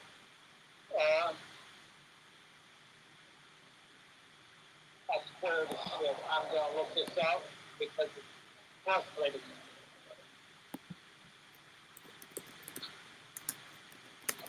I think Cleveland drafted one of the players that I told them to draft in my mock draft. So I'm going to quickly look at what they did. They signed 21 of 22 first-round picks this year. I think they signed all 20 of their picks last year. Cleveland's got like 41 picks from the last 2 drafts in their farm system. Capus is the first baseman. He had the horrible error in the game. He had the horrible error in the game. He did, but he and Manzardo, if you put them at DH and first base. I think Capus is the one guy in this lineup that's replaceable, but he's an okay stopgap if you don't trust what's in the draft or you don't think the guys in your farm system are ready. He's an okay stopgap, but I think he's the one guy you can upgrade. He's 23 years old. The error, just the way I saw him, I only saw the one game. He's only been in the majors for a month and a half. You know, so it's, you know, he's got time to grow, but he showed enough promise in, let me see. 220, 419, 4 stolen bases. Ooh! I mean, he's got time to grow, but he showed enough promise that he played right field and first base. I think Riley Nelson's going to replace him. Riley Nelson, remember that name, Joey. Riley Nelson was the Guardians' 5th-round draft pick out of Vanderbilt. 412 batting average, 21 doubles, 70 hits, 48 runs, 13 home runs, 55 RBIs. Riley Nelson's going to be the next Travis Hafner. I'm calling it now. I might be wrong on this. This hot take may end up aging poorly, but I'm going to predict right now that Riley Nelson becomes Cleveland's best first baseman since Travis Hafner. And we may both be wrong, but the fact that we're having this conversation. I mean, Riley Nelson's a big dude. He's 6'3", 222. He was a first baseman at Vanderbilt he's from Canada. So I think he's going to end up being. Yeah. But the fact that we're talking about this, Chris, right now shows that the Guardians have a great future. Or else we won't be talking about it. yeah, their window is clearly longer than the Tigers. And Ryan Prager was a guy I had in the 2nd round at pitcher. They got him in the 9th round. I had Ryan Prager in the 2nd round. Cleveland got him in the 9th round.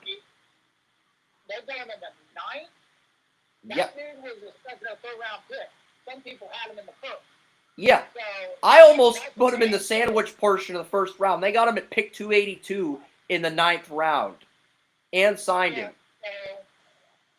So, yeah, the fact that we're having this conversation means that anybody who's a Guardians fan or an American League fan or a Major League Baseball fan could look at the Guardians and their young players and say, damn, this team has the young guys to really make a dent in the next couple of years. The only player Cleveland failed to sign was their 20th round pick, Vaughn Nakar, a high school pitcher who was probably projected to go earlier than this, but Cleveland gambled on him hoping he would sign.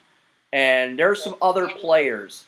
Jonathan Mayo and Jim Callis, they post videos on every player that they think is good enough to get drafted. And each of the Guardians' first 6 picks in the first 4 rounds is a highlight video. Their 5th round pick, Riley Nelson, doesn't, but I just read through Riley Nelson's 412 batting average, 13 home runs, 6'3", 222. If Cleveland's current first baseman does not get the job done, I think Riley Nelson's going to take his job and end up being a Hafner-type talent. Yeah, I think it was going to be, because we've heard a lot about Riley Nelson in Cleveland sports circles. So it's either going to be Riley Nelson, Papers, or Manzardo. Loser is going to be a pinch hitter, and probably a really good pinch hitter. And the winner, which will probably be Manzardo, will probably be a DA. Because Manzardo is a patient power hitter, which means he's going to strike out a lot, he's going to walk a lot, but man, he's going to hit a lot. So, that is, so... And not only did Cleveland get Riley Nelson, they got him... Riley Nelson had a pick value of $418,700. Cleveland only had to spend $350,000 of that to sign him to a rookie deal. Nice. So they say it's $68,700 by underslotting Riley Nelson. That's nice, because that means it's either going to be more likely going to be Nelson or Cases, and both of them are great prospects. So I look forward to seeing that battle. So they overpaid for Laviolette, but I'm not going to fault them for that because Laviolette was the preseason #1 guy. He fell to 27. I don't blame them for picking him at that point. Dean Curley, a player I told you Cleveland might consider. I actually mocked Dean Curley to Cleveland at 60 at this exact spot at 64, and they got him for 1.73. The Tennessee shortstop, Aaron Walton, Arizona outfielder, 1.110 with a 1.32 pick value. So they saved some money. They got him for less. I also want to remind people that this is under the Dolan. And outside of Riley Nelson, they got another player with a highlight in round 6, Nelson Keljo, a pitcher from Oregon State. And then they got Anthony Martinez in the 8th round. He's a first baseman from Cal Irvine. And unlike Riley Nelson, Martinez actually does have highlights. And then they got Prager in round 9. The only pick they may have missed on the first 9 rounds is Will McCausland. He's a pitcher on Ole Miss. Yeah, I haven't heard of McCausland, so they probably missed on that, but I want to remind They you. got Ryan DeSanto, a Penn State pitcher, in round 12. That's the last player with a highlight. I'll stop now. And I also want to remind people with the new ownership, there may be re-signings, there may be trades, there may be other things that happen because there's going to be a lot more money coming in, and the Guardians will not have to see. Basically, what you're saying is the Guardians are going to be more aggressive with their core players like the Dallas Stars are in hockey. Because what Jim Nill did was brilliant. When the NHL salary cap was stagnant, his strategy was, we're going to get as many good young players as possible, trust our scouts. And once those players became stars, he extended the 8-year deals, but he made sure to strategically sure that his best players, like his one center, his number one defenseman, got $8.4 million. $8.45 million, under $10 million, under $8.5 million. He was very calculated about it. Jake Ottinger only ended up getting $8,250,000 for 8 years, which is a bargain for a 26-year-old goalie who's. And that's what I'm talking about the Guardians the way I am. Exactly. I mean, the only player. Look, in today's NHL salary cap, I think you can only pay 3 players more than $10 million and stay under the cap. Dallas has only paid 1 player $10 million. That was Mikko Rantanen in their trade deadline acquisition. They have managed to avoid paying anyone else on that entire team $10 million. That's why they have just enough money to bring back Robertson and Harley. If both of them agree to team-friendly deals, I mean, they only have $27 million cap space, but if both of them agree to team-friendly deals, they can keep their entire core together until 2029. And if they can pull that off, they could win it this year, and then it could be Dallas and Florida for a few years until the end of the decade. That's basically what we're looking at. Yeah, and I'm saying this because when you have a change in ownership, I did not know the Dolans sold the team. I did not know that. That's news to me because me and my friend, we were joking about how the Dolans and Bob Nutting, they hang out at the discount drugstore since my friend's a Pirate fan. We were joking about how the Dolans invited Bob Nutting to the discount drugstore in Cleveland, which is an actual place in Cleveland, Ohio. Yeah, they actually sold the team, but the reason it's not getting national headlines, they sold it in a way it's cascading. Yeah. So they will maintain majority ownership for like 3 years, but every year the other ownership group will gain momentum. They will pour in money. Everything will go up, and then they will take full control after like 3 years, and so their influence is going to continue to climb until it is the influence. So the Dolans sold, but they sold in a way that is going to be low key. I agree. That's good. So if they sold, we'll see.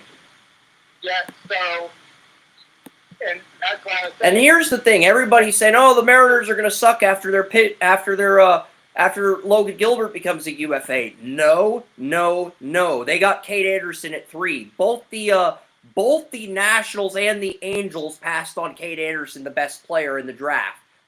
Both those teams fucked up so badly that if Kate Anderson becomes the star people's capable of becoming, the Mariners could be a dynasty if they don't fuck this up. That's the scary part. They got Luke Stevenson, who I had a round 1 grade on with their second pick. Mason Peters, Dallas Baptist. Mariners got some legit talent in the draft. They got some good players. Cameron Apenzel was the high school player from Glenwood that I liked. Mariners got him in round 19, but they couldn't sign him. He chose the college route, but they did pick him in round 19, hoping. But the Yankees, do they have a first baseman that is worth a damn if Goldschmidt leaves? They took Kyle West of West Virginia in round 13. Is a 13th round pick going to become a viable replacement to Goldschmidt? Probably not, but I'll look up Kyle West's numbers.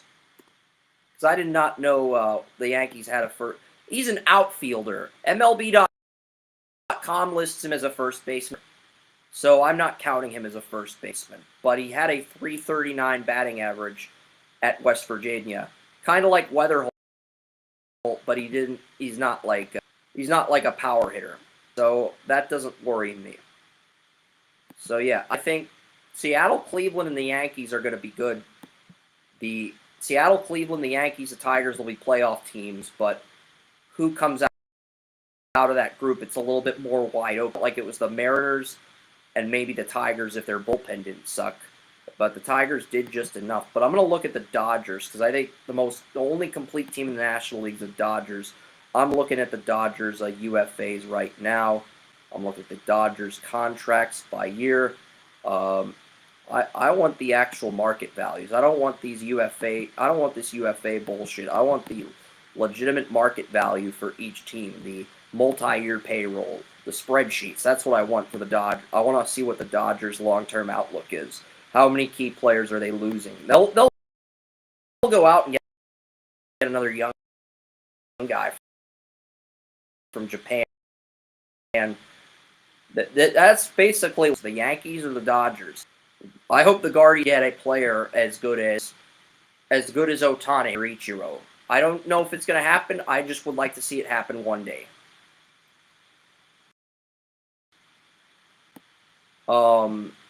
The Dodgers do not, outside of Kershaw, every starting pitcher is under contract with the Dodgers. And Kershaw's 37. He's probably going to retire. So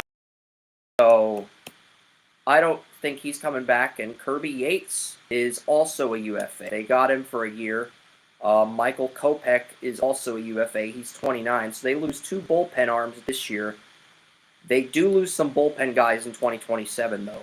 So I think the Dodgers, basically from now until 2027, that's their World Series window. They don't lose any infielders outside of Miguel Rojas. Miguel Rojas is the backup shortstop. Outside of Rojas, they get everybody next year. They do lose Michael Conforto at left fielder, and they do lose Enrique Hernandez. Some problems, unless some younger outfielders like Andy Pages, Alex Call step up, they are going to have problems with the outfield next year. So yeah, I think this is probably Seattle's last year to win a World Series. They might get to a third one in 2026, but I feel like they would lose.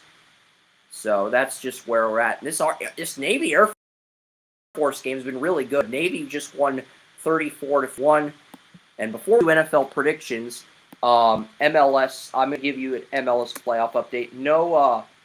No game recaps, game write-ups. One player in college that stood out is Nicholas Simmons. His dad played in the USL, MLS, and the Jamaican team in the FIFA World Cup. His older sister was also on the Jamaican team in the FIFA World Cup. She's a women's professional player. So Nicholas Simmons, he's got the family background of a Lenora Sellers player, and he's in the MLS draft this year. He's only a freshman at Virginia, but he had 2 goals on #1 Wake Forest. Right now, if all the Eastern Conference spots are locked up, and I don't really care about the West because I've been saying for 2 years now to Joey, the Eastern Conference is stacked in soccer. Andre Blake is injured for the Union. Cincinnati's still a 1 seed. New York City FC has jumped Inter Miami and Messi for the 3 seed. Right now, we would have Dave Tepper playing Messi in the first round. Messi could stick it to Charlotte FC and Dave Tepper. Nashville's the 6th seed. They would play New York. I actually like Nashville to upset New York. They've got Hani Mukhtar, and they've got the #1 striker in goals scored this year. They've had good defense and goaltending for years. I actually like Nashville over New York. Oh, Charlotte just scored on Nashville. So if that holds up, Dave Tepper gets to steal the 3 seed from New York and Lionel Messi. Dave Tepper gets to piss off all of the soccer world. Oh, and Charlotte's getting the 2026 MLS All-Star game on top of that.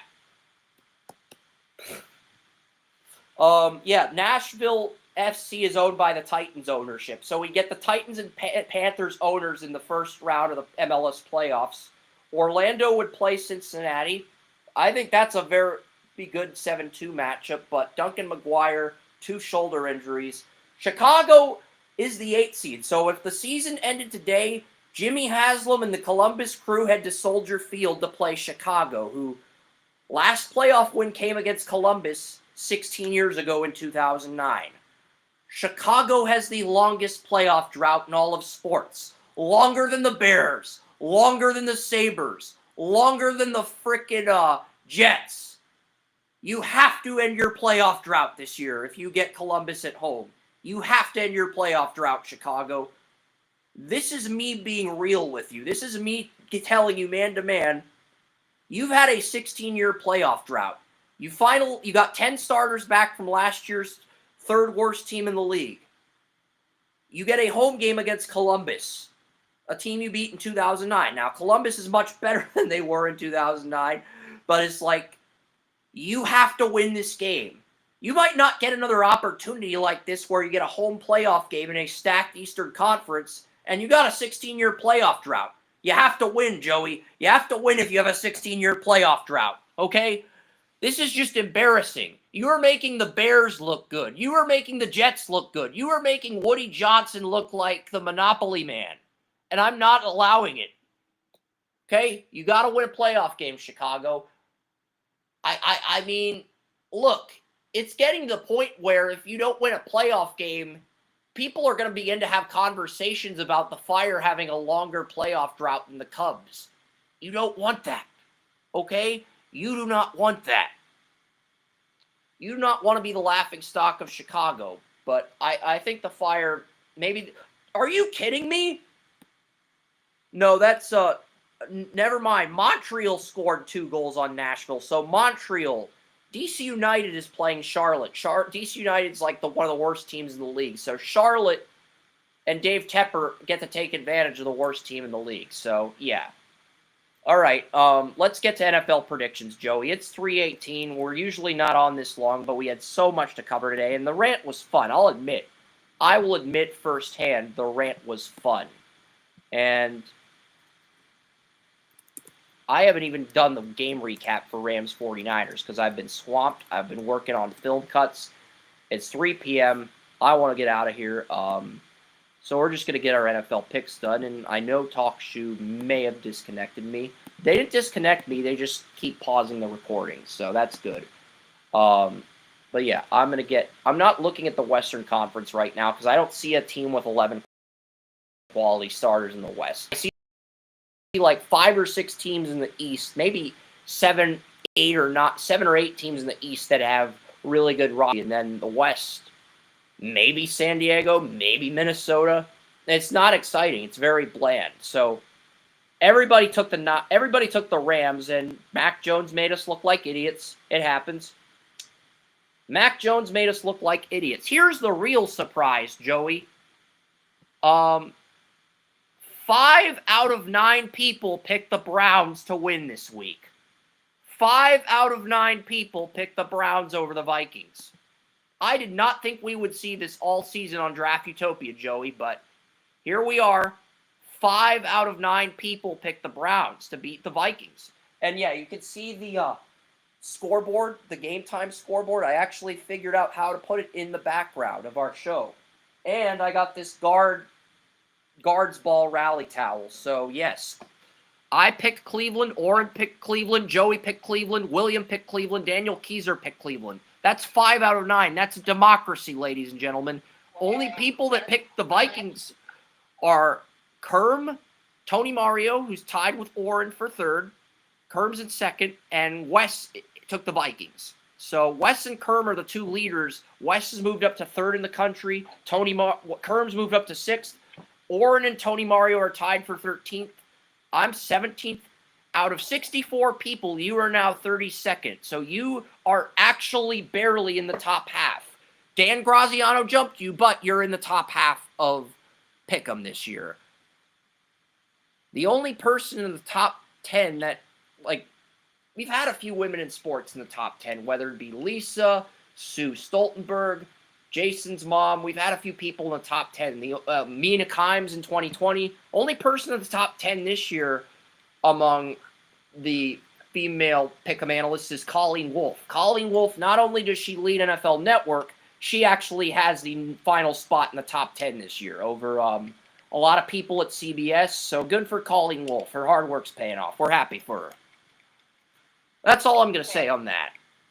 She's been great with the analytics at NFL Network for years, underutilized to a degree. So, yeah. I always thought when I picked the Vikings originally last week. I only picked the Browns because the Vikings' injuries on the offensive line. I didn't realize Donovan Jackson was injured. He is a huge part of that offensive line. He's been very good as a rookie. He was effective when Darrisaw was injured in the first two games. Ryan Kelly is injured at center. Oh, and Brian O'Neill, the captain on the Vikings offensive line. Darrisaw might be the left tackle, the blind side, but the captain, the vocal leader of that group is Brian O'Neill, and he got injured. So even if Darrisaw, I think there are 4 left tackles that can neutralize Garrett. Taylor Decker, one of my players of the game in week 2 against the Ravens. Darrisaw was my player of the game when the Vikings routed the Bengals. Will Campbell was my player of the game when the Patriots beat the Panthers. And the Panthers did not have Patrick Jones or DJ Wanham. They started Nick Scorton. They started Princely Umanian. 2 guys that I actually think are better than the current Panthers starter. You know what Will Campbell did? He kept both of them in check. Will Campbell was the reason the Patriots blew out the Panthers. So, of the 6 rookies that have won player of the game on Draft Utopia this year, Will Campbell is actually one of them, as hard as that is to believe, Joey. So, the final offensive tackle that won player of the game, Andrew Thomas, the Giants left tackle. He was great against Jackson Dart. He kept the edge rusher.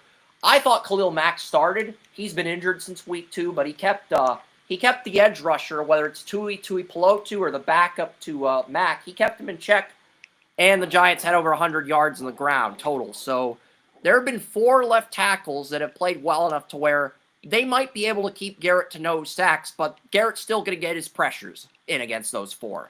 But, you know, Garrett, he did not get any sacks against Decker last week. This week he gets Darrisaw, but if Garrett lines up at left end against the backup right tackle to Brian O'Neill, I think he will get a sack. If they line him up at left end against the backup right tackle, I think he will get a sack. If that's the plan, the Browns end up, because the Steelers basically leave their edge rushers where they're assigned. Watt usually goes up against right tackles now, and Herbig, Highsmith go up against left tackles. They just leave the situation as it is. Like back in the day, the Steelers would implement more variety with their edge rushers. They haven't done that as much as of late. Whereas the Browns, I feel like under Schwartz, they've implemented way more variety with their edge rushers, mixing them up, lining them up in different spots against different offensive linemen. Whereas the Steelers have just sort of kept their edge rushers in their natural roles, hoping it's good enough to win them ball games. That's really the big difference between the Browns and the Steelers' defenses from a coaching perspective, Joey. I might be wrong on that, but that's one reason why I like the Browns. The other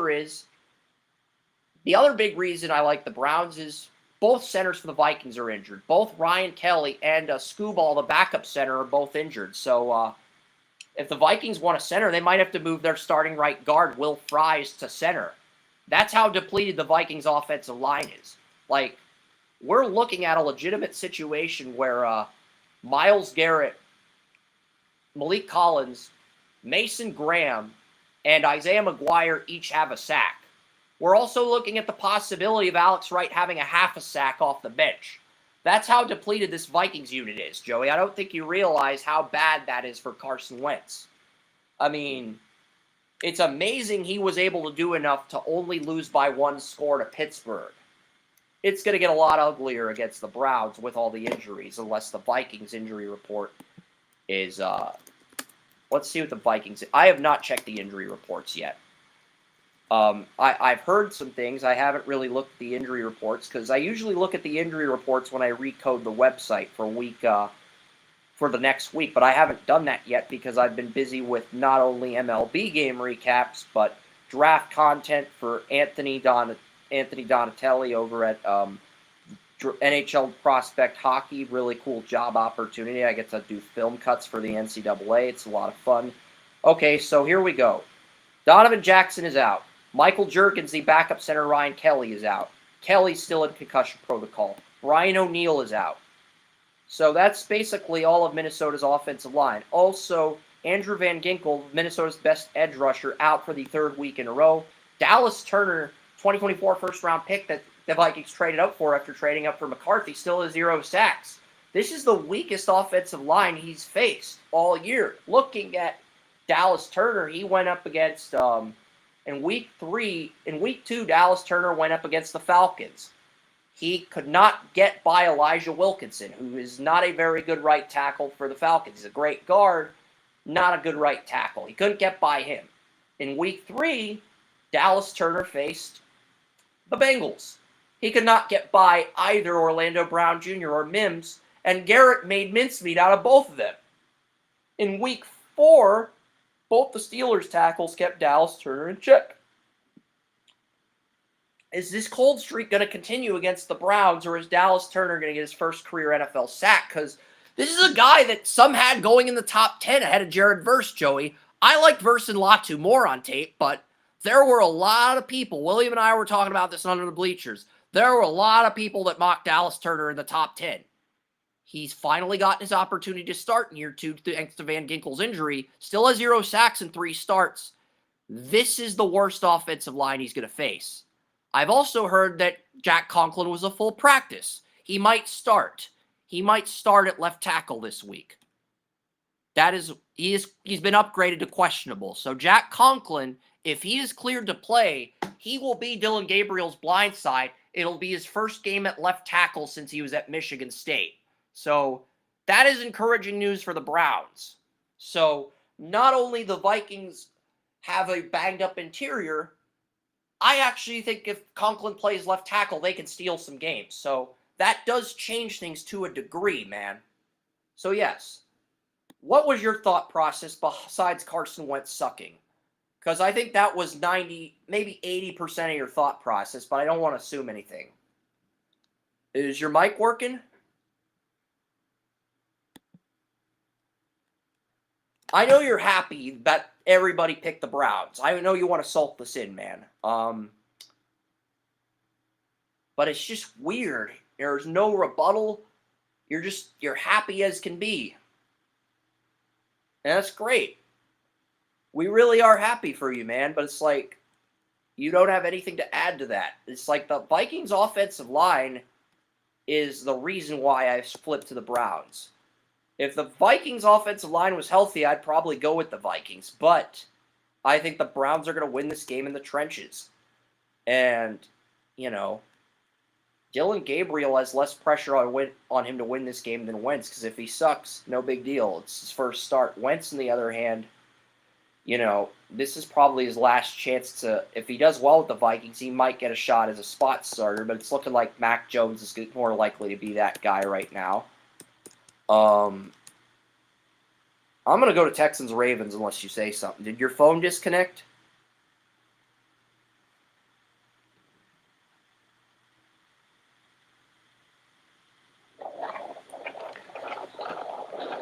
Your mic's working again. Good stuff.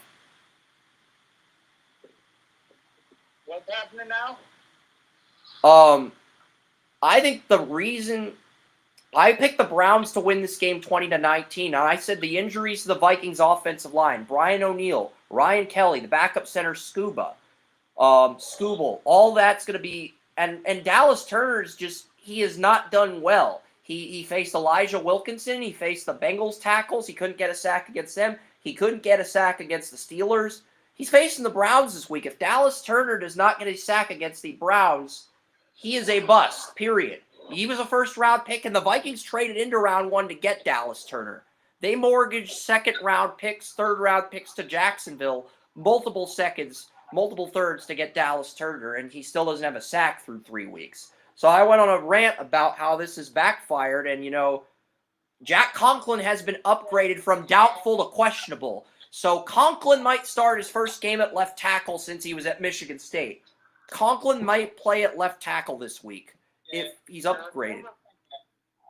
You ever think that the Carson Wentz is bad, he's going to be started.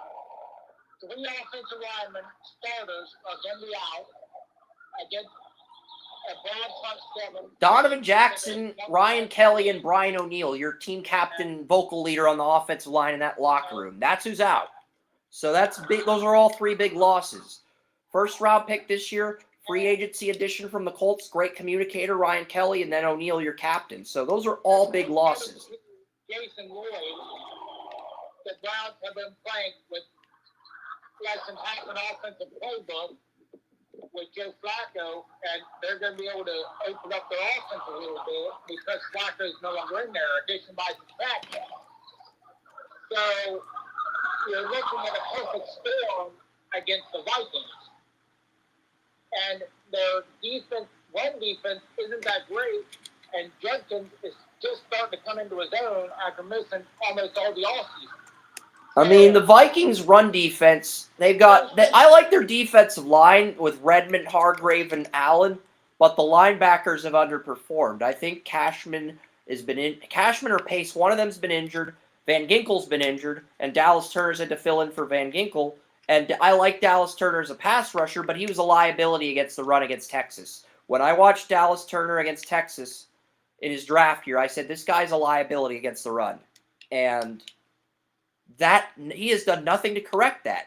And he still has 0 sacks in 3 NFL starts, Joey. That's very concerning because he played Elijah Wilkinson, a guard. He played the Bengals tackles. He played the Steelers tackles. He couldn't get a sack. He couldn't get a pressure. He couldn't do jack shit. If your first-round pick cannot do jack shit against this banged-up Browns offensive line, you probably have a bust on your hands. That's the reality. You probably drafted a bust in the first round. Okay? I mean, am I wrong here? I mean, this is... You're not wrong, but this is one of those cases where you're overcomplicating it. I have to overcomplicate it. I'm a detail-oriented guy. And even detail-oriented doesn't focus on, after you want every details on, Isaiah Bond is going to be starting. Okay? He is somebody who's going to spread the field for the Browns and somebody who's been ignored in the first 3 weeks by the quarterbacks, even though he's beaten everybody. So guess what? There's your detail. I think Thrasher Bond is going to end up winning this game for Cleveland. I think you just said something about Isaiah Bond, if I heard you correctly. If I'm wrong, feel free to correct me. But I believe the Vikings corners are very suspect. They have Byron Murphy Jr. That's it. I like Mekhi Blackman, but they traded him to the Colts. He's had some success with the Colts. The number 2 corner on the Vikings is Isaiah Rodgers, who I like as a backup, but I think he was an okay nickel with the Eagles last year at times, but I like him as a backup. But as a number 2 corner, no. And their number 3 corner is Okudah, who wasn't even good enough to win the nickel job on the Texans last year. So that's your secondary at corner. I like Metellus and Harrison Smith at safety, but the problem is I don't trust anyone at corner outside of Murphy. So if the Browns win this game, if Murphy shuts down Judy, it's going to come down to, can Jamari Thrash and Isaiah Bond make enough big plays to get separation from Isaiah Rodgers, the former Eagle, and Jeffrey Okudah? And I say yes. Because even though I liked Okudah at Ohio State, he wasn't a player that wowed me. I'm like, wow, this is a top 3 draft pick. He kind of got pushed up because he aced the combine process, and the Lions loved him. And this was under the Matt Patricia and the other Lions GM before Brad Holmes, a horrible regime. So I am not going to blame Brad Holmes and Dan Campbell for that. I can't. So I think the Browns win. And I'm going 20-19 Browns. I will go with I want to go with Rocket Sanders on a goal line touchdown, but I'm not even sure he'll be on the active roster. He might but I'm going to say the Browns win on a bizarro goal line touchdown. And I'm going to say it's a running back we don't expect. It's either going to be Sampson or it's going to be Raheem Sanders. And they're going to win on a wacky goal line touchdown. That's how the Browns are going to be 2-3. They're going to win on a goal line touchdown. It's going to piss off every fantasy football owner. We need a game where a fantasy football owner gets pissed off. So I think that's how this game is going to go down. Texans-Ravens. Now, I was originally going to take the Texans. The Ravens are so depleted, it's not even funny. Me and my friend were having this conversation. Lamar Jackson's out. Ronnie Stanley didn't practice on Wednesday, but outside of him, the offensive line's been healthy. But I'm more concerned about the defense. You wanted to rant about Lamar, and I'll let you, but Matabike, Travis Jones, Broderick Washington are all injured on the defensive line. Roquan Smith is injured at inside linebacker. Kyle Van Noy's injured at edge rusher. Nate Wiggins, Jair Alexander, Marlon Humphrey, Chidobe Awuzie, your top 4 corners are all injured. Shit. Derrick Henry could run for 300 yards. He would still lose because the rest of the team is that depleted. Derrick Henry could run for 300 yards in the Texans and they'd still lose this game. So give me the Texans. Derrick Henry runs for 300 yards and the Texans still win this game. That is, in fact, I am guaranteeing that. That is my guarantee of the week. So if you're listening, Derrick Henry, you're going to get 300 yards and you're still going to lose because the rest of the team. Go ahead and challenge your team. Use this to fire up the Ravens. I want to see you take control of this team like a leader, like the leader you are, the man you are, the adult you are, the alpha you are. I want to see you take control of this team and prove me wrong. I'm predicting 21-19 Texans in a defensive game, but I would love to see the Ravens get 300 yards and still find a way to lose because they're just that depleted. Do you think the Ravens could win if Henry runs for 300 yards, hypothetically speaking, Joey, or do you think the Texans would win in that scenario? I think we both took the Texans due to the injuries to Lamar and the defense. What's surprising is 5 out of 9 people took the Ravens. William, Daniel, Wes, Tracy, and Orrin all took the Ravens with Cooper Rush because Cooper Rush has won some games as a backup. And the Texans have just been very shaky offensively this year. So that's the other part of it. Maybe if Derrick Henry runs for 300 yards, I know I've made that joke. I beat it in the ground like a dead horse to the point where Ozzie Newsome's just going to... I don't know what Ozzie Newsome and the Ravens are going to do to me. Let's move on to the Dolphins-Panthers game. I'm picking the Texans. We're moving on. Since Joey doesn't want to add anything to that, we'll go to the Panthers-Dolphins. Panthers-Dolphins, I took the Panthers. Tyreek Hill's out for the year. I think Tyreek Hill's going to get traded in the offseason. Tyreek Hill's still a good player, but his prime years, his best years are behind him. And if the Dolphins want to go into a full-on rebuild where they get younger and reload and get draft picks, they're probably going to blow up the team. New GM, maybe he moves Tua to a team like the Steelers. Maybe Tyreek Hill gets traded to a team. Maybe Tyreek Hill gets traded. I don't know. But I think Tyreek's going to get traded. Someone's going to gamble on him. And it's either going to work out or backfire immensely. Carolina did not play Jimmy Horn Jr. the first 4 weeks. But Dave Canale said he's making his debut in week 5. So, and here's the thing. Leggett is injured. Jalen Coker is injured. Adam Thielen was supposed to be the slot before he got traded to Minnesota. Hunter Renfrow is injured. The Panthers put David Moore Jr., who I think is the worst receiver on the Panthers, ahead of Jimmy Horn Jr., which I don't understand, but hey, Joey, it is what it is, and David Moore Jr. is an IR, so basically the Panthers are forced to play Horn Jr. because they did not want to rush the rookie into the lineup. Now they're forced to play the rookie, so karma ended up getting the Panthers. And look, I like the edge rusher tandem of Scorton and Umanian. Yeah, they struggled against New England. They get a Miami team that does not have Austin Jackson at right tackle. They're going to get pressure on Tua. J.C. Horn just has to cover Waddle. With Tyreek out of the lineup, he just has to cover Waddle. And Michael Jackson, Charles Smith-Wade, they just have to do enough to win this game. Miami's a 1-point favorite, but I've got Carolina in a blowout, 35-10. This game is going to get so ugly that Mike McDaniel's going to ask Dave Tepper for some beer goggles to forget about this game. That's how ugly this game is going to get. Mike McDaniel is going to go up into Dave Tepper's office and ask him if he can borrow his beer goggles. And he's not going to give Dave Tepper his beer goggles back. That's how ugly this game is going to get. Carolina beats the Miami 35-10. Will Miami show any fight, Joey? I know the audio's been a bitch to both of us today. Okay, my audio's working perfect on Restream, but still having some issues on TalkShoe. But it's working perfect on Restream now. And William, I think he got food poisoning. That's why he hasn't been able to call in today. Hopefully you get better. But yeah. I think at this point, Joey just wants me to read through the game so he can get the hell out of here, because this week's been a lot longer than usual. Wasn't my intention. It's just it's like so much to cover this week. And then next week we got the receiver rankings. I haven't even started those yet because I had the Gavin McKenna film to edit. Raiders, Colts. Everybody's taking the Colts. Jim Irsay is busting Al Davis's balls. Hopefully they're having fun in the afterlife. Jim Irsay, rest in peace. Al Davis, you too. Even though I don't really have anything for you, Al. I don't. I'm sorry. I don't have anything for you that's positive to say. I have some negative things I could say, but I'm going to refrain from saying those because we're in a hurry to get out of here. Giants and Saints. I took the Saints because Spencer Rattler and Jackson Dart have never played in college. I believe the Saints are due for a win.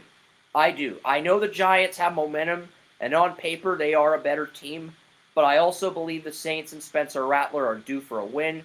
Everybody's taking the Giants except for Daniel Keyser and myself.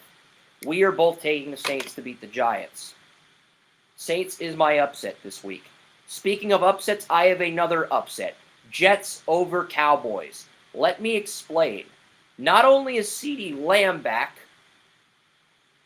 Jarvis Brownlee Jr. is making his Jets debut. He's going to be in a number 2 corner role like DJ Reed. He took the number 1 corner job from Snead. He's going to be a number 2 corner next to Sauce Gardner.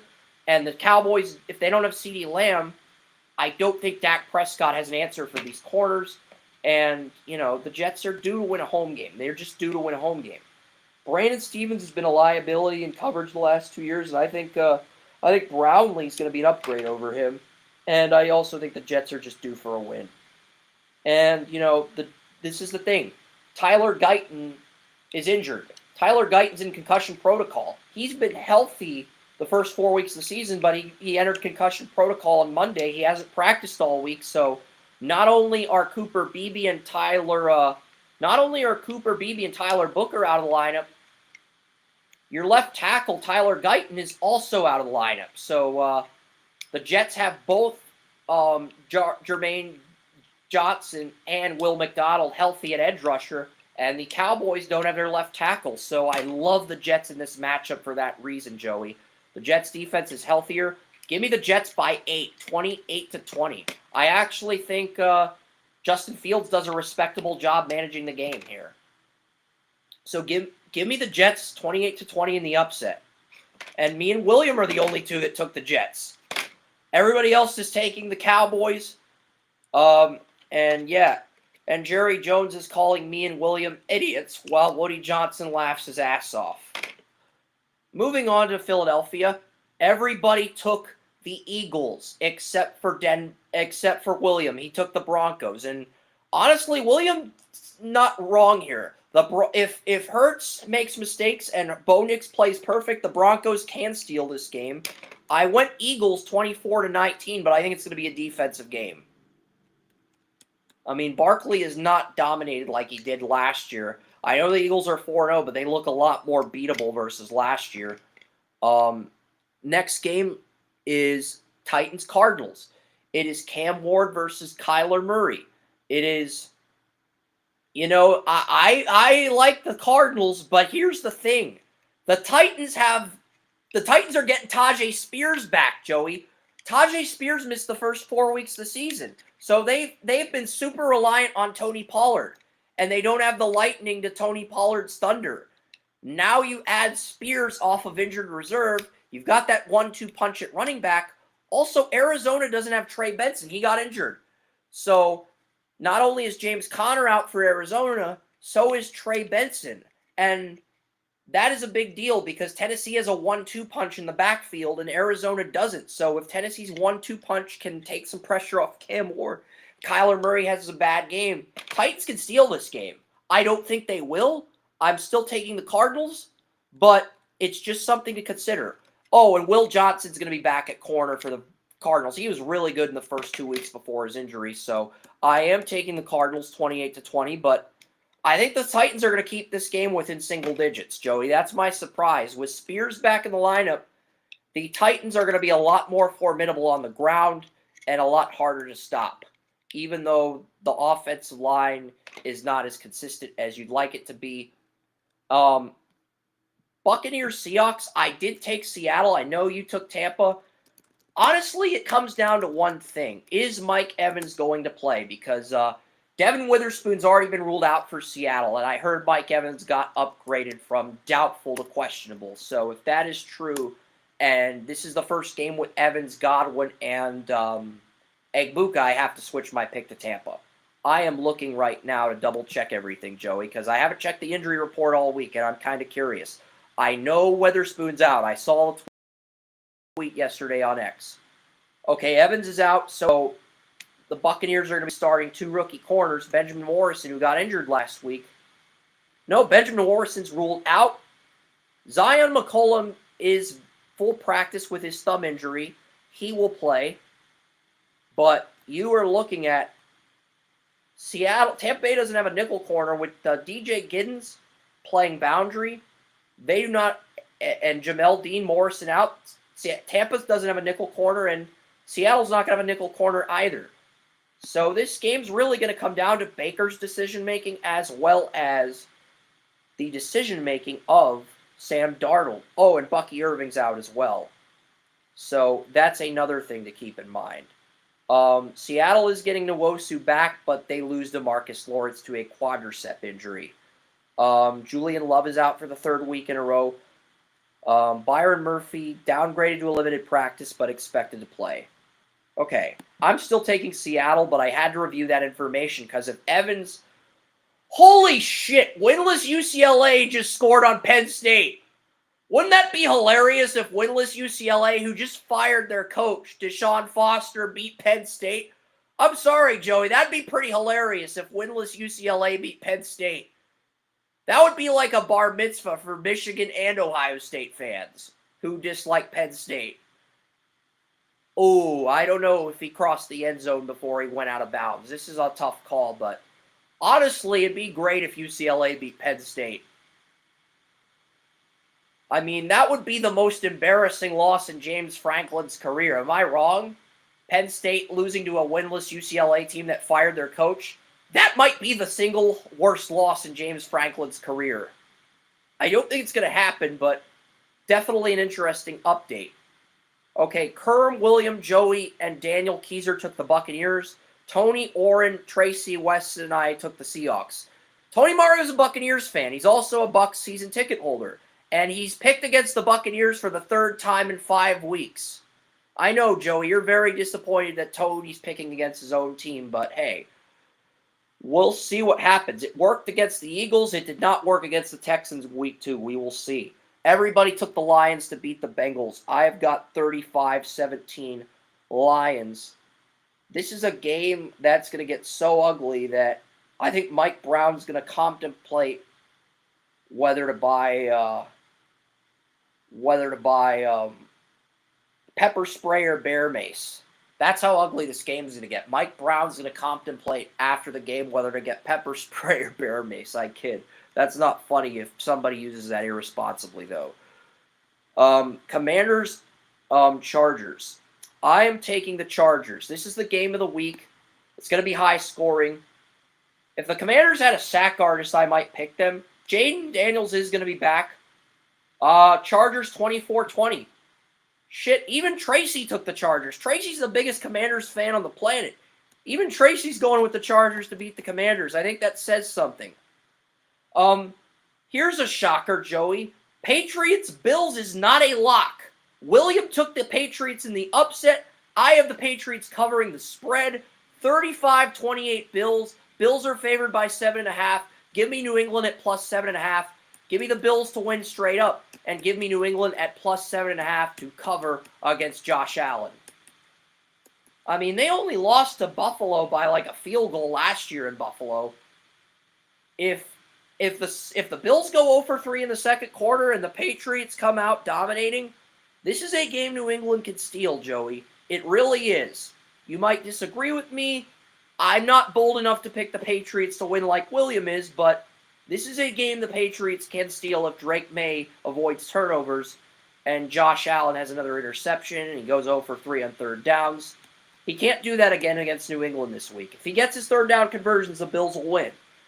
They might do enough to cover the spread, but at the same token, it's like, all right.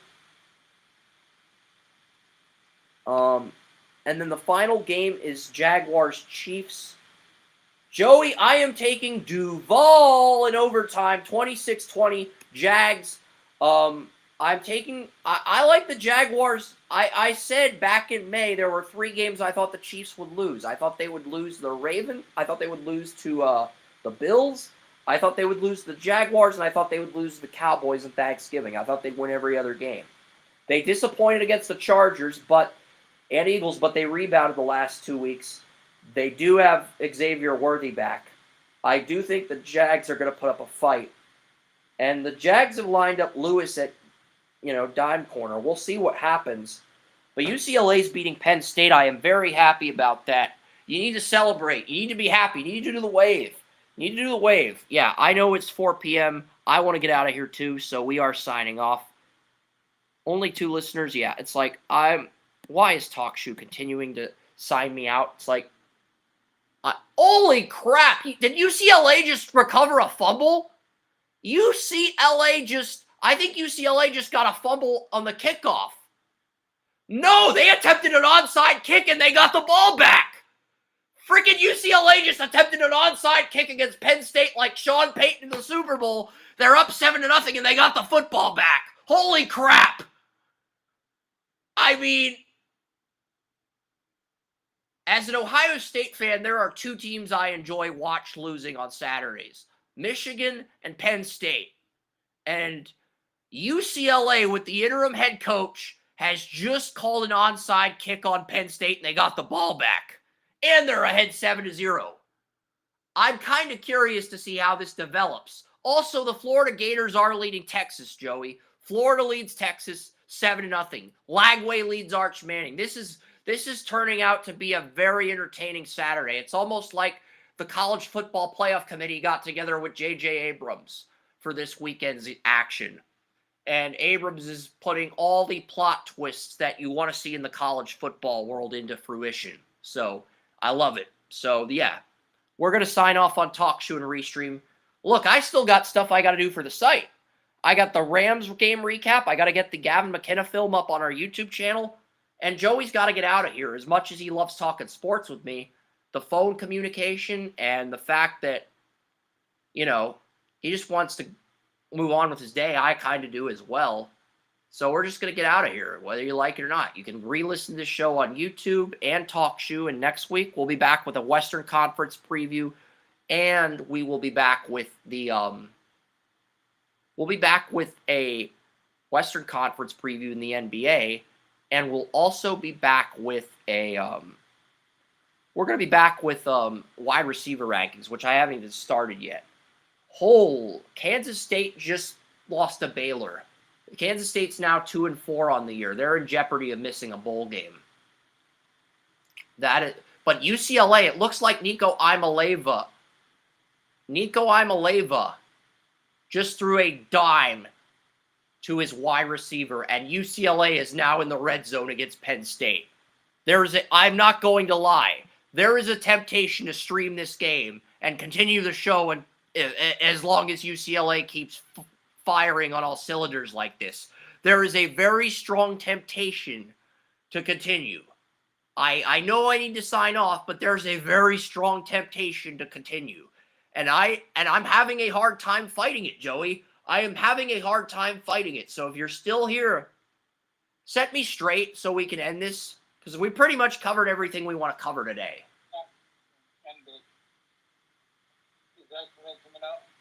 Yeah, but can we watch the end of UCLA's drive first? We're up 7-0. They're up 7-0. It's first and goal, okay?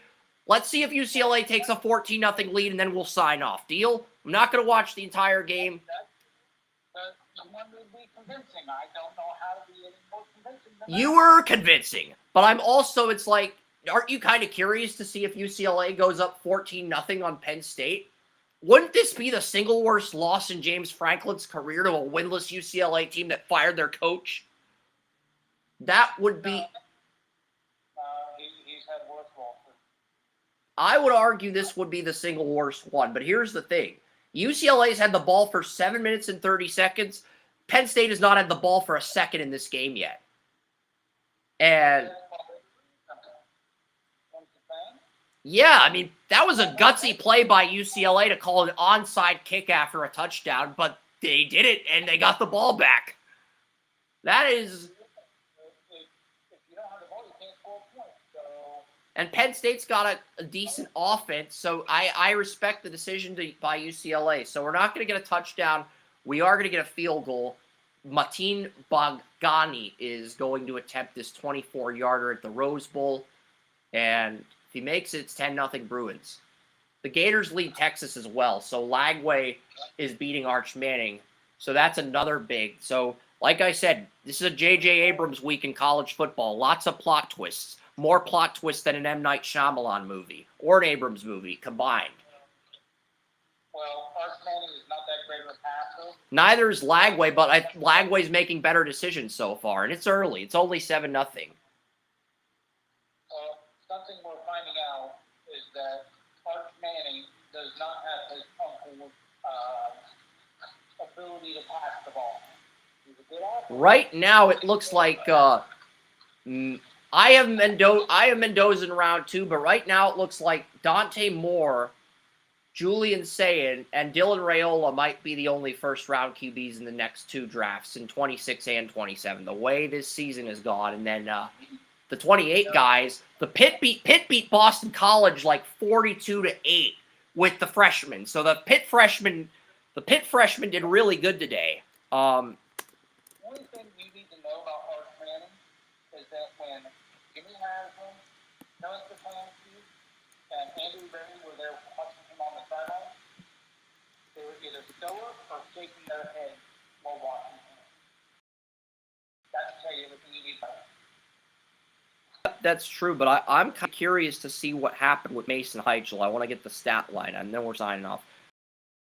I know. I want to see. Mason's stat Heichel, they say he only threw for 36 yards. That is his season total. Today against Boston College, he went 30 for 41, 323 yards, 4 touchdowns, and no interceptions. Okay, that's your guy. Sorry, Eli Holstein. I like Eli Holstein, Joey, but the freshman Mason Heichel, 323 yards, 4 touchdowns, no picks, 30 for 41, 73.2 completion percentage. That's your guy. You got to roll with him. And if he ends up being this good, Pitt could play themselves. If he keeps winning games like this, Pitt could play themselves into maybe the discussion for a 9 or 10 win season. I don't think they would make a if they won out, but they could maybe finish like 3rd or 4th in the conference if they keep winning out.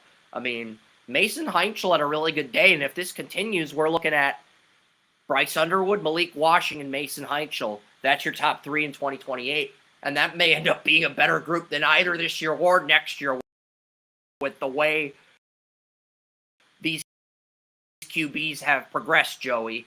With the way these 2028 may end up being a better group. BYU's got a freshman QB as well.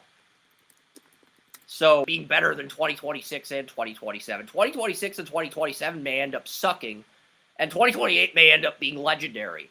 Oh, yeah, Bear Bachmeier. He's a BYU freshman. They're 4-0. So right now I'm looking at maybe 4 round 1 guys in 2028 and maybe only 2 or 3 in the next 2 drafts. I think we see the same thing, Joey. Like, probably only looking at 2 or 3 guys in round 1 this year and in 27, then maybe 4 in 2028 if these freshmen continue to play at a high level. But as they develop, defenses are going to get more tape on the freshmen. The freshmen are going to have to make better decisions, and they're going to have to adapt to the blitzes, the looks they're getting. So we'll see. We're not going to make any predictions right now. Only reason I did a 2027 mock is because I thought Arch Manning was all that. And it turns out he's been very underwhelming, but we'll see what Allard does. I'm watching Allard. Joey's probably watching Arch versus Lagway. But yeah, you keep it. We'll have the games on Rumble whenever I get time for them. The problem is I've just been very, very busy with stuff. And I took 6 hours. I did not think we were going to be on the air for 6 hours, but it's like the contract news, the predictions, the NBA previews. The fullback rankings were only like 30 minutes, and then we kind of cruised through everything, but we had some fun. But yeah, it's time to sign off. But yeah, we got our predictions. We live streamed everything. And yeah, I've got the Gavin McKenna game film up. Yeah, Gavin McKenna was on NHL Network. He had 2 assists in his Penn State debut. And we found the film on YouTube, like the full game film, like minutes after the game ended. And I already got the first intermission of that done. I want to beat my competitors, the market, get that up before my competitors. And if you want to watch McKenna again, he's playing Arizona State tonight at 8 on NHL Network, if you're not into college football. So there are alternatives. You got the MLB playoffs. It's a glorious time to be a sports fan. Did UCLA just recover another fumble? God. Good God. Penn State, this is just great. This is like, all right. It's been 5 hours. We're gonna sign off. But yeah, I'm only showing the scores. Jaguars. 4 people took the Jaguars. 5 took the Chiefs.